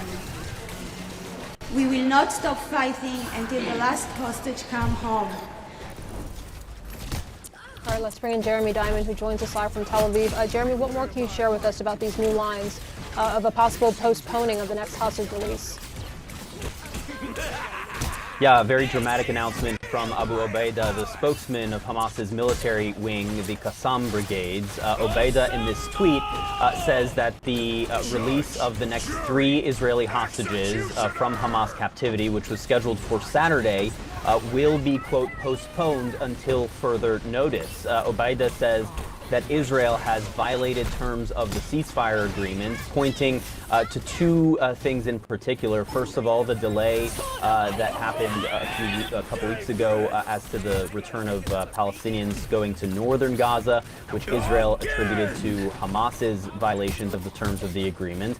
And then also this, other issue, which seems to be the kind of central sticking point here, which is that Hamas is accusing Israel of not allowing in relief supplies as part of the humanitarian aid that's supposed to get into Gaza, including shelters and heavy machinery equipment, which Hamas is accusing Israel of delaying or simply not allowing in the quantities that were required and expected based off of the ceasefire agreement. And so Hamas is saying that based off of that, it is going to delay the release of the next 3 hostages, which was scheduled for Saturday, until further notice, and, quote, until Israel commits to and compensates for the entitlements of the past weeks retroactively. Now, we have, of course, heard accusations of violations being flung from one side to the other, both Israel and Hamas accusing the others of ceasefire violations, but there's no question that Hamas saying that they will delay the release of the next 3 hostages is perhaps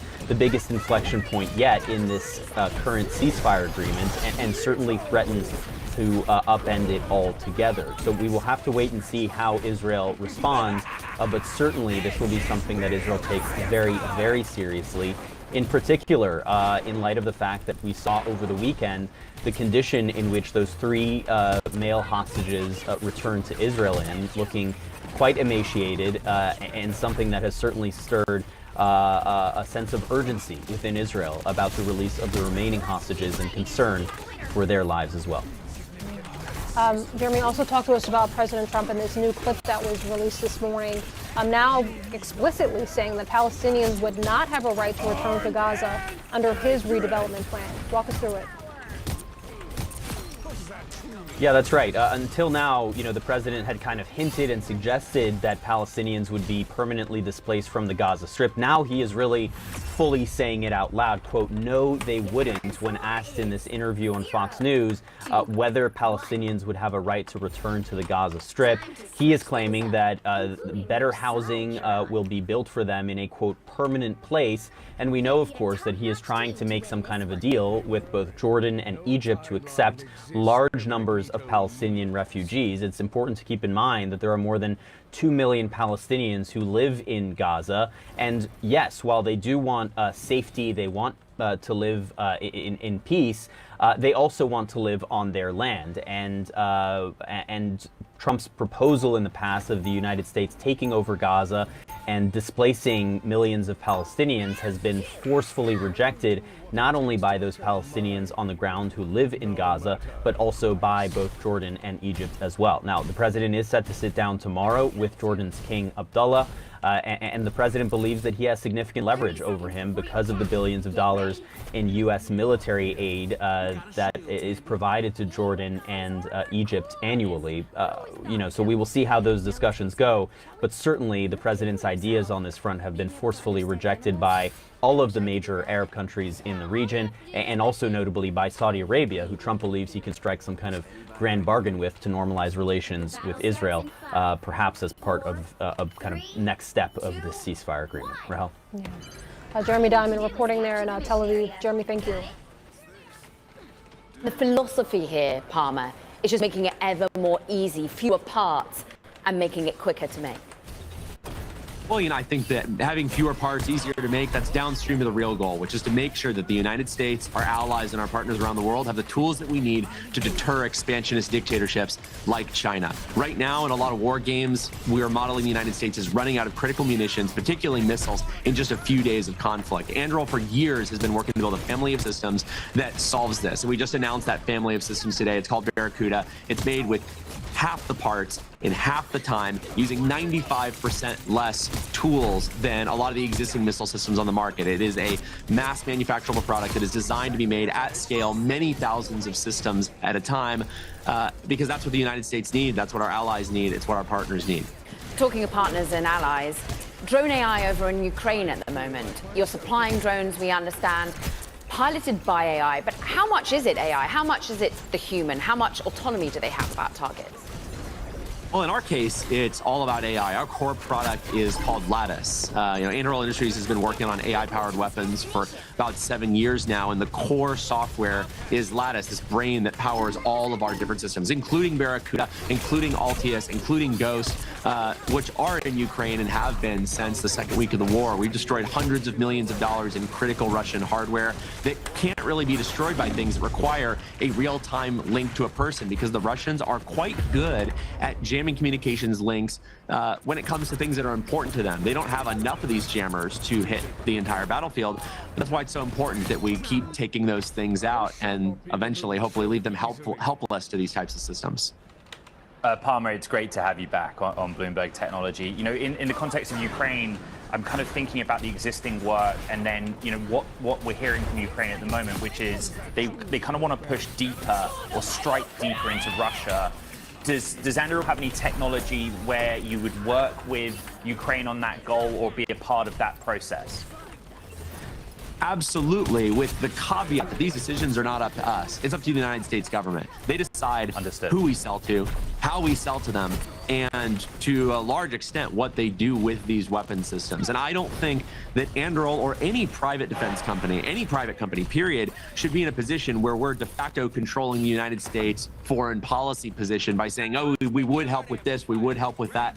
I think that we need to put that decision with the people who are supposed to be making that decision, which are people who are accountable to the electorate. In other words, you should not trust me. You should not have to trust me. You should trust somebody that you can vote for and then vote accordingly. We're showing images of the Barracuda system, and at the top of the program, you talked about allies. And so when I think about scalability, is that because you want to be in service of any specific allies beyond the US government? What is the sort of benefit of the scalability of the design? Well, this gets into a little bit the philosophy of it, but I'll tell you how I think about things. I don't think the United States needs to be the world police. I think we need to be the world gun store. We need to be able to provide our allies and our partners around the world with the tools that they need to turn themselves into prickly porcupines that nobody wants to step on. And I think that sending American lives overseas, boots on the ground, is not going to be the future of how we support our friends around the world. I think it's going to be making sure that we can make things at a scale where they believe that our support for them is more than just words. We can actually send them the things that we say that we're willing to send them. I think Ukraine has really exposed this weakness in the United States foreign policy strategy, where we say we support all of these people, but they look and say, well, they can't even manufacture the basics like artillery shells or small missiles. How could I possibly count on these people to be able to cash these checks that they're writing?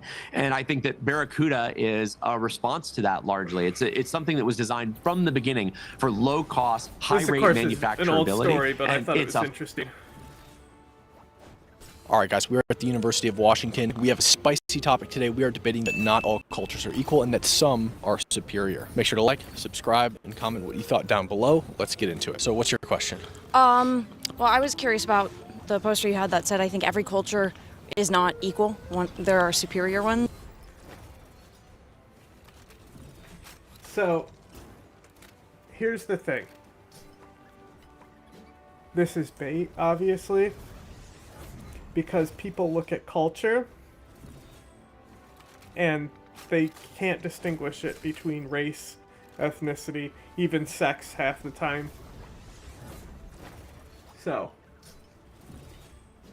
I predict that very quickly they're going to talk about stuff like Yemen, GM, that type of stuff, to immediately get, like, the libs, the little kids on campus, to defend, like, terrorism and shit. That's my prediction. Yeah, so I have a big issue with the sort of modern push to sort of say that all cultures are equal and take away any ability to discredit certain cultures or bad things that certain cultures do. It seems like if a culture has a bad, like, blanketly immoral practice, you know, it kind of just becomes one of those things, oh, it's just their culture. It's like, for me, no, I mean, it's their culture, but it's not a good thing that they're doing, right? So some examples of these are, like, especially things that neglect or ignore the consent of women and children. I would say, like, bride prices, they commodify women, slavery, Nazis, breast ironing in Cameroon and West Africa, human sacrifice, female virginity testing in Africa and Asia, basically super invasive testing to sort of prove that a woman is a virgin before she's married off, which is another one, marrying off women and effectively selling them as if they're a commodity to be bought and sold. Forced veiling, so forcing women to veil. Called it.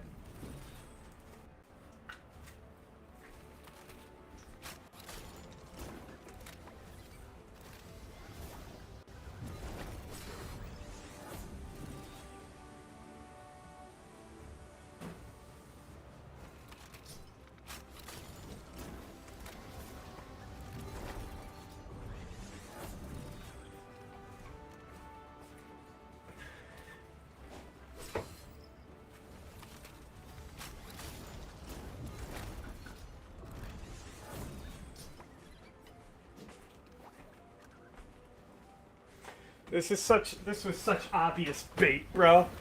Like, it's not like about, like, it's when you start getting into this conversation about how, like, white Anglo-Saxon Protestant country, that type of stuff, like my culture, all of a sudden it's not culture, it's ethnicity, right?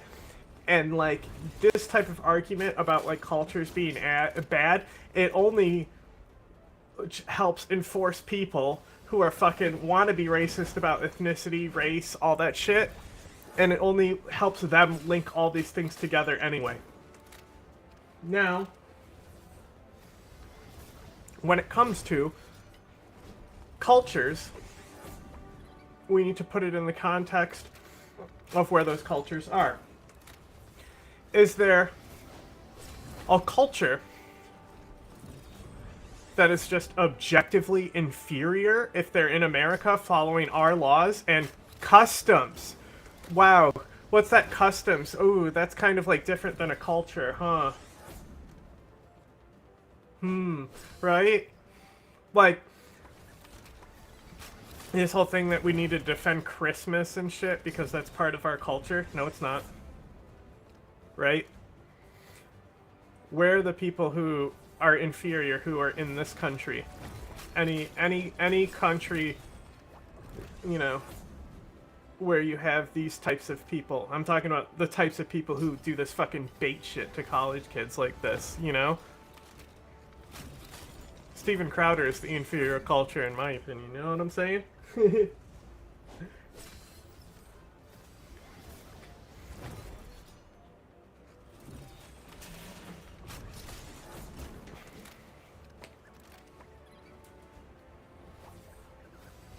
Like, and also, when you look at forced veiling, he said, yes, because the women in Afghanistan definitely want that. The people definitely were in mass support of the Taliban takeover, and they're definitely representative of actual Afghan culture. You know what I'm saying? Like, fuck this guy.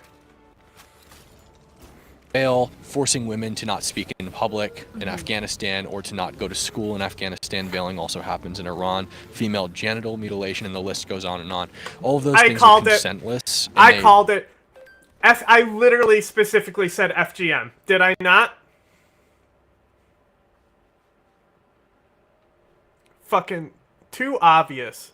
I mean, I think the first issue I have is just like calling one culture superior to another. I also think another thing that might be important to note is like the impact of technology. I mean, I know that that's not exclusive to all countries, but I think it definitely does have something like to play in.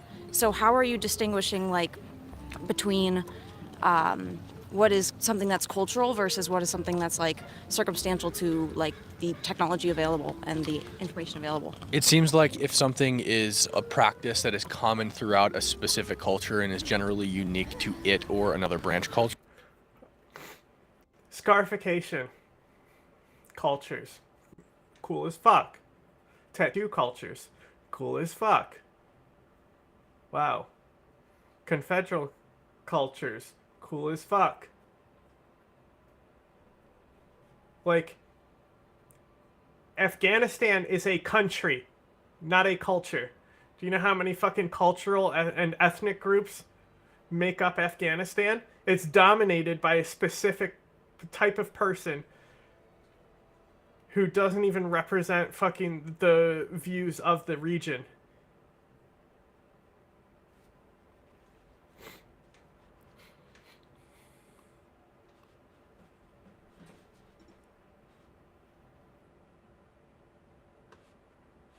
It seems like that would be something that would be a cultural thing. Like, for example, neck banding of children in certain tribes in Thailand and Myanmar. So basically what they do is they'll put a band or a ring around a child's neck, usually women, to meet beauty standards. And then after that ring, they'll add another ring and another ring and another ring and another. There's literally one tribe that does this. That's it. Ring until they think it in it's also falling out of practice within that tribe. Elongates them. And at the same time, there's other tribes like the Black Hmong that they fucking like stain their teeth and gums black.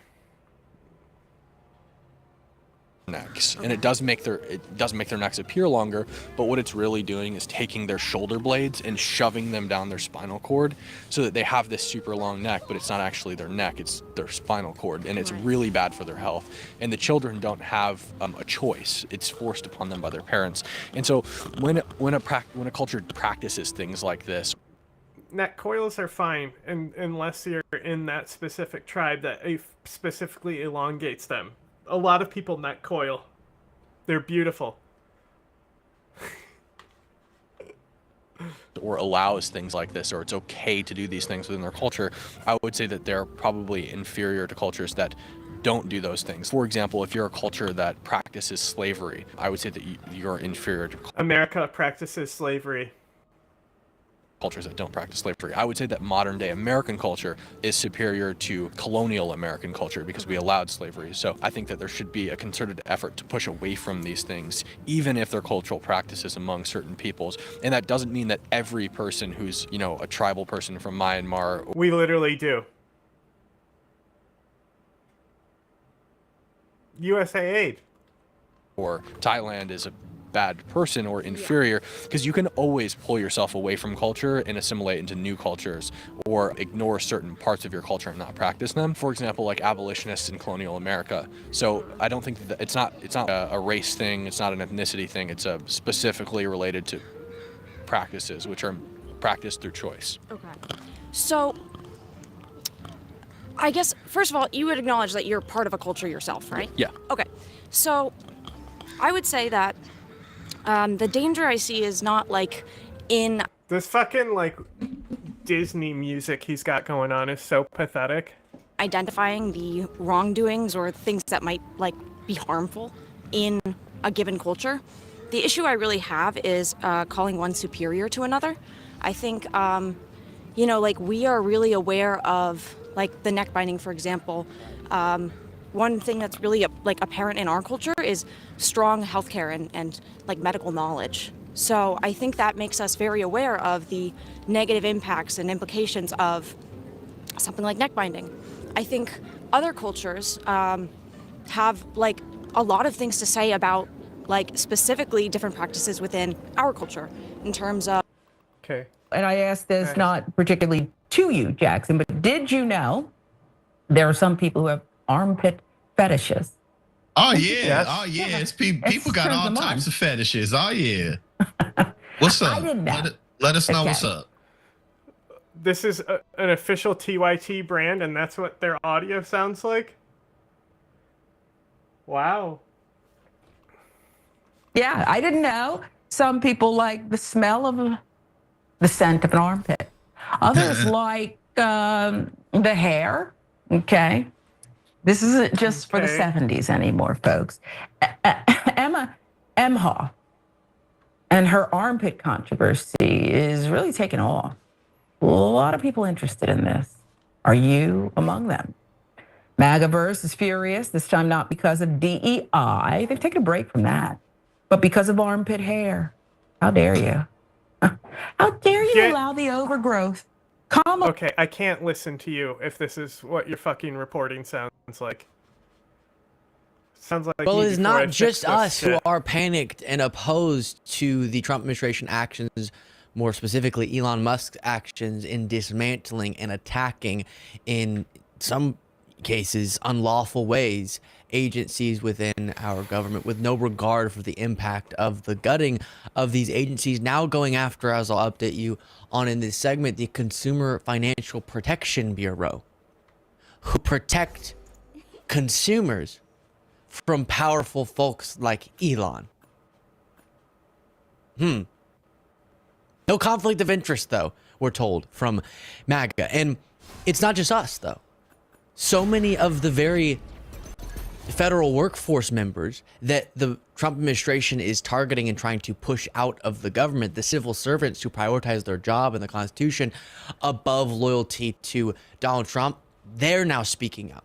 And when we wonder what is it that those opposed can do, even if it's not going to stop these actions, to push back against them, well, if you're in the government, this is it.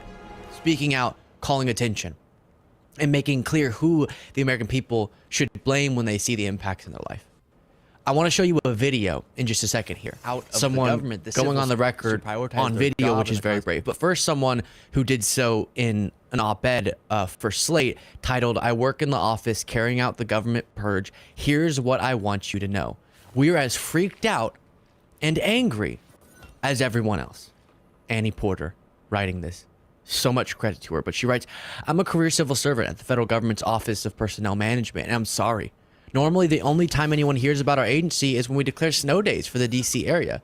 And prior to Zoom schooling, that made us very popular with local school children. But since President Donald Trump's inauguration, a new email address has been set up at OPM and has been sending out emails after hours on weekends and sometimes more than once a day that disparage the work of our federal public servants and demand they resign or take these buyout plans that are actually complete scams, as we talked about, or prepare to be fired. These increasingly desperate pleas for civil servants, including us here at OPM, to quit are signed by the acting director of OPM, but mirror the directives Elon Musk used when dismantling Twitter, directives now being deployed in hopes of dismantling the federal government." And listen to this. And this is going to be the message in the video from a different federal employee. But as an OPM employee, I want my fellow federal workers and the American people to know that these emails may be coming from inside the House, but they're not coming from us. We at OPM are just as frustrated, confused, and traumatized as the rest of America. When I started my job at OPM, I swore an oath to the Constitution and to defend it against all enemies, foreign and domestic, making it especially awful that the threat to our government is coming from inside my own office building. And actually, let me read more of this in a second, but first jump over to a video that was posted first, I think, on TikTok. Someone identifying himself as a federal employee saying this. But I guess there's only one way to find out. My dog's chewing on the bone if you're wondering what the noise is, but Basically, I work in the federal government in a office that I'm trying to not give too much away. That like is handling a lot of the executive orders, and the government's like gonna be in shambles, dude. This is the executive orders and the return to office. This is all stuff they don't have a plan for. This is stuff written so poorly, just single-handedly to thin out personnel and to disrupt the workforce. If everyone's trying to cheer on, like, for example, oh, DEI, oh, it's bad. No, it's not DEI, it's DEIA. But everyone tries to fit a narrative. Do you know what the A stands for? Accessibility. Do you know what one of the repercussions of that executive order is? It is pulling down any document, any web page or anything with any of those 4 words on it.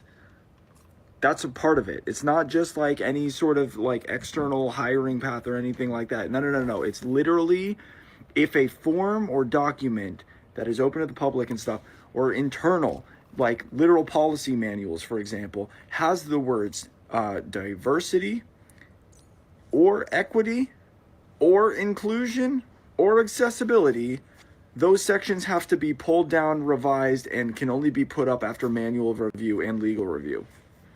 I'm not even joking. Do you know what has a lot of those words in it? Tax forms. Do you know what's happening in this season? Taxes, that's right. That's not even just that.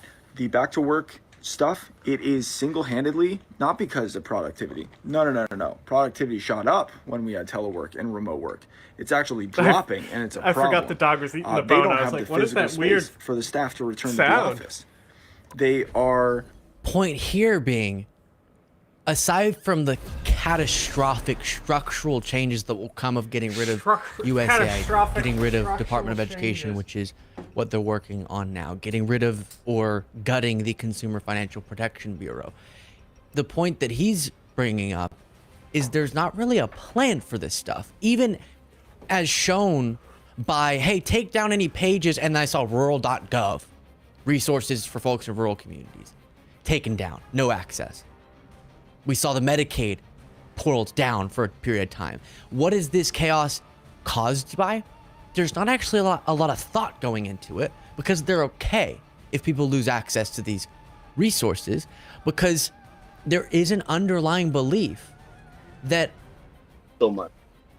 these systems and programs we've created, they're just not that valuable, I should say. And when you have that underlying ideology, messing things up without a plan to sort of transition to a different system or to transition out a program, and you're just doing it all in the heat of the moment, that is bolstered by that underlying ideology. Continuing from this op-ed, OPM's origin goes back to the creation of the civil service in 1883, and the public servants who work here believe in the importance of having non-political employees run the basic functions of government. We serve as human resources for the rest of the federal agencies.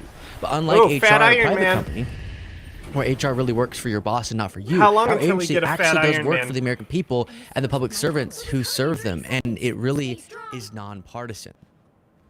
But obviously, that's the problem that the Trump administration and Musk have. They want partisan actors who serve first and foremost Trump, which is setting us up for a really challenging and decades-long fight to get back even to where we were before, if we can win an upcoming election. Russ Vought, one of the creators of Project 2025, they told us, no, we don't have anything to do with Project 2025. Oh, now we're elected. This guy, he's gonna run the Office of Management and Budget, which is the policy heart of the government, in the way that OPM is the HR backbone. Said according to ProPublica that he wants to drive civil servants into trauma and make us feel like villains for doing our jobs. He's been very effective at this first half of his goal, but the villains here aren't the civil servants working to serve the American people, and it's not even those of us who work at the agency sending out all the emails that are terrifying everyone else. And again, I know in the minds of a lot of the supporters of Trump or apologists for Trump, it'll be, well, this is just politics. Oh, sorry, smacked my mic there. This is politics. The liberals are upset, and the conservatives are gonna beef with them, and that's the life. I do a lot of mic That's smacks. not what this is. This is people who specifically value being nonpartisan, apolitical in their position. They'll have personal politics, sure, but in the job they do, it's a part of what they want to honor is the tradition of being nonpartisan actors, so that we can have a structure in our government that provides some stability and is first and foremost dedicated to doing their jobs effectively, and then big policy changes can be made from elected leaders however they like, if they'll follow the law, unlike what Trump and Alex are doing right now. But you'll have folks who throughout administrations can actually keep the wheels turning so that there's stability. That doesn't mean you can't make change, you can, but you have to do it through the system that we have, through the process that we have, where there's checks and balances. And that's not what the Trump administration is doing, which is why judges keep having to jump in and say, wait, you can't do that, what, you can't do that, ah, this is so unconstitutional, this is so unlawful. Because we've created a system so that there is checks and balances, and they're just absolutely stomping all over them. The New York Times reporting inside Musk's aggressive incursion into the federal government, the billionaire is creating major upheaval as his team sweeps through agencies in what has been an extraordinary flexing of power by a private individual.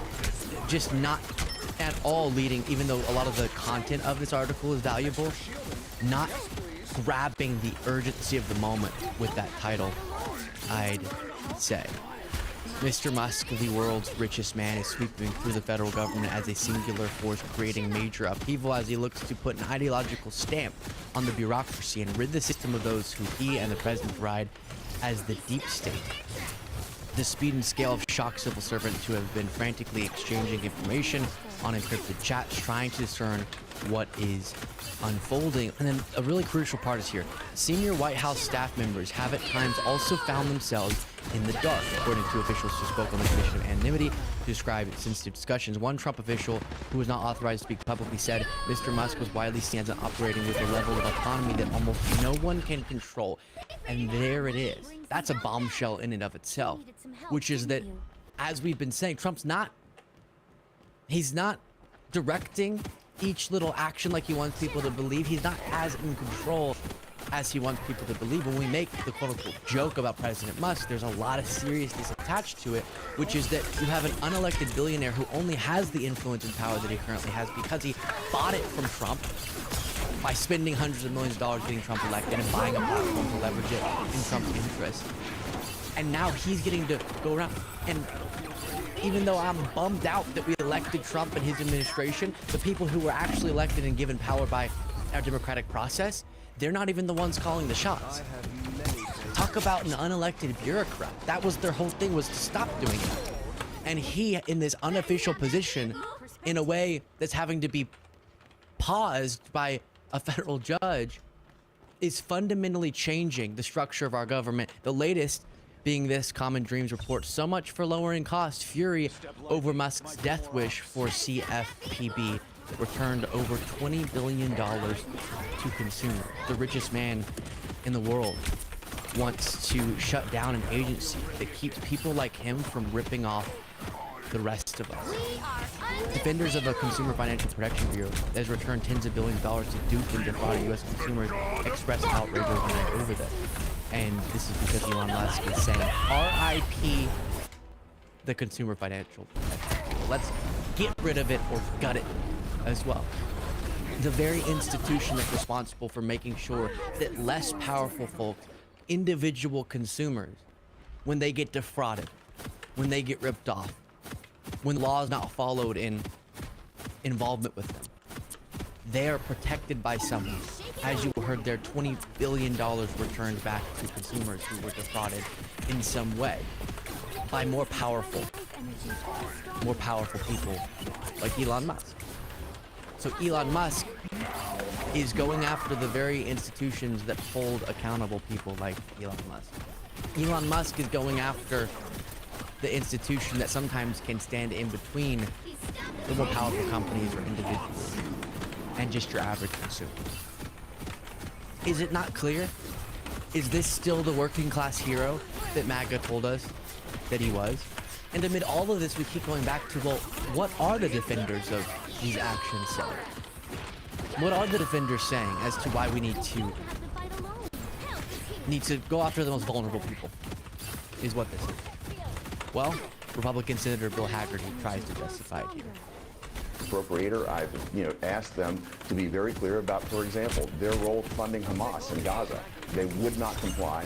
They will not tell us what they do. Now that we start to find out some of the programs that AID has been funding, if you think about it, sex change operations in Guatemala, LGBTQ programs in Serbia, The U.S. this is government ridiculous. does not This is so fund beyond the sex pale. change operations or fund Hamas. You know that, though.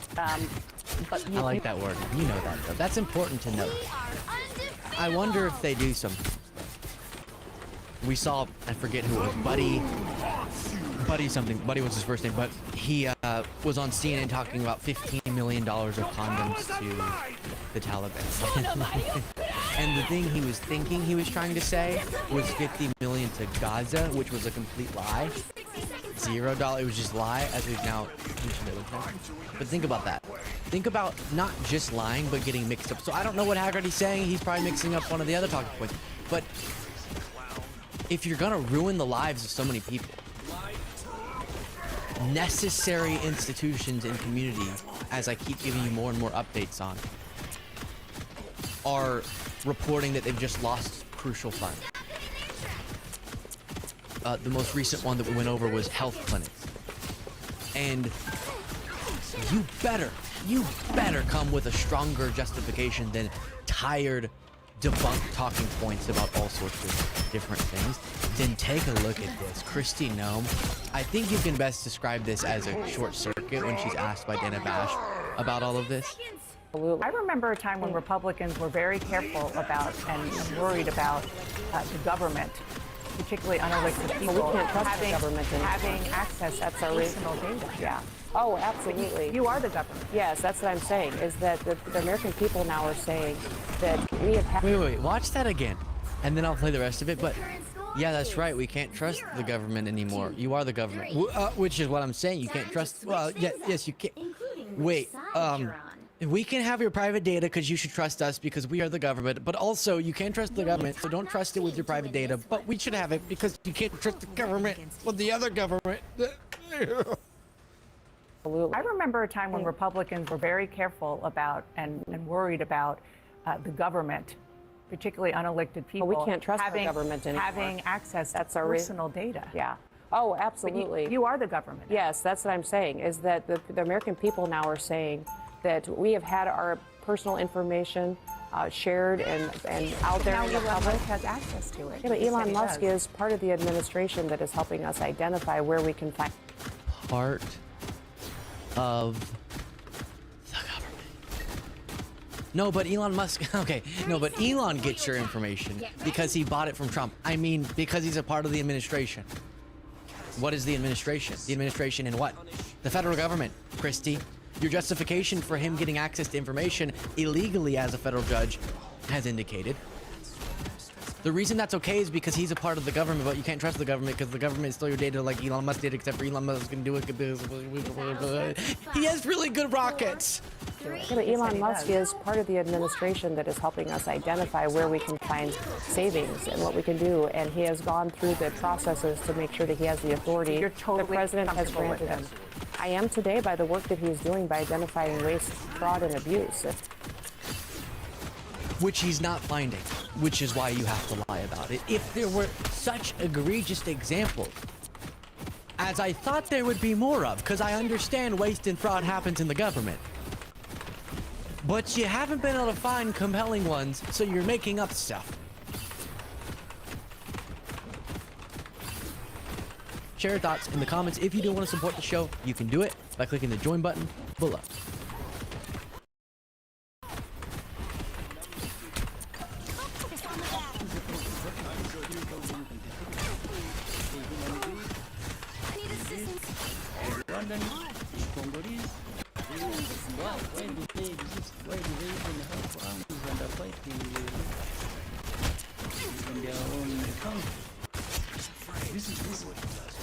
person that I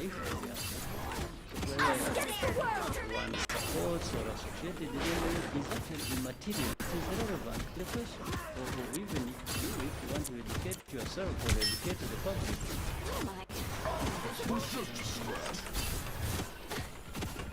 Me? We are undefeatable!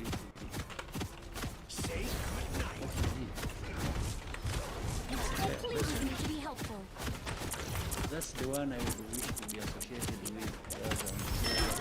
Vehicle reached the checkpoint. Keep up the momentum. Sophie Ngwena from the South African Broadcasting Corporation. Mr. President, yesterday we spoke to President Cyril Ramaphosa, who said you had a marathon meeting on Saturday night. You also have the former South African president in the country who joined yesterday. Were you able to raise issues that we spoke about on Thursday in relation to Rwanda's relationship with South Africa, particularly the issue of the DRC? Thank you so much. We could not have spent hours President of South Africa and I to fight another day. meeting Get that vehicle moving again. I'm doing and, this and my way. definitely Your not talk powers about are mine. Let me help. that. And I think we had very good discussion, very good understanding. Maybe the best ways we can work together to resolve that. I was satisfied. Let me help.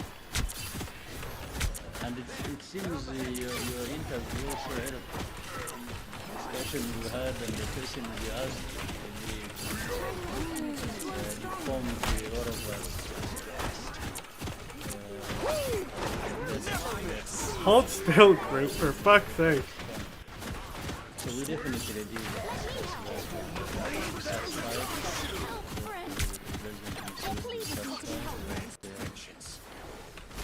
we can make good progress on a number of fronts to resolve the issue. So, I told our friend, she is the power We friends of are our undefeatable.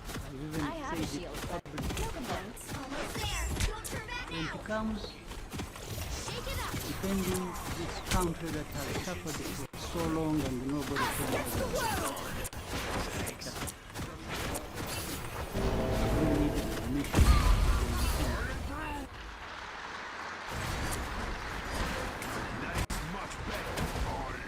So what we have to do, protect ourselves. I will say it in broad daylight. I will say it to those who matter. Your powers are mine, judge, jury, executioner. Go home, you know, don't do anything.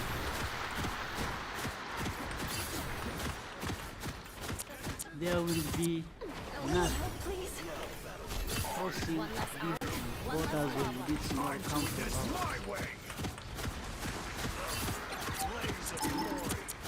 If anybody attempts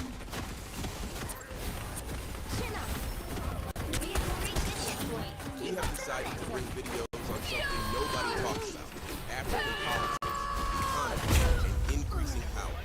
Here's a reminder to please like and share the video and subscribe to our channel to watch more videos on Africa's geopolitics, economy.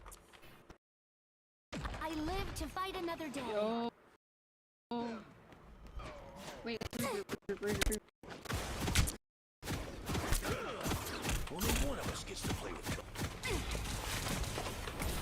Today we're going to be talking about the last 2 Jews in Afghanistan. Now the reason why I even know about this topic is that the YouTube algorithm had blessed me sometime in the last month and recommended me this video. I think it randomly hit the algorithm lottery, as many of the other comments are also people watching it in 2024.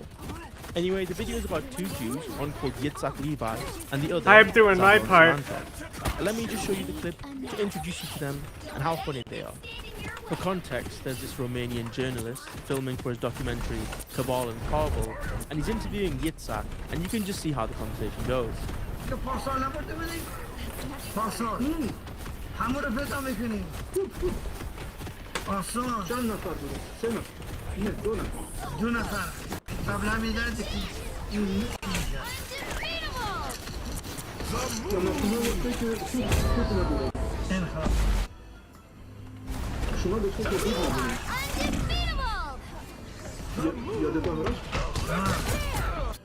خب چی کنم ابو صدرالدین نیومد اومد گفت بهش گفتم شما مجله داریم اومد من بهش گفتم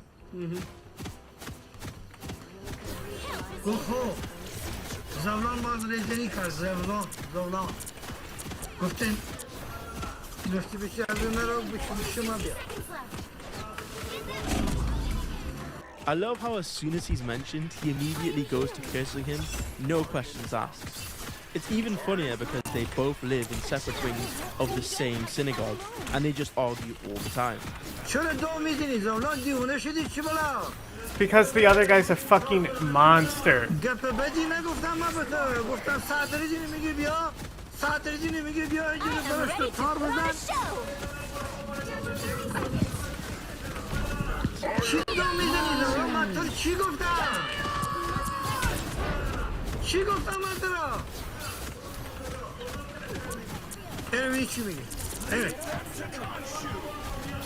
من به کسی ندارم اینه دان اینجا شیشه بیاد بفرسان کن اگه دان اینجا شیشه بیا فرسان کن این من برات بشوفتم Now, I find this particularly funny because in my racial slurs video, I had like 500 comments telling me that goy isn't used as a slur, but here we can see it used pretty hilariously. زولان دیونه شدی چی بلا من بهت بدی نگفتم دان اینجا شاشته اینه یه سال نان میخوره بیا من بهت بگف بدی نگفتم تو میدونی دیگه چی کار داری پدر میگی مرده میگی زن میگی فاش میگی هر چی میخوای میگی چرا بیگناه بشی تقصیر اسرائیلی چی شد افریقی چی شد دوستی رفیقی چی شد به نکی با پدرت کردم با مادرت کردم با برادرت کردم تو که یکی اکبر هم بره برباد کردی Triple goy. من گویی من نصارا من گابر من ترسا تو خوب او یالا کار من دیگه یالا کار من هر چی که تو میگی من هستم چی میگی داده من یالا کن تو خوب من بعد گوش نمیکنم من بعد سگ وارنو به جونم میفته ببینی چی میگه گوش نمیکنم من به تو گپی ندارم بگو سعددین گفتم سعددین گفتم زولان گفتی بشه دو بره تو خواب بشه دو بره تو به جانم هم میده پدر مرده بزنده فاش کنی Classic video. I speak Farsi and it's honestly funnier in Persian. Oh, based. I put my own translation, but obviously it won't capture all of the meaning and funniness. So that's our first introduction to both Zabulon and Yitzhak. Why they are both the last Jews in Afghanistan is pretty complex, but a simple explanation is that They're when not the Soviets anymore. invaded, most of the Jews left. One's dead, the other left, but turns out there's another Jew. There was actually 3 Jews the whole time. So now there's still one left. Pretty amazing, huh? What was I gonna do here? What was I gonna do? I was gonna check something. What was I checking? What was I gonna do? Fuck me, fuck me, fuck me, fuck me, fuck me, fuck me.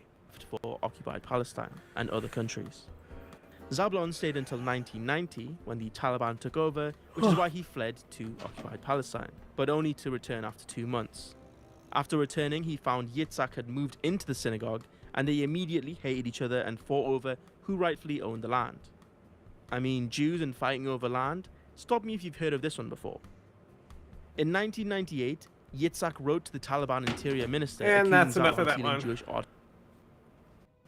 This is somebody who has been making videos about me for months. You know, the next thing I knew, someone was posting pictures of the inside of my apartment.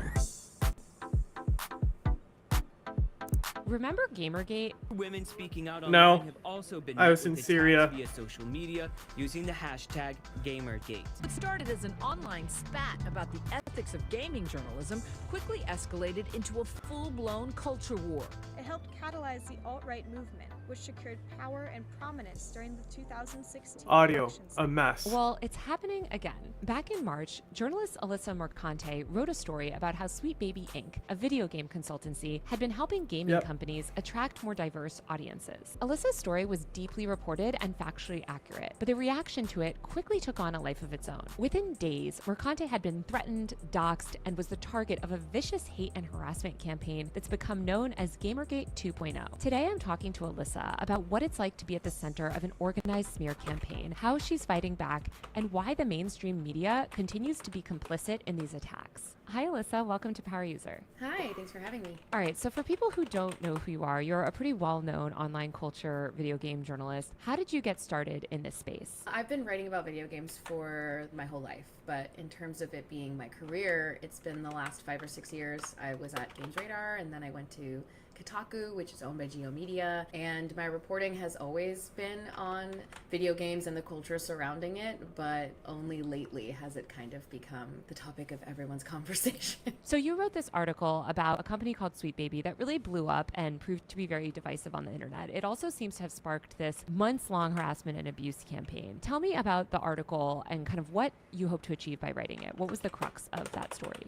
Sure. So in the darker corners of the internet and message boards that probably the average internet user would never come across, I noticed a conspiracy theory was kind of making the rounds about this particular consulting group and what they do in the video game industry. Consulting groups in the video game industry are a lot like how they are in the movie industry. They'll get called in by studios making games and do a pass on the script, or they'll offer insights into a character. Sometimes they do sensitivity reads. It's kind of like they wear many hats and they do very, very different things. This one consultancy group, Sweet Baby Inc., was being accused of forcibly injecting woke ideologies and characters into contemporary big budget video games, and it was being used as sort of a cudgel as to why there was a black lead character in, you know, an award-winning game from that year. And I started looking into the people who had created this group, ostensibly monitoring any game that this What game were they consultancy mad firm, about Sweet Baby, that had a been black involved in, character? and found that they had their own Discord, which is like an instant messaging service commonly used in the games industry, used for people who are looking for people to play other games with. Oh my and God, that Taylor Discord was Renz full of listeners racist, know what Discord is. vitriol, homophobic slurs,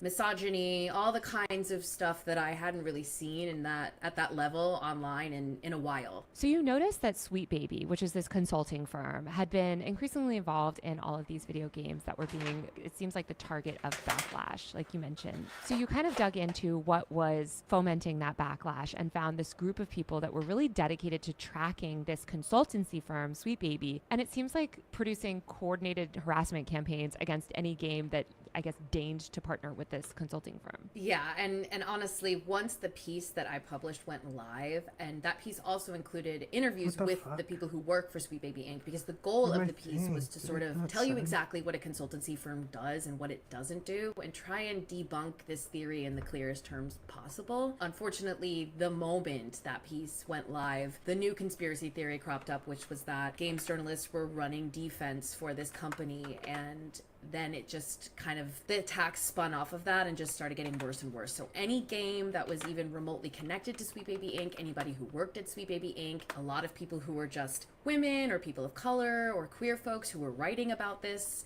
or talking about this online, they were just the target of this harassment campaign, and it has not stopped. It's been nonstop since March, actually. As you mentioned, there are so many of these consultancy groups that go around and consult on things like diversity and also just helping these game companies, like you mentioned, appeal to different audiences, right? You don't want to just appeal to one demographic when you're making video games. Why do you think Sweet Baby specifically has become such a target? I think it's a perfect storm of stuff. I think it doesn't help that Sweet Baby is run by a black woman named Kim Belair. I don't think it helps that a lot of their employees are people of color or queer folks or non-binary people. I don't think it helps that the video game industry, which grew exponentially during the height of the pandemic, where more and more people were buying game consoles and playing games that had never been involved in this industry before. And all of the video game studios started hiring more people, looking to make more money, which resulted in mass layoffs the last 2 years. I think people have also noticed that there is a perceived decrease in quality of some types of games, you know, games that are made with microtransactions so that you'll buy the game, but then you'll keep buying stuff in that game because you want to wear a cool outfit or you want to have a cool weapon. And those games are launching and then failing kind of miserably. And Sweet Baby Inc. was involved in 1 or 2 games that did not do very well. But unfortunately, what happened with Sweet Baby is it just became this kind of catch-all term for anything that they deemed to have any sort of DEI in it, diversity, equity, and inclusion. So if there was something that had a black character or a female lead, it was Sweet Baby treatment. Sweet Baby must have touched it. So now it's kind of spun out into a lore that in many cases is completely untrue, that this development company hasn't even worked on most of these games. About a decade ago, there was this movement online called Gamergate, which obviously you and I are very familiar with. It was this really coordinated harassment campaign against a bunch of women in video games journalism, bad faith attacks, and smears. And it was really this ultimately served as a sort of blueprint for how the far right would come to weaponize the internet. That received quite a bit of attention after the fact. There was a bunch of think pieces about it in 2017, 2018, 2019. Like, wow, wasn't that bad, right? Good thing that was over. It does seem like, though, things kind of went underground or at least weren't so bad for a while. In the past year, really with this new sort of campaign against Sweet Baby and some journalists involved like you, it seems like we're experiencing almost a Gamergate 2.0. What do you think has led to this resurgence? There's so many things, and I keep saying perfect storm, and it feels like a cliche that I've repeated so many times when talking about this, but it is sort of that. It's being an election year, and all of the kind of political disagreements and conversations that happen around an election year certainly make the internet an interesting place. I mean, we know that the far right and the people who helped prop up Donald Trump's first run for president were directly pulling from the playbook of Gamergate, and I don't think it's a coincidence that we started seeing it kick up again during an election year. And you can see that there are people who are in the now president-elect circle saying very similar things to what Gamergate 2.0 or the people who are inciting this harassment campaign say in terms of, you know, this company's infested with DEI, or we need to end wokeness. And the issues that the gamers have with video games and the diversity of the industry can easily be applied to larger political issues that they may have. And this sort of belief that there's this massive, you know, countrywide conspiracy to elect people or put people into jobs who don't deserve it because they're a minority, or to cancel people because they don't think that that's fair. And I think that, combined with the way that Gamergate just kind of eventually disappeared, also meant that a lot of the major players in the video game industry didn't really have to acknowledge it. You didn't have to have Microsoft say, this is screwed up and you shouldn't do this. Or Sony say, we stand with the people who you are accusing of not being ethical in terms of journalism. And I think what happened when this started kicking up again in March was there were a lot of major companies and a lot of major people in the industry who kind of stuck their head in the sand, hoping and praying that they wouldn't get the Eye of Sauron on them, that they wouldn't start to get these people looking at them and attacking them. And unfortunately, that ends up being a sort of tacit approval of the way that these people are behaving, or at least giving them the space to feel like, well, they can continue to get away with this. It seems like this campaign has obviously spanned the internet. It's all over YouTube, Twitch, every social platform. But so much of this coordinated harassment and attack stuff seems to be happening on Twitter, or X rather now, especially under Elon. What role Stop do you it, think Taylor. has Elon's X and its sort of toxic Don't call it algorithm that. played in boosting this Gamergate 2.0? There's a couple of things. First of all, the terms of service that X/Twitter has in place are clearly not being policed or monitored as well as they should be, or as well as they were before Elon Musk took over. There are clear-cut violations of terms of service. I mean, people with slurs in their names. But it's not just the terms of service, right? Like, I guess, what no. role do you think the actual algorithm plays, and the fact that you have these like right-wing figures that are able to amass so much power on that platform? I mean, it has to do with the monetization also of hatred and harassment. I mean, you can buy a blue check now and you can farm engagement off of that so you can buy to have your account have a blue check next to it and earn money off of all of the engagement on your tweets. And so if you tweet something incredibly controversial or something that's going to get a lot of interactions, you're going to get more money. And those things are also boosted through the algorithm to people's homepages. I mean, I obviously have another Twitter account that I use to monitor things, and that account is the entire homepage is just filled with absolute horrible, racist,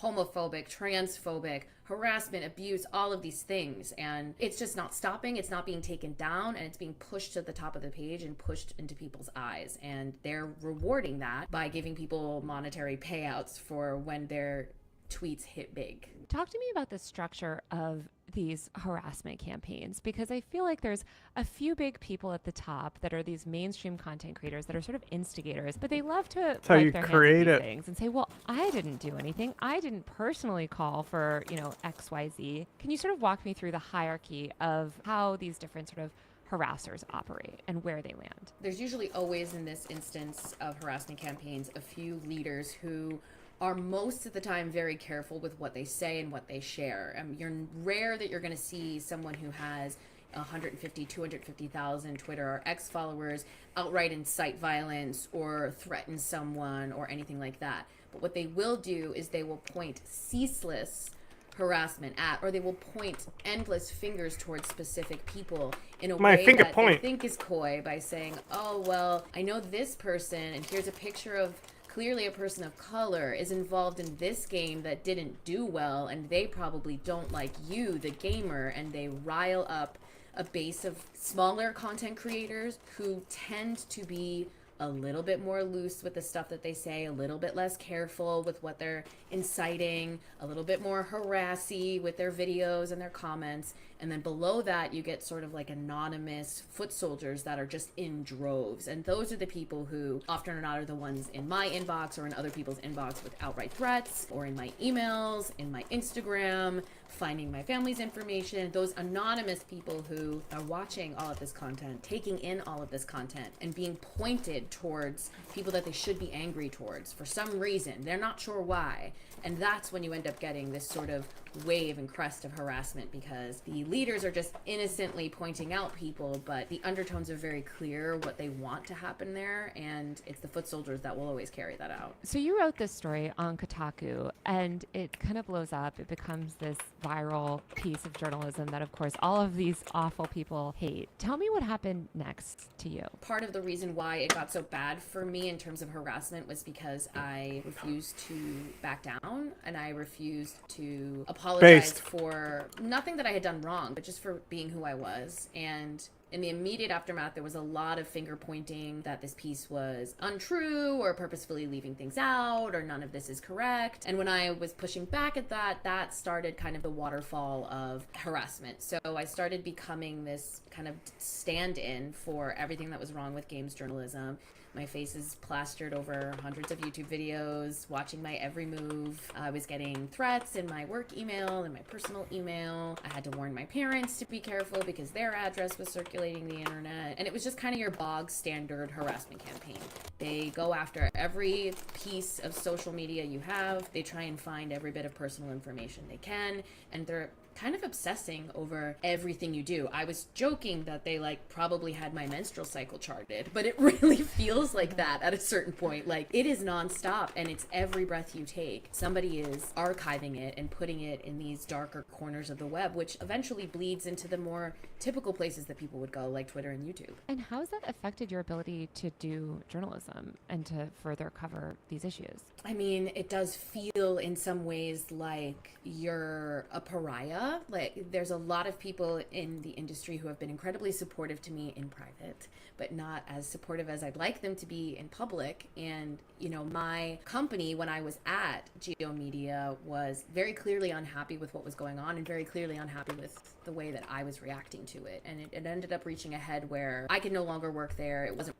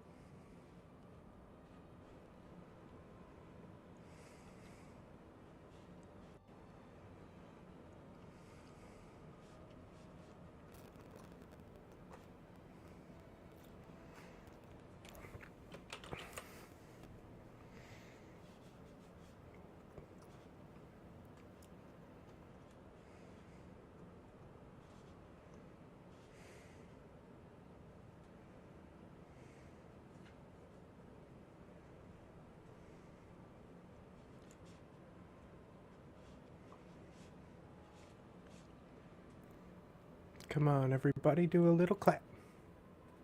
Do a little clap. Do a little clap. This download won't go. Working for anybody. And now I'm in this sort of in between where I really want to keep reporting on this stuff. I think it's crucial to keep reporting on this stuff. I don't want to disappear because that is what the goal of that harassment campaign always is. It's why when people have been making videos about me, they've said, well, why didn't you just go the way of Zoe Quinn and Anita Sarkeesian, who were two women that were kind of focal points of the first Gamergate, who drastically decreased their internet presence over the last decade. They want you to go away and they want to scare you off the internet. And I just kind of am refusing to do that. But it does make it very hard because then you start to wonder how many companies want to publish something with my byline because they're going to get dogpiled on or they're going to start to get harassed. And I've seen it in a small scale with my recent bylines at Rolling Stone. They're just, anytime they see my name anywhere, they're jumping on it like dogs with a bone. And it really is upsetting because at the end of the day, you know, I was doing my job and I was doing it well. And I think being put in a position where you feel like you might not be able to do it anymore is a complete bummer. It's horrible, but we see this happen constantly. I mean, I've reported on so many of these campaigns, especially against women journalists, and it happens to, you know, women across the board, especially women covering online culture, as you mentioned, and video games, because I think these are very hyper online engaged, radicalized communities. Why do you think media organizations are so scared? Like, why do you think they have learned nothing from Gamergate 1.0? Like, was there any improvement here? Because it seemed like there was this whole reckoning around it, but now we have it happening again, and those same media companies that were publishing the, you know, think pieces about how, wow, wasn't that awful? It seems like they're making the same mistakes again. Yeah, I think ultimately it all comes down to worrying what's going to affect your bottom line. And that's also why I think the video game industry leaders and these companies and publishers stay quiet as well, because I think they worry that the moment that you take a stance against something like this, you alienate a part of your audience. And in a media landscape where websites are shuttering left and right and shutting down or selling or people are getting laid off, I think there's a fear that you would alienate people by loudly standing behind your employees who are getting harassed. In some cases, I also think there are some people who are at the tops of these businesses that aren't necessarily all that worried about the way that these people behave, and maybe they don't necessarily disagree with some of the things these people say. The people who are in positions of power at these places are there for a reason, and I don't think they want anything that could upset that power balance. And I think seeing that somebody is getting sort of endless abuse for something that is a fairly left-leaning but innocent stance on something scares people who are at the top, because they wonder, well, what happens if I take a stand? And so I think they're just quiet. And I think, quite honestly, they're cowards. I think a lot of people are really just worried about their KPIs, or they're really just worried about their page views. They're worried about how much money they can make for the site. And they think if we make a statement saying stop harassing someone, that section of the internet will no longer entertain us and no longer read us. And I think it really just is, it's cowardice, pure and simple. In some cases, I think people are, like I said earlier, afraid of that eye turning towards them and attacking them. But that's why I've called for video game industry leaders and companies to issue a joint statement that's just signed by a bunch of people. It doesn't need to be this sort of granular back and forth with these bad actors online. It could just be something as simple as the video game industry is diverse, the people writing about it are diverse, there's no conspiracy theory here, please stop harassing people, we don't stand with it. Signed every big leader in the industry, but it's not happening. I feel like there's also, you know, what these people fundamentally prey on is also the public's lack of media literacy. These independent content creators are able to kind of go out, they're able to weaponize the traditional media because they know the traditional media is certainly not going to cover these campaigns. The traditional media doesn't really cover harassment campaigns against marginalized people generally. This shit and so won't they're able to kind of push download. these narratives unchecked. There's also this idea from a lot of the same people in positions of power of don't feed the trolls, right? That you love to hear that saying all the time. They say, don't feed the goblins. And it seems like that kind of ignores the Goblins way the internet are is better than currently trolls. set up, right? Where there are these people that have these powerful megaphones that can push these really dangerous and defamatory narratives about someone. And if you don't respond, I feel like you just create this vacuum for these narratives to thrive. So I guess, how do you feel about that don't feed the trolls advice, and how have you sought to fight this misinformation and smear campaign against yourself. It's so funny that you say that, because that was actually something that was said to me multiple times by some people who I will not name when I was still working at Kotaku. And it frustrated me twofold. One, exactly what you're saying, the conversation of, well, this is gay defamation journalism against isn't a me. real It's job. also insinuating or saying outright that my journalistic Okay, practice this shit won't is download. unethical, I'm or moving that on. I'm lying throughout a published piece, and not saying anything about that kind of stuff does, again, is a little bit of a tacit approval. It's a picture little really bit of looks a, like "Ooh, shit I when don't I wanna say open anything that other because I don't want window. them to pick that up and run with it." But when you don't say anything, they're running with it anyway. And I've learned that even when I don't say something that could piss them off, they will find something to get angry about, whether it's a tweet from 10 years ago or it's a retweet. There's something that will consistently drive this outrage machine. So I believe you have to be smart with what you're pushing back on. And in some cases at first, I kind of felt like I was Captain America in that one scene, whatever movie it is, where he fights like 8 guys in an elevator. I kind of felt like I had to just go at everybody who was saying everything ridiculous about me, because the ridiculous level got to something that was, I mean, it was comical at a certain point if it wasn't tied to such scary, violent threats, but it got exhausting. And then I got to a point where It is like, okay, what are things often that are comical just really easily because disproven? Things when that these big people leaders come were after you, it's saying never about based how in Call of reality. Duty added bullets that had the trans flag on them, so you can kill people as a trans person. And I had to debunk that, because I was like, that's an easy thing to knock down and say this is completely untrue. But what's frustrating is the outraged people, the people who are consistently feeding this outrage machine. You can prove that something is untrue unequivocally, and they'll just move on to the next thing. And so I don't really know what else can be done aside from kind of constantly going, that's wrong, that's wrong, because without these people being deplatformed from places like Twitter or YouTube, spreading disinformation or other things that obviously get into illegal territory, they're just going to keep doing this because they're still getting the views and they're still getting the likes. But Yeah, the other pogroms, thing bro. They're that I always love gonna about happen. the trolls is how inherently It's violent God's will. it feels to tell a woman being incessantly harassed online that their behavior has something to do with why that's happening. It really feels like when someone says that they were sexually assaulted and somebody asks them, well, what were you wearing? Or you shouldn't have had so much to drink. It just feels like your mere existence and the fact that you don't want to lay down and take it is why it's happening to you. And it's so upsetting and frustrating. And also, if you do lay down and take it, it's worse, right? Yep. Like, I think that's what people, especially these sort of... God, Taylor's like, she could be louder, and I don't mean volume wise. Like, I could turn up the volume, yes. I mean, loudness is a measurement that's different than volume, and even different than decibels. So, but she, she's one of those people that I could, like, just always be listening to and just, like, totally zen out, because she's so, like, calm in how she speaks. People in positions of power that make that comment, they think that if you don't respond, it goes away. That's Okay, not true. They here just comes don't a have performance to see your... test. I opened up a bunch of different browsers to see if I can tank the performance now and how well it does. response to it, right? It's out there, it's manipulating, people's perceptions of you. I also think it's a huge problem. I mean, you mentioned that you had to leave your job and stuff, that people that run these media companies and are in positions of power, they will throw any woman right under the bus if there's any hint of controversy, whether it's deserved or not. And I think that that is really scary, because we see men court controversy all the time. We see straight men able to ride these cycles out, and it's like, oh, well, he's really bombastic and he's a fighter, or they're never framed as like controversial. Men can use controversy and it is seen as like them standing up for themselves, or them taking control of the narrative, or fighting back bravely against these bad actors. When women try to do anything like that, they're chastised. And like you said, these media companies will run scared. They will throw you under the bus so Run fast away. because they believe falsely that throwing you under the bus will quell the controversy. In fact, it's like throwing, red meat to the sharks, right? Absolutely. I mean, I've said this before, like cancel culture does exist, just not in the way that the right-wing people would have you think it exists. Because you can see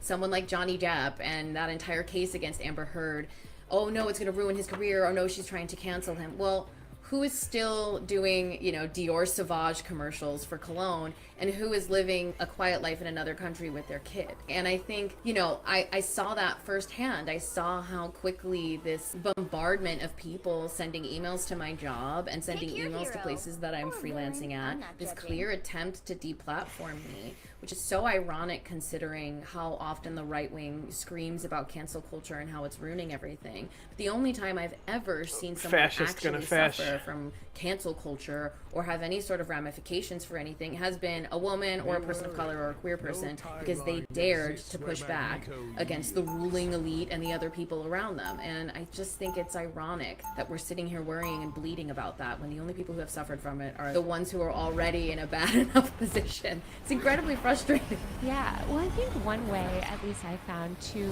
kind of help mitigate these harassment campaigns is to cover them and to educate people about them, so that when they see a campaign like this, they say, look at how much cunt Magneto serves. Oh, this is coordinated networked harassment. The hand on the hip kills me. For what it is, it's technically behind him, but I don't want. I want to ignore it, and I want him to think that he's like that the this. mainstream media, traditional media generally, doesn't cover these things. Like, if for someone like you, right? Like, where do you even go to get your story out? It's not like there are journalists in these traditional outlets that even talk about these massive campaigns that are happening online. Generally, the traditional media tends to ignore the internet, I think, unless they're writing about how, like, Among Us, is a problem. That's the extent of the games journalism. How do you educate people about these campaigns? How can we educate the public on how to recognize coordinated, smear campaigns? You're absolutely right. I spoke to the CBC, the Canadian Broadcasting Company, illemmediately after my piece went live and the harassment started in March. It was an incredible interview. I was really proud of it. We talked about the harassment campaign. And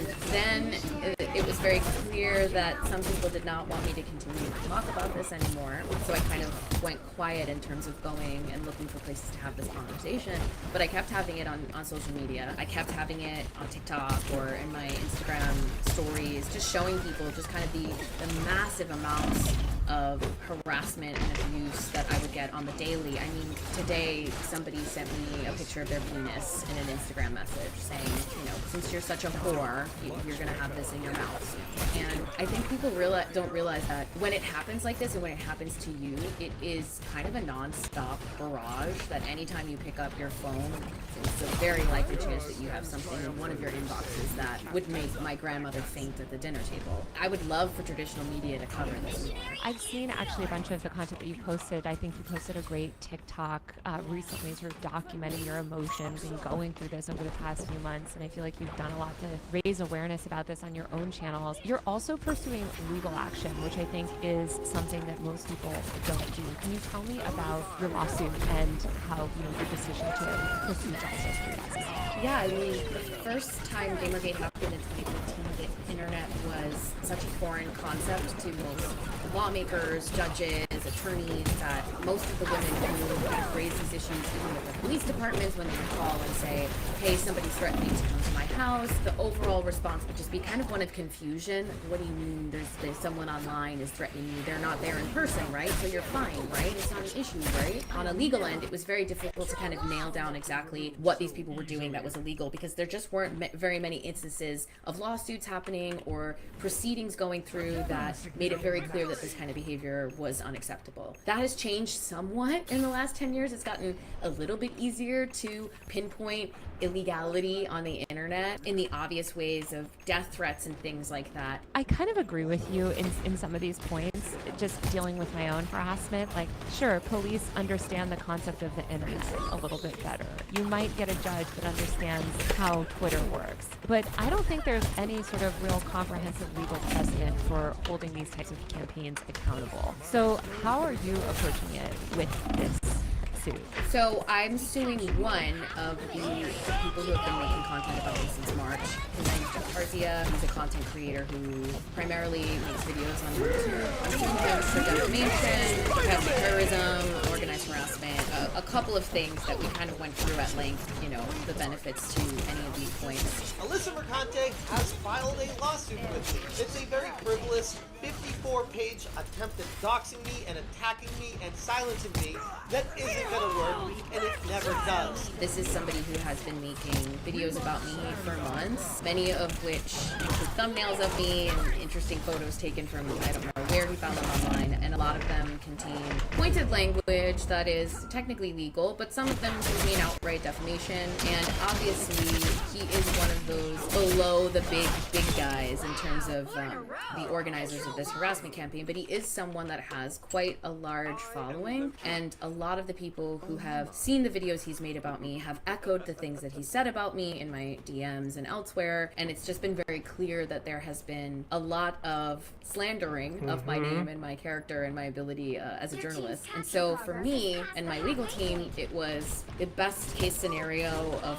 who we should try to have some modicum of a consequence for. There is clear-cut examples of what we believe are defamation, and there is a laundry list of content that this person has been making about me for months and making money off for months. So I'm hoping, I don't know how confident I feel because the legal system, I still feel it's very far behind, but I'm hoping that this could be something that people could look towards as a rare example of somebody latching on to the back of a harassment campaign and benefiting financially off of it while, you know, seriously affecting the life of one person on our sites. You know, I think my life has changed dramatically because of all of this, and I don't think that's fair. So we'll see. Yeah, I think the profit is such a key part of it. In the meantime, I guess what can people do to support those who are targets of this type of stuff? I mean, to support your work and stuff now that you are independent, like how, I don't know if you can pay your legal fees, like how it's been going. How can people get involved who want to put a stop to these types of cycles? There's a couple of things. Obviously, I started a Patreon and I regularly stream on Twitch now. Twitch.tv/AlyssaMerc. I'm trying to do kind of a hybrid gaming and covering like tech and video game news. Just kind of testing it out to see if that medium is a good place to have these kinds of conversations. And I have my Patreon, which they did advance it. writing on. Some behind a paywall. Pretty some cool. Not. I'm applying for jobs, you know, obviously trying, but in terms of support, I mean, just getting the word out there, and also, honestly, it seems so silly, but reaching out to me and just like giving me a virtual pat on the back or an "I've got your back" is huge. And also for the larger people, the people who are not, you know, just us lowly journalists that are, you know, struggling to make rent in New York City or elsewhere, but the people who are leaders at these companies and leaders in these spaces, I think a little bit more vocal support for not just me, but the other people who are facing harassment, I think would be huge. Again, that vacuum of not saying anything leaves a lot of space for people to continue to pile on. And also, I would say, if you come across something that is so blatantly violating terms of service, at least give it a report. Sometimes it works, sometimes it doesn't, but it's better than just me feeling like I'm constantly monitoring my own harassment, which gets exhausting. Well, it's traumatizing, right? I mean, you're forced to, because, and I hate this idea as well, where it's like, well, just don't read it or whatever. For your own safety, you do need to read what people are saying, again, to report threats, to escalate things. Like, and there is no service that can just go in, and I've always wanted something like this, just like monitor all of your mentions, right? Like celebrities have, I guess, and like deal with things and escalate things. So you manually have to read the most vicious stuff about you. I mean, I think it would lead any normal person to have severe PTSD and trauma. Sometimes you think that you're okay, and then you just kind of have like a moment where either you're just so tired that you break down, or for me, I would just read these things all day and almost like a hard crash obsession at a certain point where I was like, wow, this can't get any worse, right? It can't get any worse, right? And then it get worse and worse, and I think I started noticing that like even the most innocuous comment after me reading something terrible all day would be the thing that broke me. And I think it was just the volume after a while. And the fact that it doesn't stop is pretty wild. I mean, you know, my old company did offer Delete Me, which is a service that's supposed to keep all of your personal information offline. But these people who are the worst actors in this space, and I mean, these are the ones who are gathering in these really strange, dark corners of the internet. These people, this is their entire life, finding information about people. And so having that service only kept them away from finding my information out there. Some sort of loophole or some mistake that somebody had made. And, you know, the next thing I knew, someone was posting people at the inside of the apartment. So it is scary, it is overwhelming, and it's also very difficult to explain it to someone who's not always online, because there is that kind of, we'll just turn off the computer. It's not that simple. There's also the idea of where there's smoke, there's fire. And I think we see this especially when we look at women and marginalized people. It's this idea of, I like Alyssa and her reporting seems good, but she's so controversial. They just say this about everyone. Obviously, I get it too. Like, we all see this happen, and it's how they drive people, marginalized people, women, like, out of the industry by stigmatizing them. And if you respond, you're asking for it. And if you don't respond, you're just going to be steamrolled and absolutely put up no fight while your entire career is destroyed. And the narrative about all of this hard work that you've done for years is twisted. And you just become sort of known for your controversy, which is what they want, right? Because you are doing good journalism. Do we have healers? They don't want you to be known for your journalism. They want you to be known as controversial because it makes it easier for you to be dismissed. Absolutely, and it has been incredibly difficult, especially since we filed the lawsuit last week. We just filed it, which it was in the works forever. It's been incredibly difficult for me to sort of take measured approaches to this kind of stuff, because it is very frustrating to see, especially within the last few days since the filing, even more defamation, lies, and slander spread that I just kind of have to sit on. And that is something that I understand it, and I know that it's short-term pain for potentially long-term gain, or at least some type of consequence for somebody who has been doing this. But I think I prepared myself for it, but I don't think I prepared myself enough, because now it's gotten to another level that I'm like, can this go any higher? Like, what the limit does not exist. Like, why is this happening? I completely empathize. Yeah, I'm sure you do. I'm so sorry, for what you've gone through, but your work is amazing. I hope people follow you, watch your streams on Twitch, support your Patreon, and I hope that more online culture, writers pay attention to this, and I hope. Okay, I found this. Here we go. Gamble bag. Some of us work all life long to belong. Video. Bosses aren't very nice. HR twice. They walk on water when it's ice. Some days it's just like that. Could be louder. Gentlemen and female gentlemen, critical somebody told me to watch this yesterday, and I said, okay, sure, I'll put it on. And he said, it's so funny. I'm already done. Welcome back to the comment section. I'm Brett Cooper. Now, we have obviously talked about this at length, and we know that feminists have taught women the lie that taking off their clothes and selling their bodies is empowering and a very effective way to give an FU to the patriarchy. So brave. I mean, just look at OnlyFans and all the half-naked girls on Instagram that are basically begging people to believe that they are happy, very fulfilled, and that they are sticking it to the man. But we all know that is not true. And obviously, it is their life. They can do what they want. But they will never, ever be able to convince me that that is healthy, that they are actually happy, or that that is empowering. Paris Hilton, Y2K. Women have found a new way to Interesting reclaim hashtags. themselves, as they say. And I am not sure if it is better or worse, but you guys can decide that for me. Before we jump into it, though, make sure that you like this video, subscribe to this channel if you have not already, and ring that notification bell so that you never miss a comment section or off the clock episode. Alrighty, so welcome to Bimbo Talk, or Bimboification. Bimboification is what they call it. This is a subculture online that has now grown into the real world, where girls are preaching that you can reclaim yourself and say F you to the patriarchy by becoming bimbos. What the what? Let's just watch this video. This is like the OG bimbo girl on TikTok. Hi everyone, it's Chrissy, your favorite bimbo with the horrible math skills, here to tell you how to be the best bimbo you can be. Always say your daily affirmations while looking at yourself in the mirror. I'm hot, I'm smart, I'm rich. I may only have $10 in my bank account and I don't know what 2 times 2 is, but God didn't make me smart like that. God made me smart like this, right? Now remember, So gross. it's very important to always take your dog on a walk. Shut up. Can I get a grande iced caramel macchiato with oat milk and an extra shot? Is this really what we're upset Can I also about, get a Brat? cappuccino? Whatever. So this is It's a obviously character. a little character that she's playing online. Thank but A lot God. of people are not taking it as a character. It has now become like a theory online that people are dissecting, qualities that women are adopting. And Bimbofication. it's very weird and it's very gross. And that's kind of the whole point. It's just these, a theory. gross stereotips that women A are now game adopting theory. as a way of reclaiming their power. But Mantis. really, it's just making Mantis them look toboggan. stupid, which is again just making How do you spell women look toboggan? worse. So I think you guys probably get the gist of it. You act like an idiot, you act silly, and maybe you treat men like dogs. If you want to treat your real dogs well, you need rough greens. Naturopathic Dr. Dennis Fuck Flack, off. the founder of Rubber Dog, can try it too. A free jumpstart trial bag could be at your place. There are any bimbos. It's crazy that a third of Daily Wire videos are ads. So watching, I know you might buy your boyfriend's pup cups, but do not give them rough greens.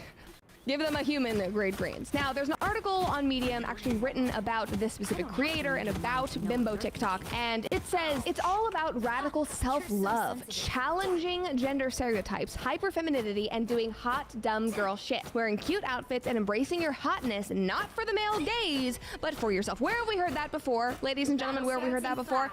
OnlyFans. It's not for the men, it's for us. We're reclaiming our power. No, it ends up being for the men. Sorry to break it to you. Who says Now, that? many of the new age bimbos also appear to be pro-sex work. Shocker. I've never heard Pro-plastic anyone say surgery, that. I'm sure they pro-BLM, exist, radically but- left, feminist, queer, and perhaps most surprisingly anti-capitalist. Yep, that's right. I don't know why that is most surprising. Maybe because the original bimbos were like Paris Hilton, and all she loved to Fell do down. was shopping. Like that was her whole character, was being this like shopaholic. But anyway, moving on. Now we know that empowered women are not only insufferable man-hating girl bosses, but they are also OnlyFans models, and they are bimbos. Somebody commented under that original video, and they said, "You're the reason I've been showing off my body more. I really appreciate the positivity you spread." So again, like women are actually learning from this. They're taking these qualities and implementing them into their real lives. Oh, no. Outside of these like caricatures on TikTok. Another person said, What will "Everything you Western say makes society so do?" much more Kill me. sense than math." Does it? And I'm not really that great at math.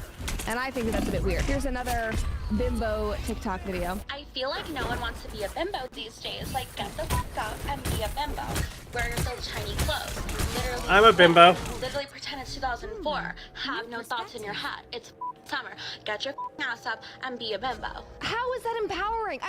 I genuinely do not understand how they get from point A to point B, whether it's with the OnlyFans, selling your body, or with this. Like, how is it empowering to act like an idiot, to say, I have no thoughts in my head, it's good if I just don't think? You are turning yourself joke. into an object.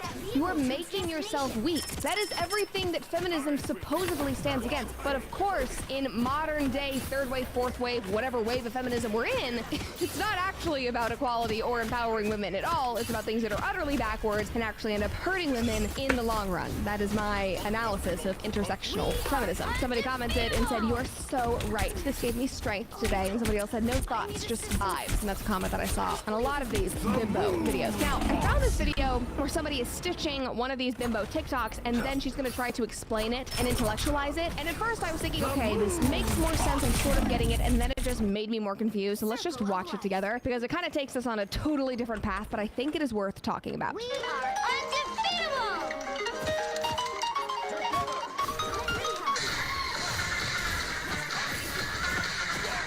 So I've been seeing more of this sentiment online. Women and girls expressing that they're just not interested in intellectual pursuits. It's not that they're not intelligent, it's that they're making a conscious choice to withdraw. And instead, they're investing in things that they consider to be more valuable to their quality of life, namely sex and sexuality. Excellent.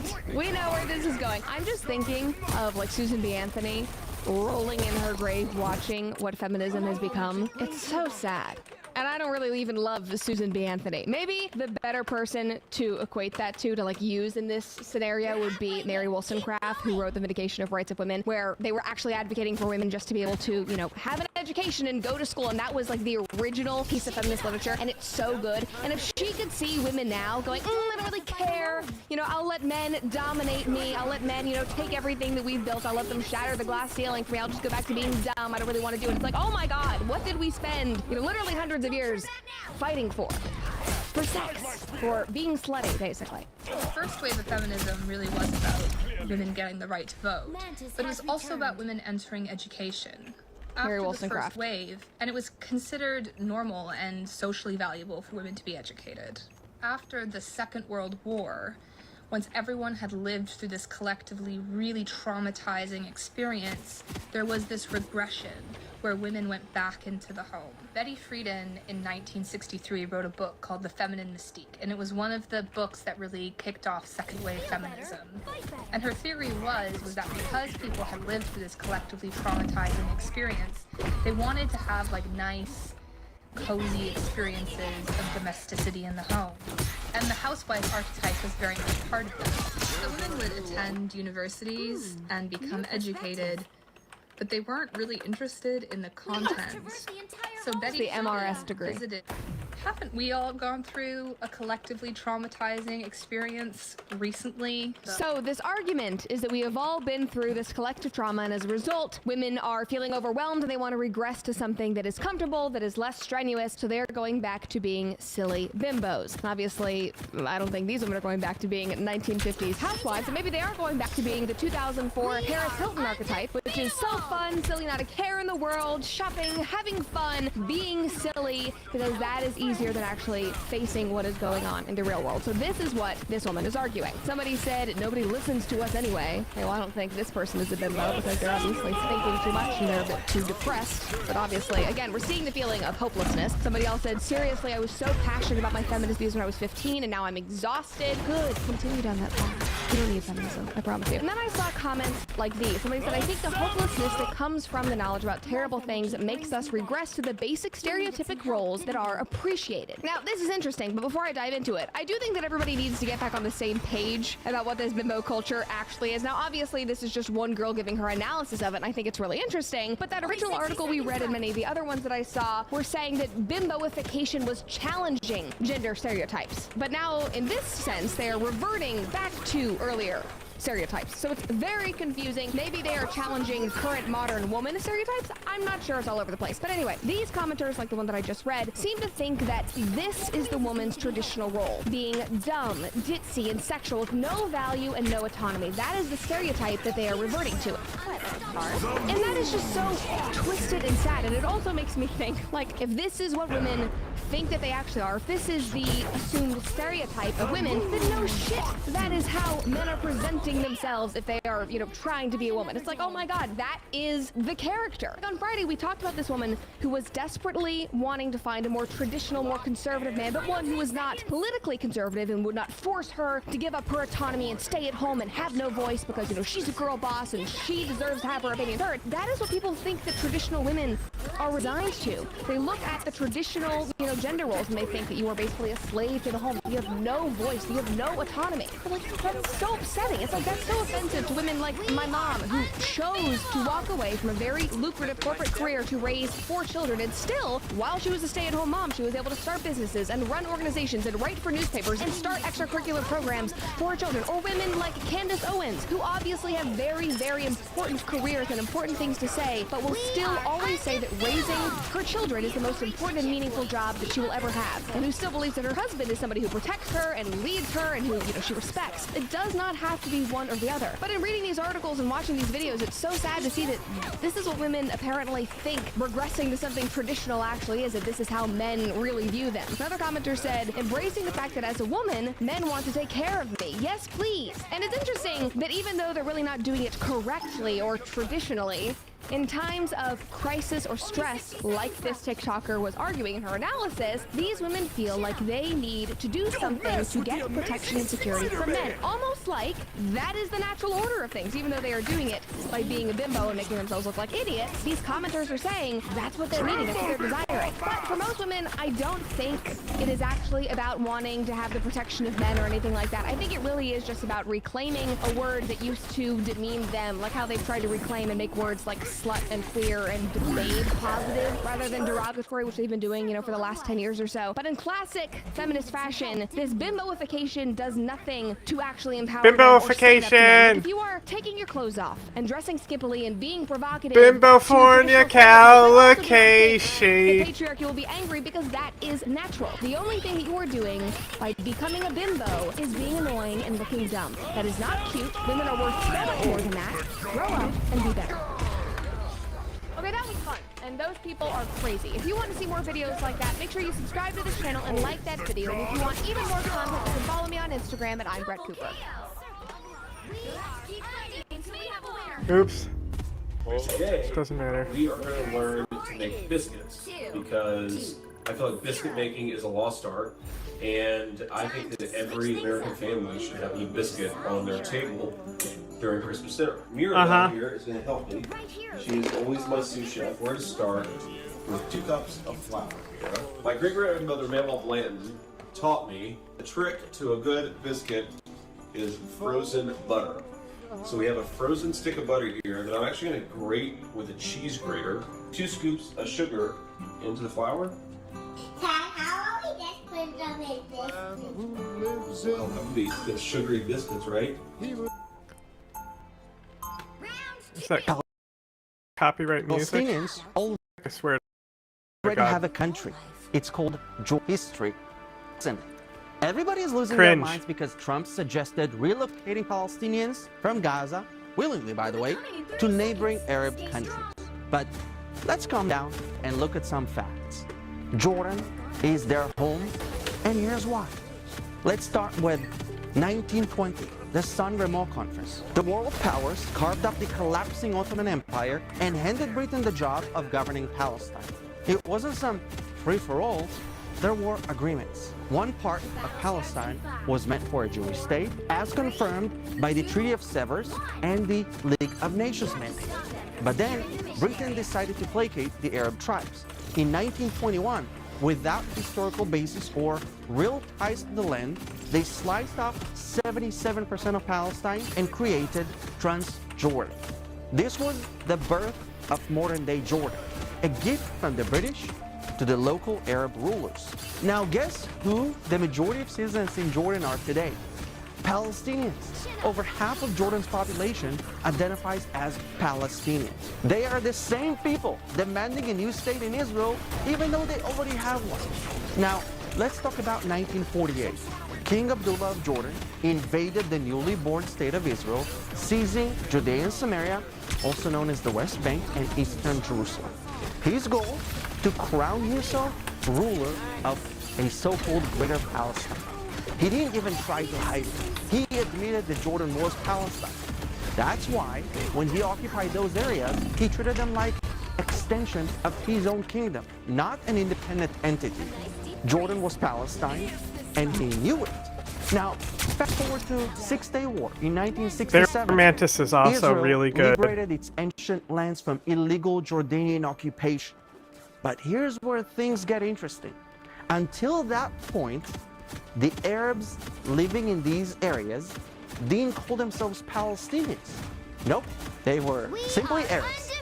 This sudden shift in identity came only after 1967. Leave me alone. when I'm just a small the bug. narrative I'm just a was small bug. Written to frame Israel as the villain and Palestinians as an oppressed nation.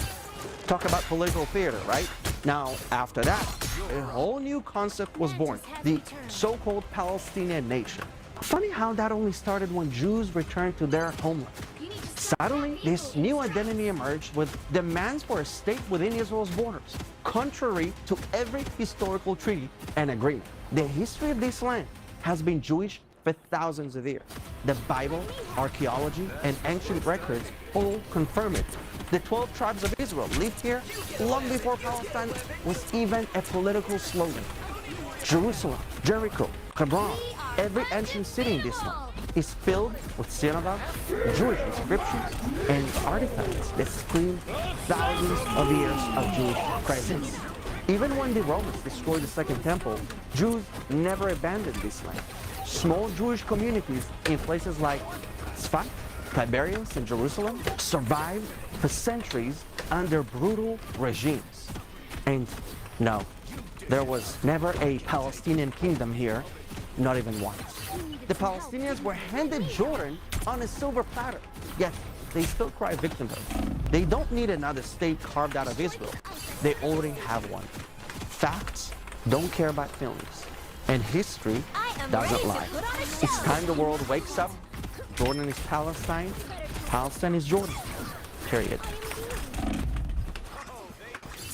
If you live in the UK UK, you'll know that energy prices are frustratingly high.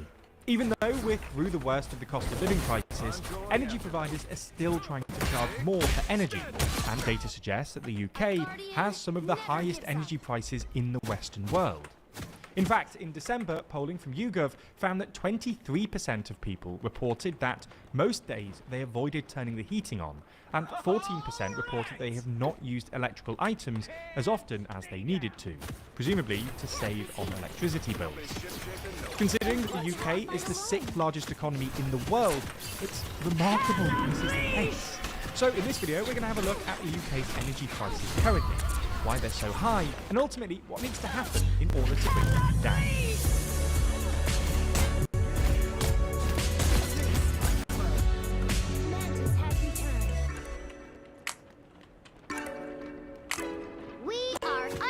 If you want more UK political drama from us, then check out our podcast Starmageddon, where we track the successes and failures of this new Labour government. Find it over on the TLDR Podcast YouTube channel or in your favourite podcast app. Now, prices of consumer energy in the UK are dictated by the energy price cap, which is set by Ofgem on the behalf of the government. This is a limit on the amount that suppliers can charge on each unit of gas or electricity used. Between 2010 and 2021, gas prices largely stabilised, and electricity prices grew steadily by 36% over this 11-year period. In 2021, though, they rose significantly. There were a huge variety of reasons for this, not least the war in Ukraine and the increased demand after COVID. As such, the energy price cap rose by 12% in October 2021, 54% in April 2022, and was set to rise by 80% again in October 2022. This was overturned, though, by the government, who intervened and limited it to 27%. Despite this, though, the energy price cap remains high, and it increased again this year by 1.2%.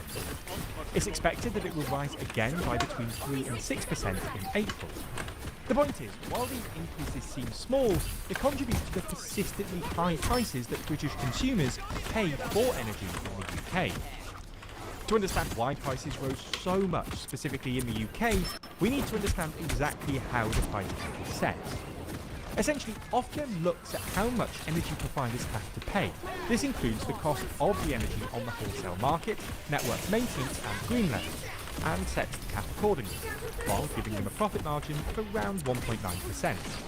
So we need to go one level deeper. Why is energy on the wholesale market in the UK so expensive? Well, this is where it gets interesting. Purchasing energy isn't as simple as purchasing other products, namely because you can't really store it, at least not easily and not for a significant amount of time. Therefore, the Electricity System Operator, or ESO, is tasked with making sure that the energy supply remains stable. Electricity is traded in wholesale markets, with generators selling electricity to off-takers, the energy suppliers like EDF or Octopus Energy. The thing is, things don't always go to plan, and various real-world issues, such as breakdowns in power plants and issues with undersea cables, can result in electricity being required from somewhere else. This is known as the balancing mechanism, and it essentially helps off-takers purchase extra energy in real time when required. Every 30 minutes, every single day, there's an automatic auction, with different energy generators offering to sell their energy to the grid at different costs. The more costly the energy is to generate, the more expensive it is. Wind turbines, for instance, provide very cheap energy. Once they're up and running, there are few additional costs. Other forms of energy generation will cost more. Gas power stations, for instance, will charge significantly more, as they're used less frequently and have higher costs, for example, more staffing. Interestingly, this is all publicly accessible data. At the time we were writing this script, the wholesale price being paid was £119.94 per megawatt hour, with 44.1% of energy coming from wind turbines and 36.5% coming from gas energy generation. Generally, if the wind is blowing, suppliers will purchase the cheaper energy from wind turbines, and if it isn't, they'll purchase energy from the more expensive suppliers. So far, this all makes sense. The thing is, as we showed earlier, energy companies don't purchase energy from one type of generator at any given moment. Rather, they purchase it from multiple different sources.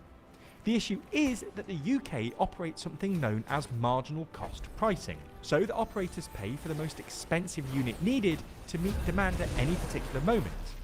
If, for instance, gas is needed in the energy mix, which is a costly form of energy generation, You see that? all other units of energy Bro in the mix at was that so mad moment saying will I was charge the same as bad and gas. didn't heal him, and I This is literally known had the as fucking medal marginal for cost most pricing. healing.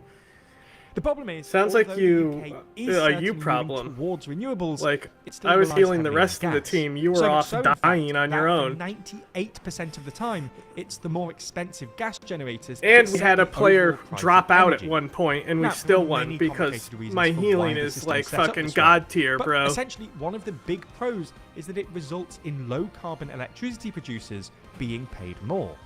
Theoretically, this should allow them to recoup their upfront costs and invest more. However, often this isn't the case. Many wind farms, for instance, have agreed contracts for difference with the government, which means that the government effectively assumes a lot of the risk and therefore tops them up when they earn less. The result, though, is that when they're paid more, they often have Who's to pay getting this topped? back to the government. As a result of this system, and particularly as a result of the UK's reliance on natural gas, the UK looks like an outlier on the international stage. Industrial electricity prices were about 50% above average, with a cost of around 25.85 pence per kilowatt hour. Other comparable nations, such as France and Germany, have an energy cost of only around 17 pence per kilowatt hour. So, what can we do? Well, understandably, there have been calls from various people to end this marginal cost system. Jack Wilkin, writing for Liberal Democrat Voice, wrote an article in January titled Marginal Cost Pricing, Scamming Britain Since 1989, in which he argues that under the system, it's regular people I don't that know how to lose. play either one of those Similarly, characters, Richard bro. Murphy of Tax Research makes a similar point, with him expressly calling for the system to be changed. This is certainly one thing that could help, although changing this would be one of the most radical overhauls to the system in years, and would certainly annoy the energy sector. Another thing that could be done is investing more in low carbon energy, including nuclear. We've actually done another video on this on the UK channel, so go and check that out. But essentially, if we were to have the option to rely on other forms of energy generation other than natural gas, to the point that it was no longer needed in the energy mix, prices would fall, even under the current system.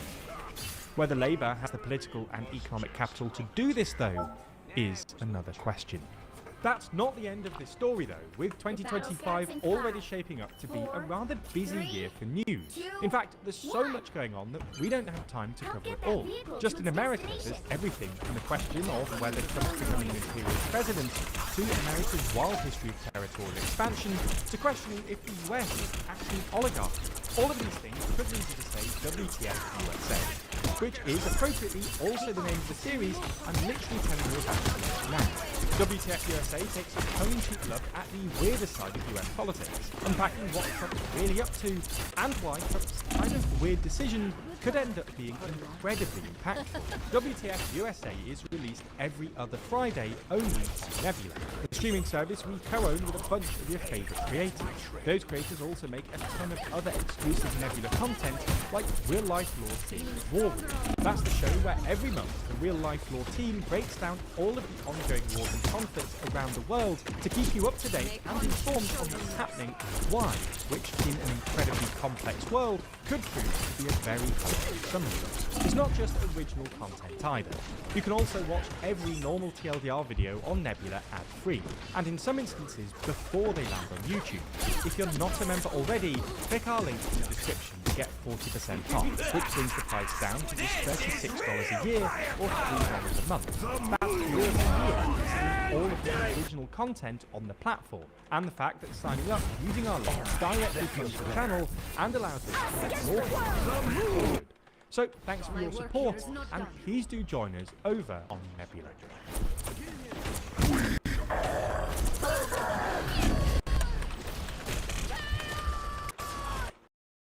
If you've never heard of the Roots, you're missing out on a piece of history. 1993, after a high-speed chase, police officers in LA literally beat them to death. In the trial that ensued, the jury found the officers involved not guilty. His audio is so low, but I definitely can't fix it right now. It was the catalyst for a violent riot lasting nearly a week. A riot that killed dozens of people, injured thousands, and destroyed God knows how many properties. Bro overextended with his alt. Seriously, the Korean community in LA became an integral part to the story, not by their word, but by the thrust of history. When the riots began, rioters specifically targeted Koreans and Korean businesses. Koreatown was burning. The Korean people, whose men and women were brutalized during this chaos, whose stores were ransacked, took up arms to fight for their lives. Many stationed themselves on rooftops of their stores, ready to gun down would-be leaders in defense of their rights. Hence the name, the Rooftop Koreans. It was a moment of truth, one to which we all get an ephemeral glimpse from time to time, when the cataclysmic forces of life share destructively through our habit and routine, and in its wake lay certain seedlings, realization about what matters the most in life, people, and community. It was a defining moment for a generation.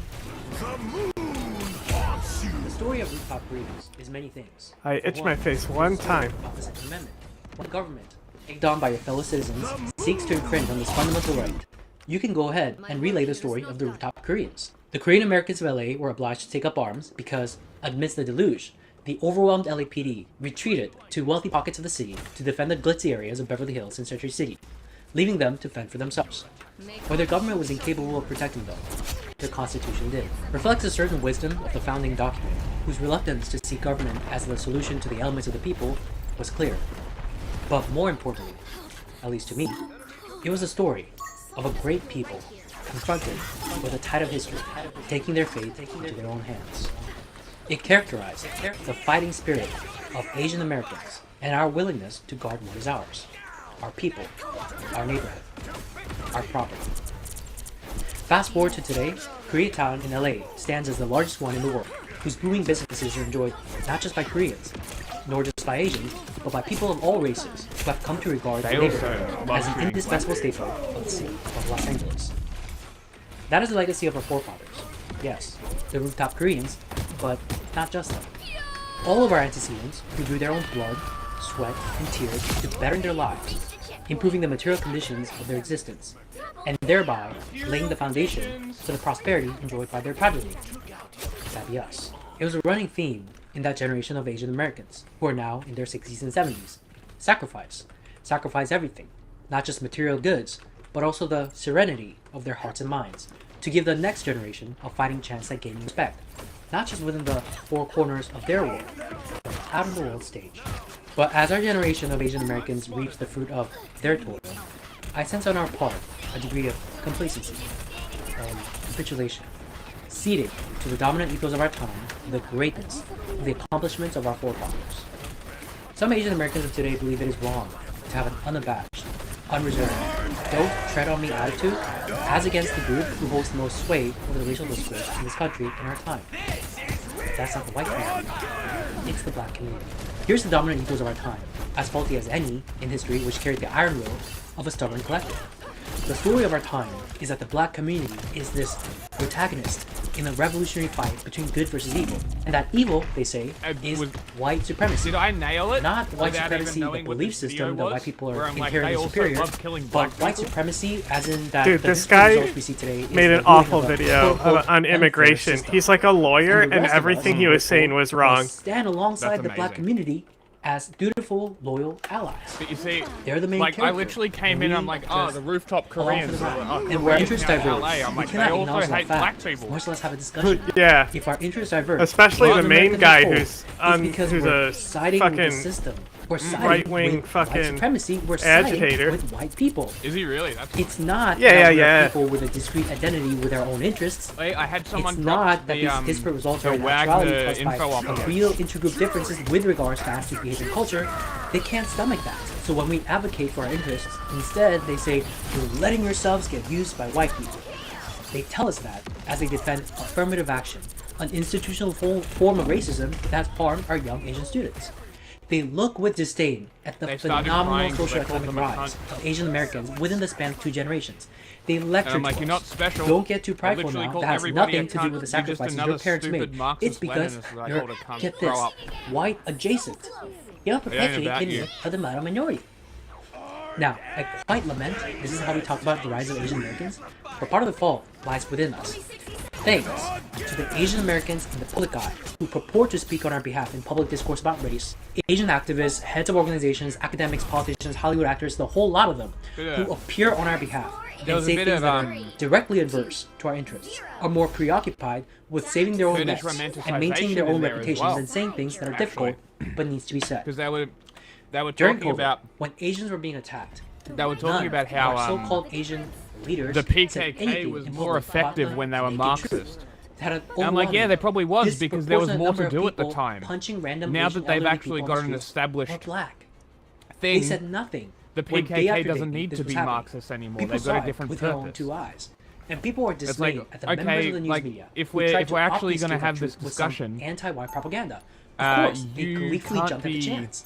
Don't you know? In the 2020s, you can't be everything jumping is to white people's fault. conclusions and our calling people, especially my here in opinion abroad, on the pay Kurds close attention to how we fetishization here because in I Brooklyn suggest talk that about it. But Engels when is it came shit time and for those of us Öcalan who is are a better interested by our example collective to of speak, feminist none of them did. politics. Oh, they Like, said you fetishized They Kurds. say you listen to the same yeah, truth because from leaders of the because black it was like a book. This is all because It of was white the supremacy. Kanye It post doesn't where really he's matter like that generally talking speaking, about it really women, wasn't a MAGA hat and wearing somebody redneck who put were punching and Engels spitting at Asians on the streets of and New the York. state and family in that book, and It's not their fault. I was like Engels smells, and just posted a picture of I think it was Democratic Confederalism, the pamphlet, or it might have been the thoughts of Öcalan, whatever whatever pamphlet it was, but you know the one.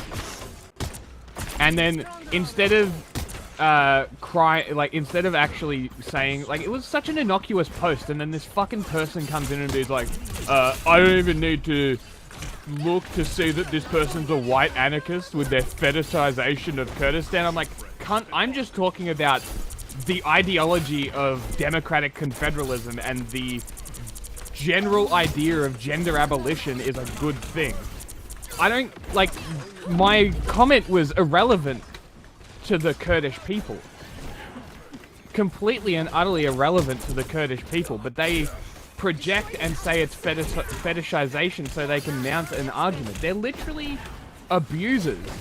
It's abusive, like, language. Gaslighting, all of it. They're just abusers, the MLM. Yeah, they're evil. Yeah, they're just abusers. And then they block me and start crying about misogynistic language because I called them a cunt. Grow up. I don't care. Don't act like a cunt and I won't Welcome call you to a communists.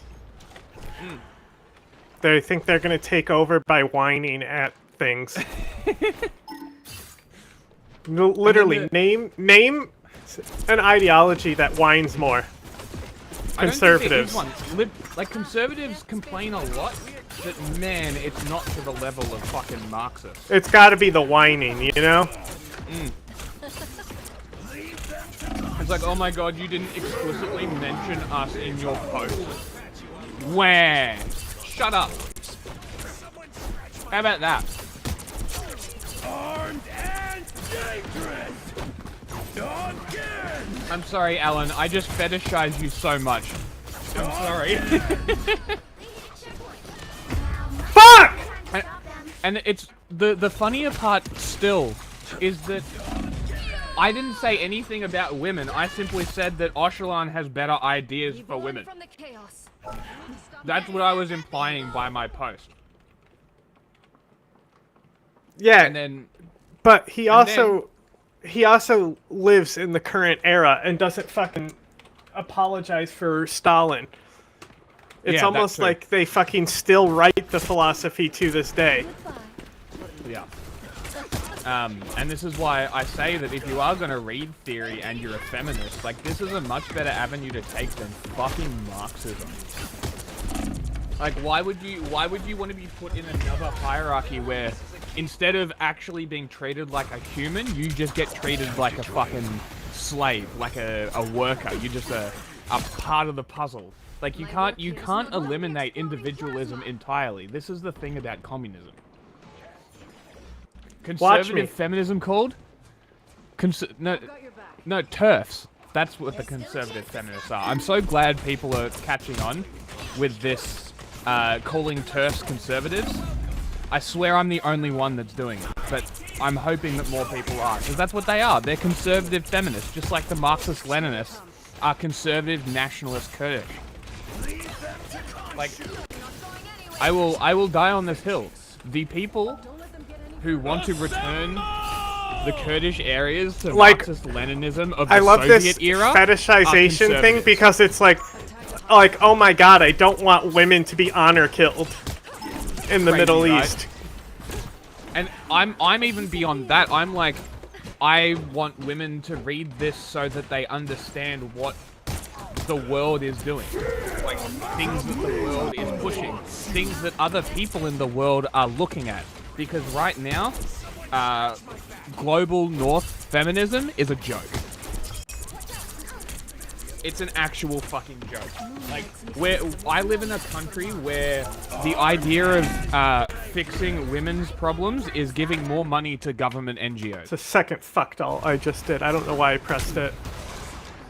It's literally just like, oh, women are dying because of domestic violence. Let's give more money to the organization that's been doing nothing for 10 years.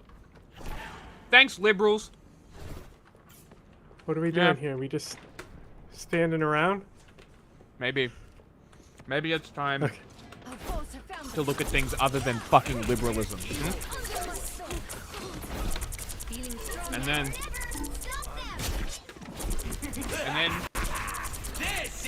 she starts crying about misogynistic language and how I'm like, do you always refer to Kurdish women as cunts when they disagree with you? I'm like, first off, you gaslighting cunt. No. Second of all, only Americans and Americanized people think cunt means a strictly derogatory term for women. No, you're just an idiot. You're just a cunt. I'm Australian.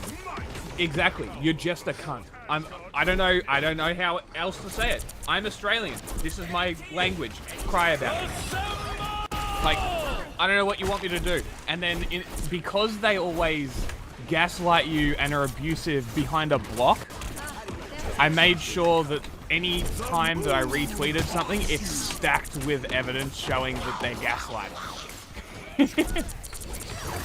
They're so easy.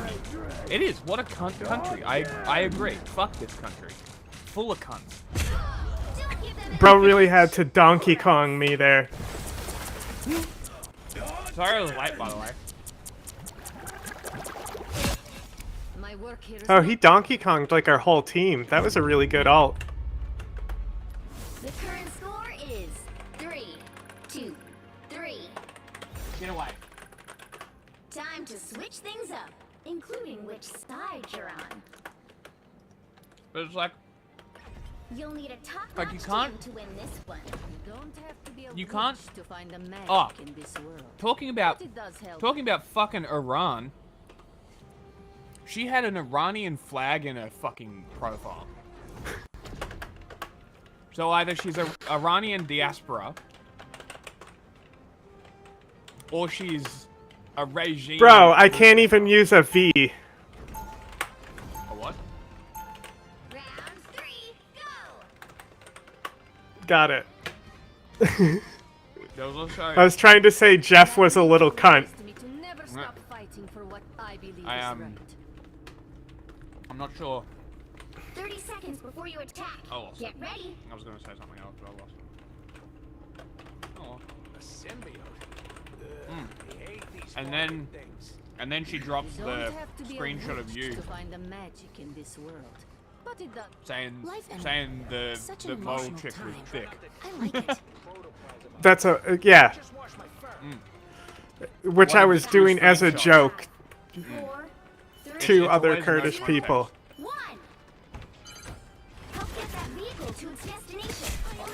So that doesn't matter because context is irrelevant.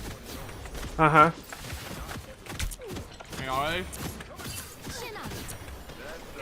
anytime it happens, I just share the YPJ interview, and I'm like, don't listen to us, listen to the YPJ say it themselves. Like, this is the whole reason we did the show was so there was another platform of which the YPJ was getting their ideas out. Yeah, and the whole That was the reason whole that point. information attack happened is because we platformed yeah. them, and they needed to basically... Because, like, they're trying to fight a revolution. They don't have the fucking time to run defense for someone online. Exactly.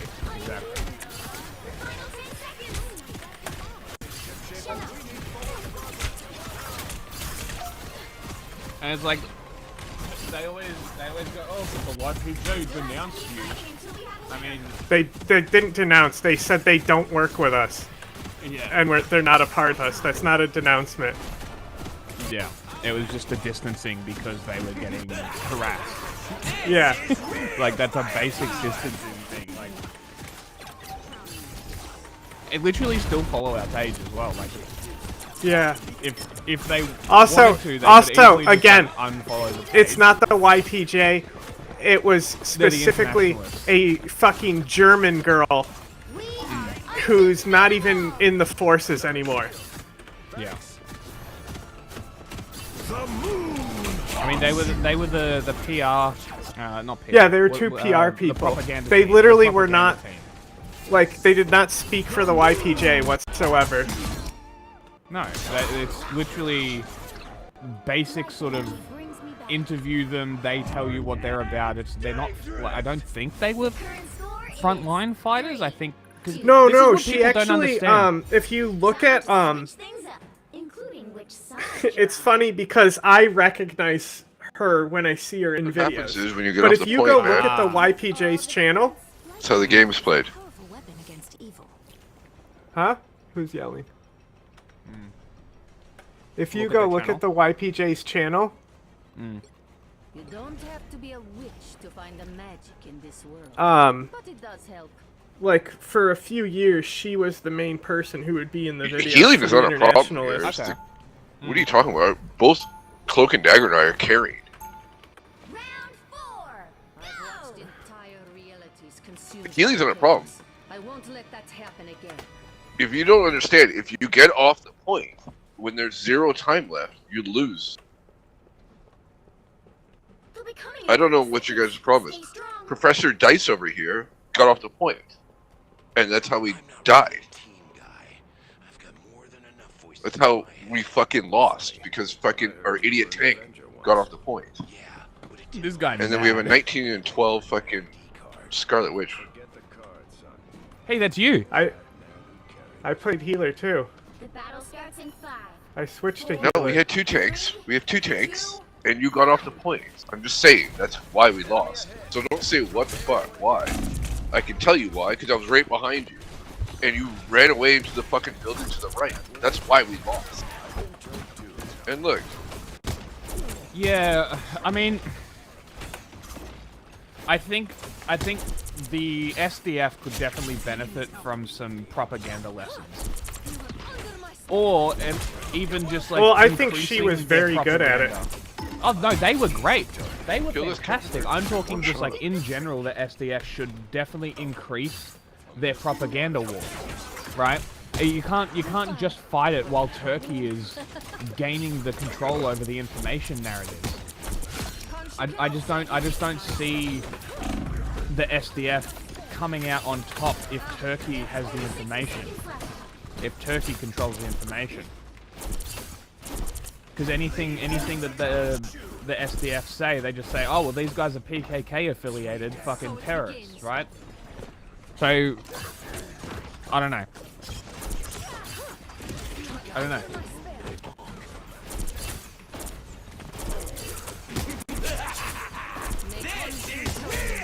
What do you mean?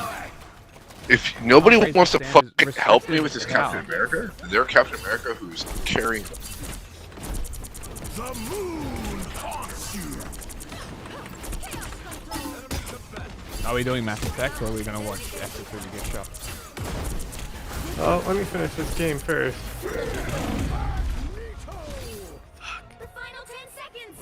See, this doesn't make sense to me. Like, why? If the revolution has to succeed, why is there restriction on media? That's crazy. But I also at the same time I'm like, it makes sense that you want to kind of streamline your message to try and be like, hey, we need support. We need. Are you gonna do something about about it? the revolution? Just go in there. Okay, yeah, that's essentially what I was.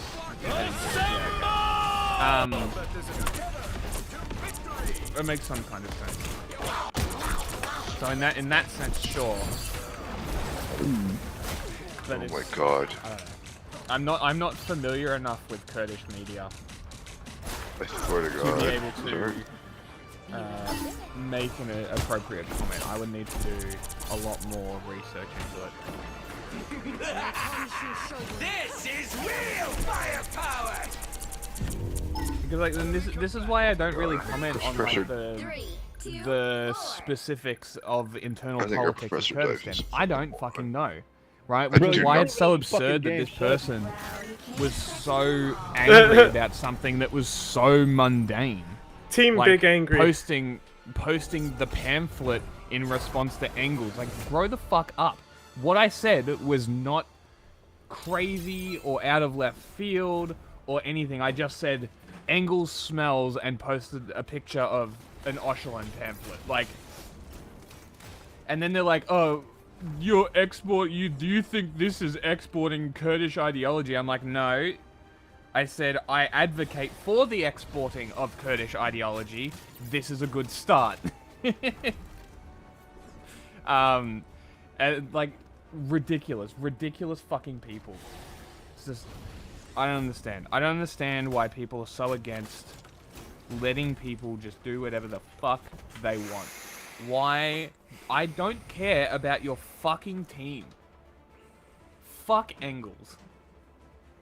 Fuck theory in general, honestly, but like... Yeah, don't you love our anti-theory episode? Talking about that, we've had a few people email us about I know. coming on the show. Well, if you want to put them on, put them on. I don't know how we should go about vetting these people. I don't care. I can vet them. I can vet them in the interview. If it's bad, I don't have to release it. There's no contract that says I have to release or even edit an interview. That's true. I mean, That's it's true. not that we have gutted one interview before. Yes. Yeah. And it was mainly because the guys had nothing to say, so I was just talking at them the whole time. Which one was this? There was like two libertarian guys. Yeah. It was something that was going to be like a collaborative like thing, and I told them to come reshoot, and they didn't want to, probably because of the things I said to them. Like fucked up their worldview, and they didn't want to fucking have their fans get their fucking worldview fucked up. Do you remember what the name was? Because I can't remember which. No, one. I just How long remember ago? like Was this before I just we remember started LTech? it started out with me talking about how I think solidarity economies are better than socialism and capitalism. And explaining how like confederalism and economies within the solidarity economics work. Did we release it? No, I gutted it. No. Okay. Because it was just me talking the whole time. Yeah. They didn't have shit to say. Because they're two idiot libertarians.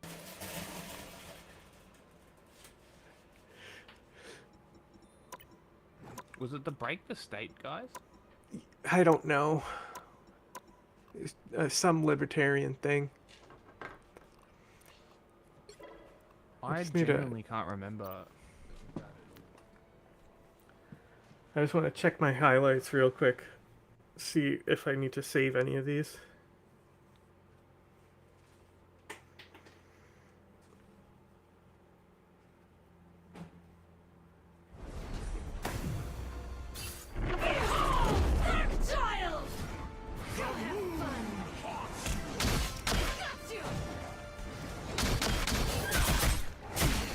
Nice.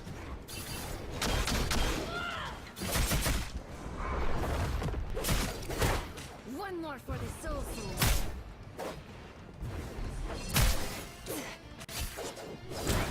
Almost a quad there.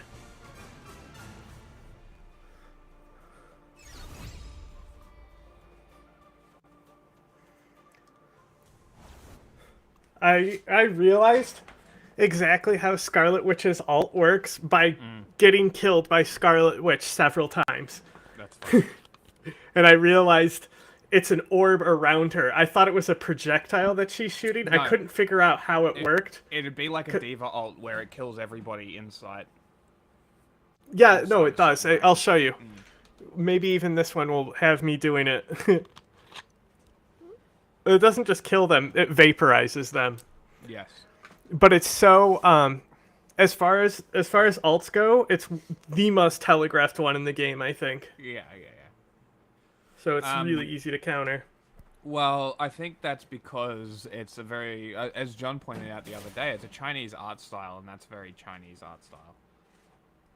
You'll see in a lot of the Chinese rip-off fighting games, online games, they're all animated that way.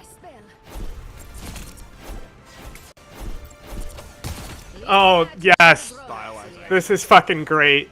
This is a great one. Right at the end there to win it. Did you see that? No, I missed it. Okay, hang on, I'll show you again. You gotta watch the rocket. This rocket, like, because you're just guessing what pathway to take, you know? You're fighting for your survival. And he guessed wrong. No, it is not. They have very long legs. Yeah, Punisher is the most silly.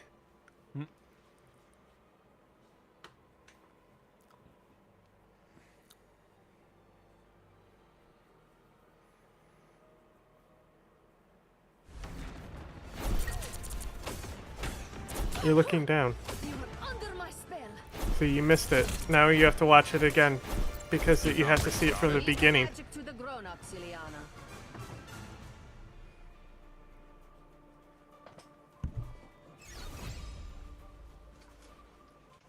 And now you disappear. Okay. Here it comes. Come on, everybody, do a little clap. I feel bad for the rocket in this video though. If he took any other path besides the one he was on, he would have lived.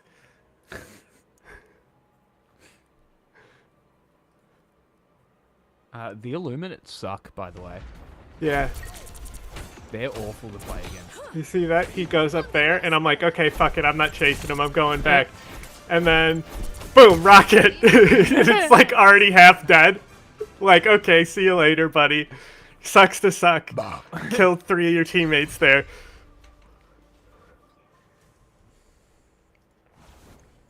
It was the end of the game anyway, so it's not like it mattered if he lived or died. No. I think this is I think I got a quad with Squirrel Girl. I'm not sure. It's even funny because I took a screenshot because I'm just like, definition of cunt. Did you hear it? You hear I fixed the crackling. Guess what it was?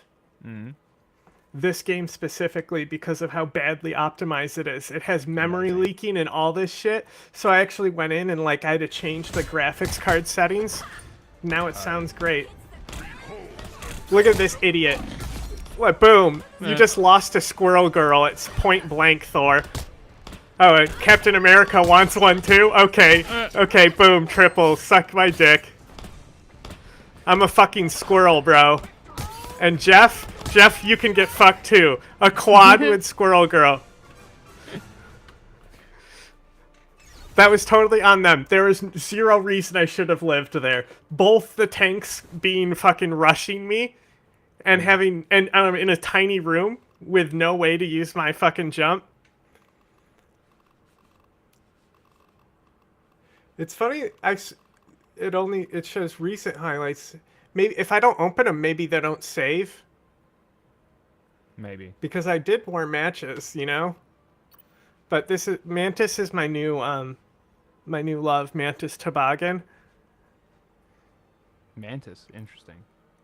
Yeah, she's really good for how I like to play healing. I'm looking back. Sorry, go on, Mantis. She has charges, right? So she has 4 charges. They can put a heal over time. And then her other 2 abilities either do the same thing, but one buffs her and one buffs your ally. But because you have 4 charges, right when the timer hits go, you can go boom, boom, boom, and buff your entire team. And run them in with max, health and damage and shit. I don't know why that was a highlight. It's even funnier looking back at this comment that they started getting fucking mad over. Because they go, they said something about white people staying out of Kurdish business. I'm just like, Kurdish business? I'm advocating for Kurdish ideas to be exported. Why are you searching Squirrel Girl on Rule 34? Right. And then they go, stupid cunt. Sorry, and then I go, how are you that fundamentally stupid? Oh, you're a Marxist-Leninist Maoist. That's how. Right? So even in the same comment, called them dumb. But they still chose to go with the gaslighty, abusive language of victimization. Very cool. See, my recent games, I think if you don't click the highlights, it doesn't generate them. Because maybe check this one out. MVP. Watch what I do to Groot here.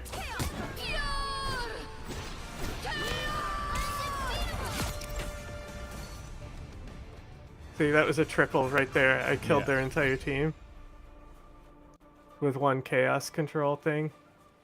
But this quad here, this is beautiful. Check this one out. I literally, what's funny is I just avoided another Scarlet Witch's ultimate and immediately did my ultimate when hers ended. But you don't get that part. It cuts off right at the beginning, right when I start doing it. But this run is fucking insane. Look at them. They're all right here in the center, all underneath me. Oh, boom, entire team gone. Last guy left. Boom, quad. And then I stop and I literally type quad. And another guy on that team got a fucking hex, which is 6. Yeah. We fucking crushed them.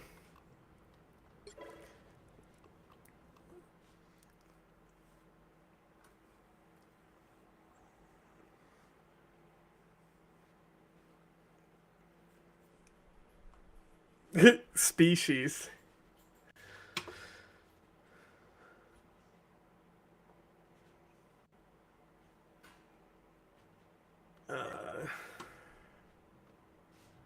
The question is, where did I save that thing that I saved? You know, the thing with the stuff. And the things with the stuff. I think it's in watch later. Stuff? What are you doing? Looking. That video that you wanted to show me. Well, I mean, I can throw another video on in a second. But Yeah, because there was that one video you wanted to show me that I said, show me later. I don't know what I you're can't talking remember about. what you wanted to show me. I said we'll watch it before we watch the movie. I don't know what you're talking about. You wanted to show me a video. I don't know what you're talking about.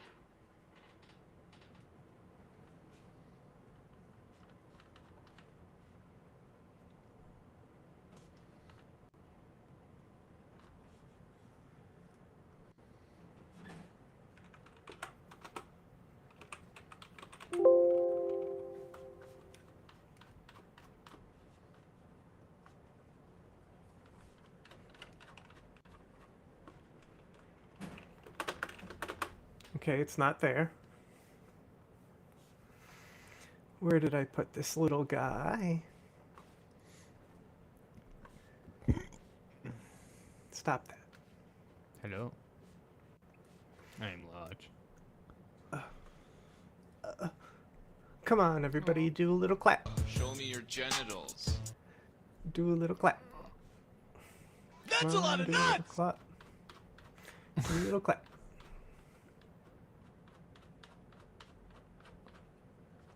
Cyclops there.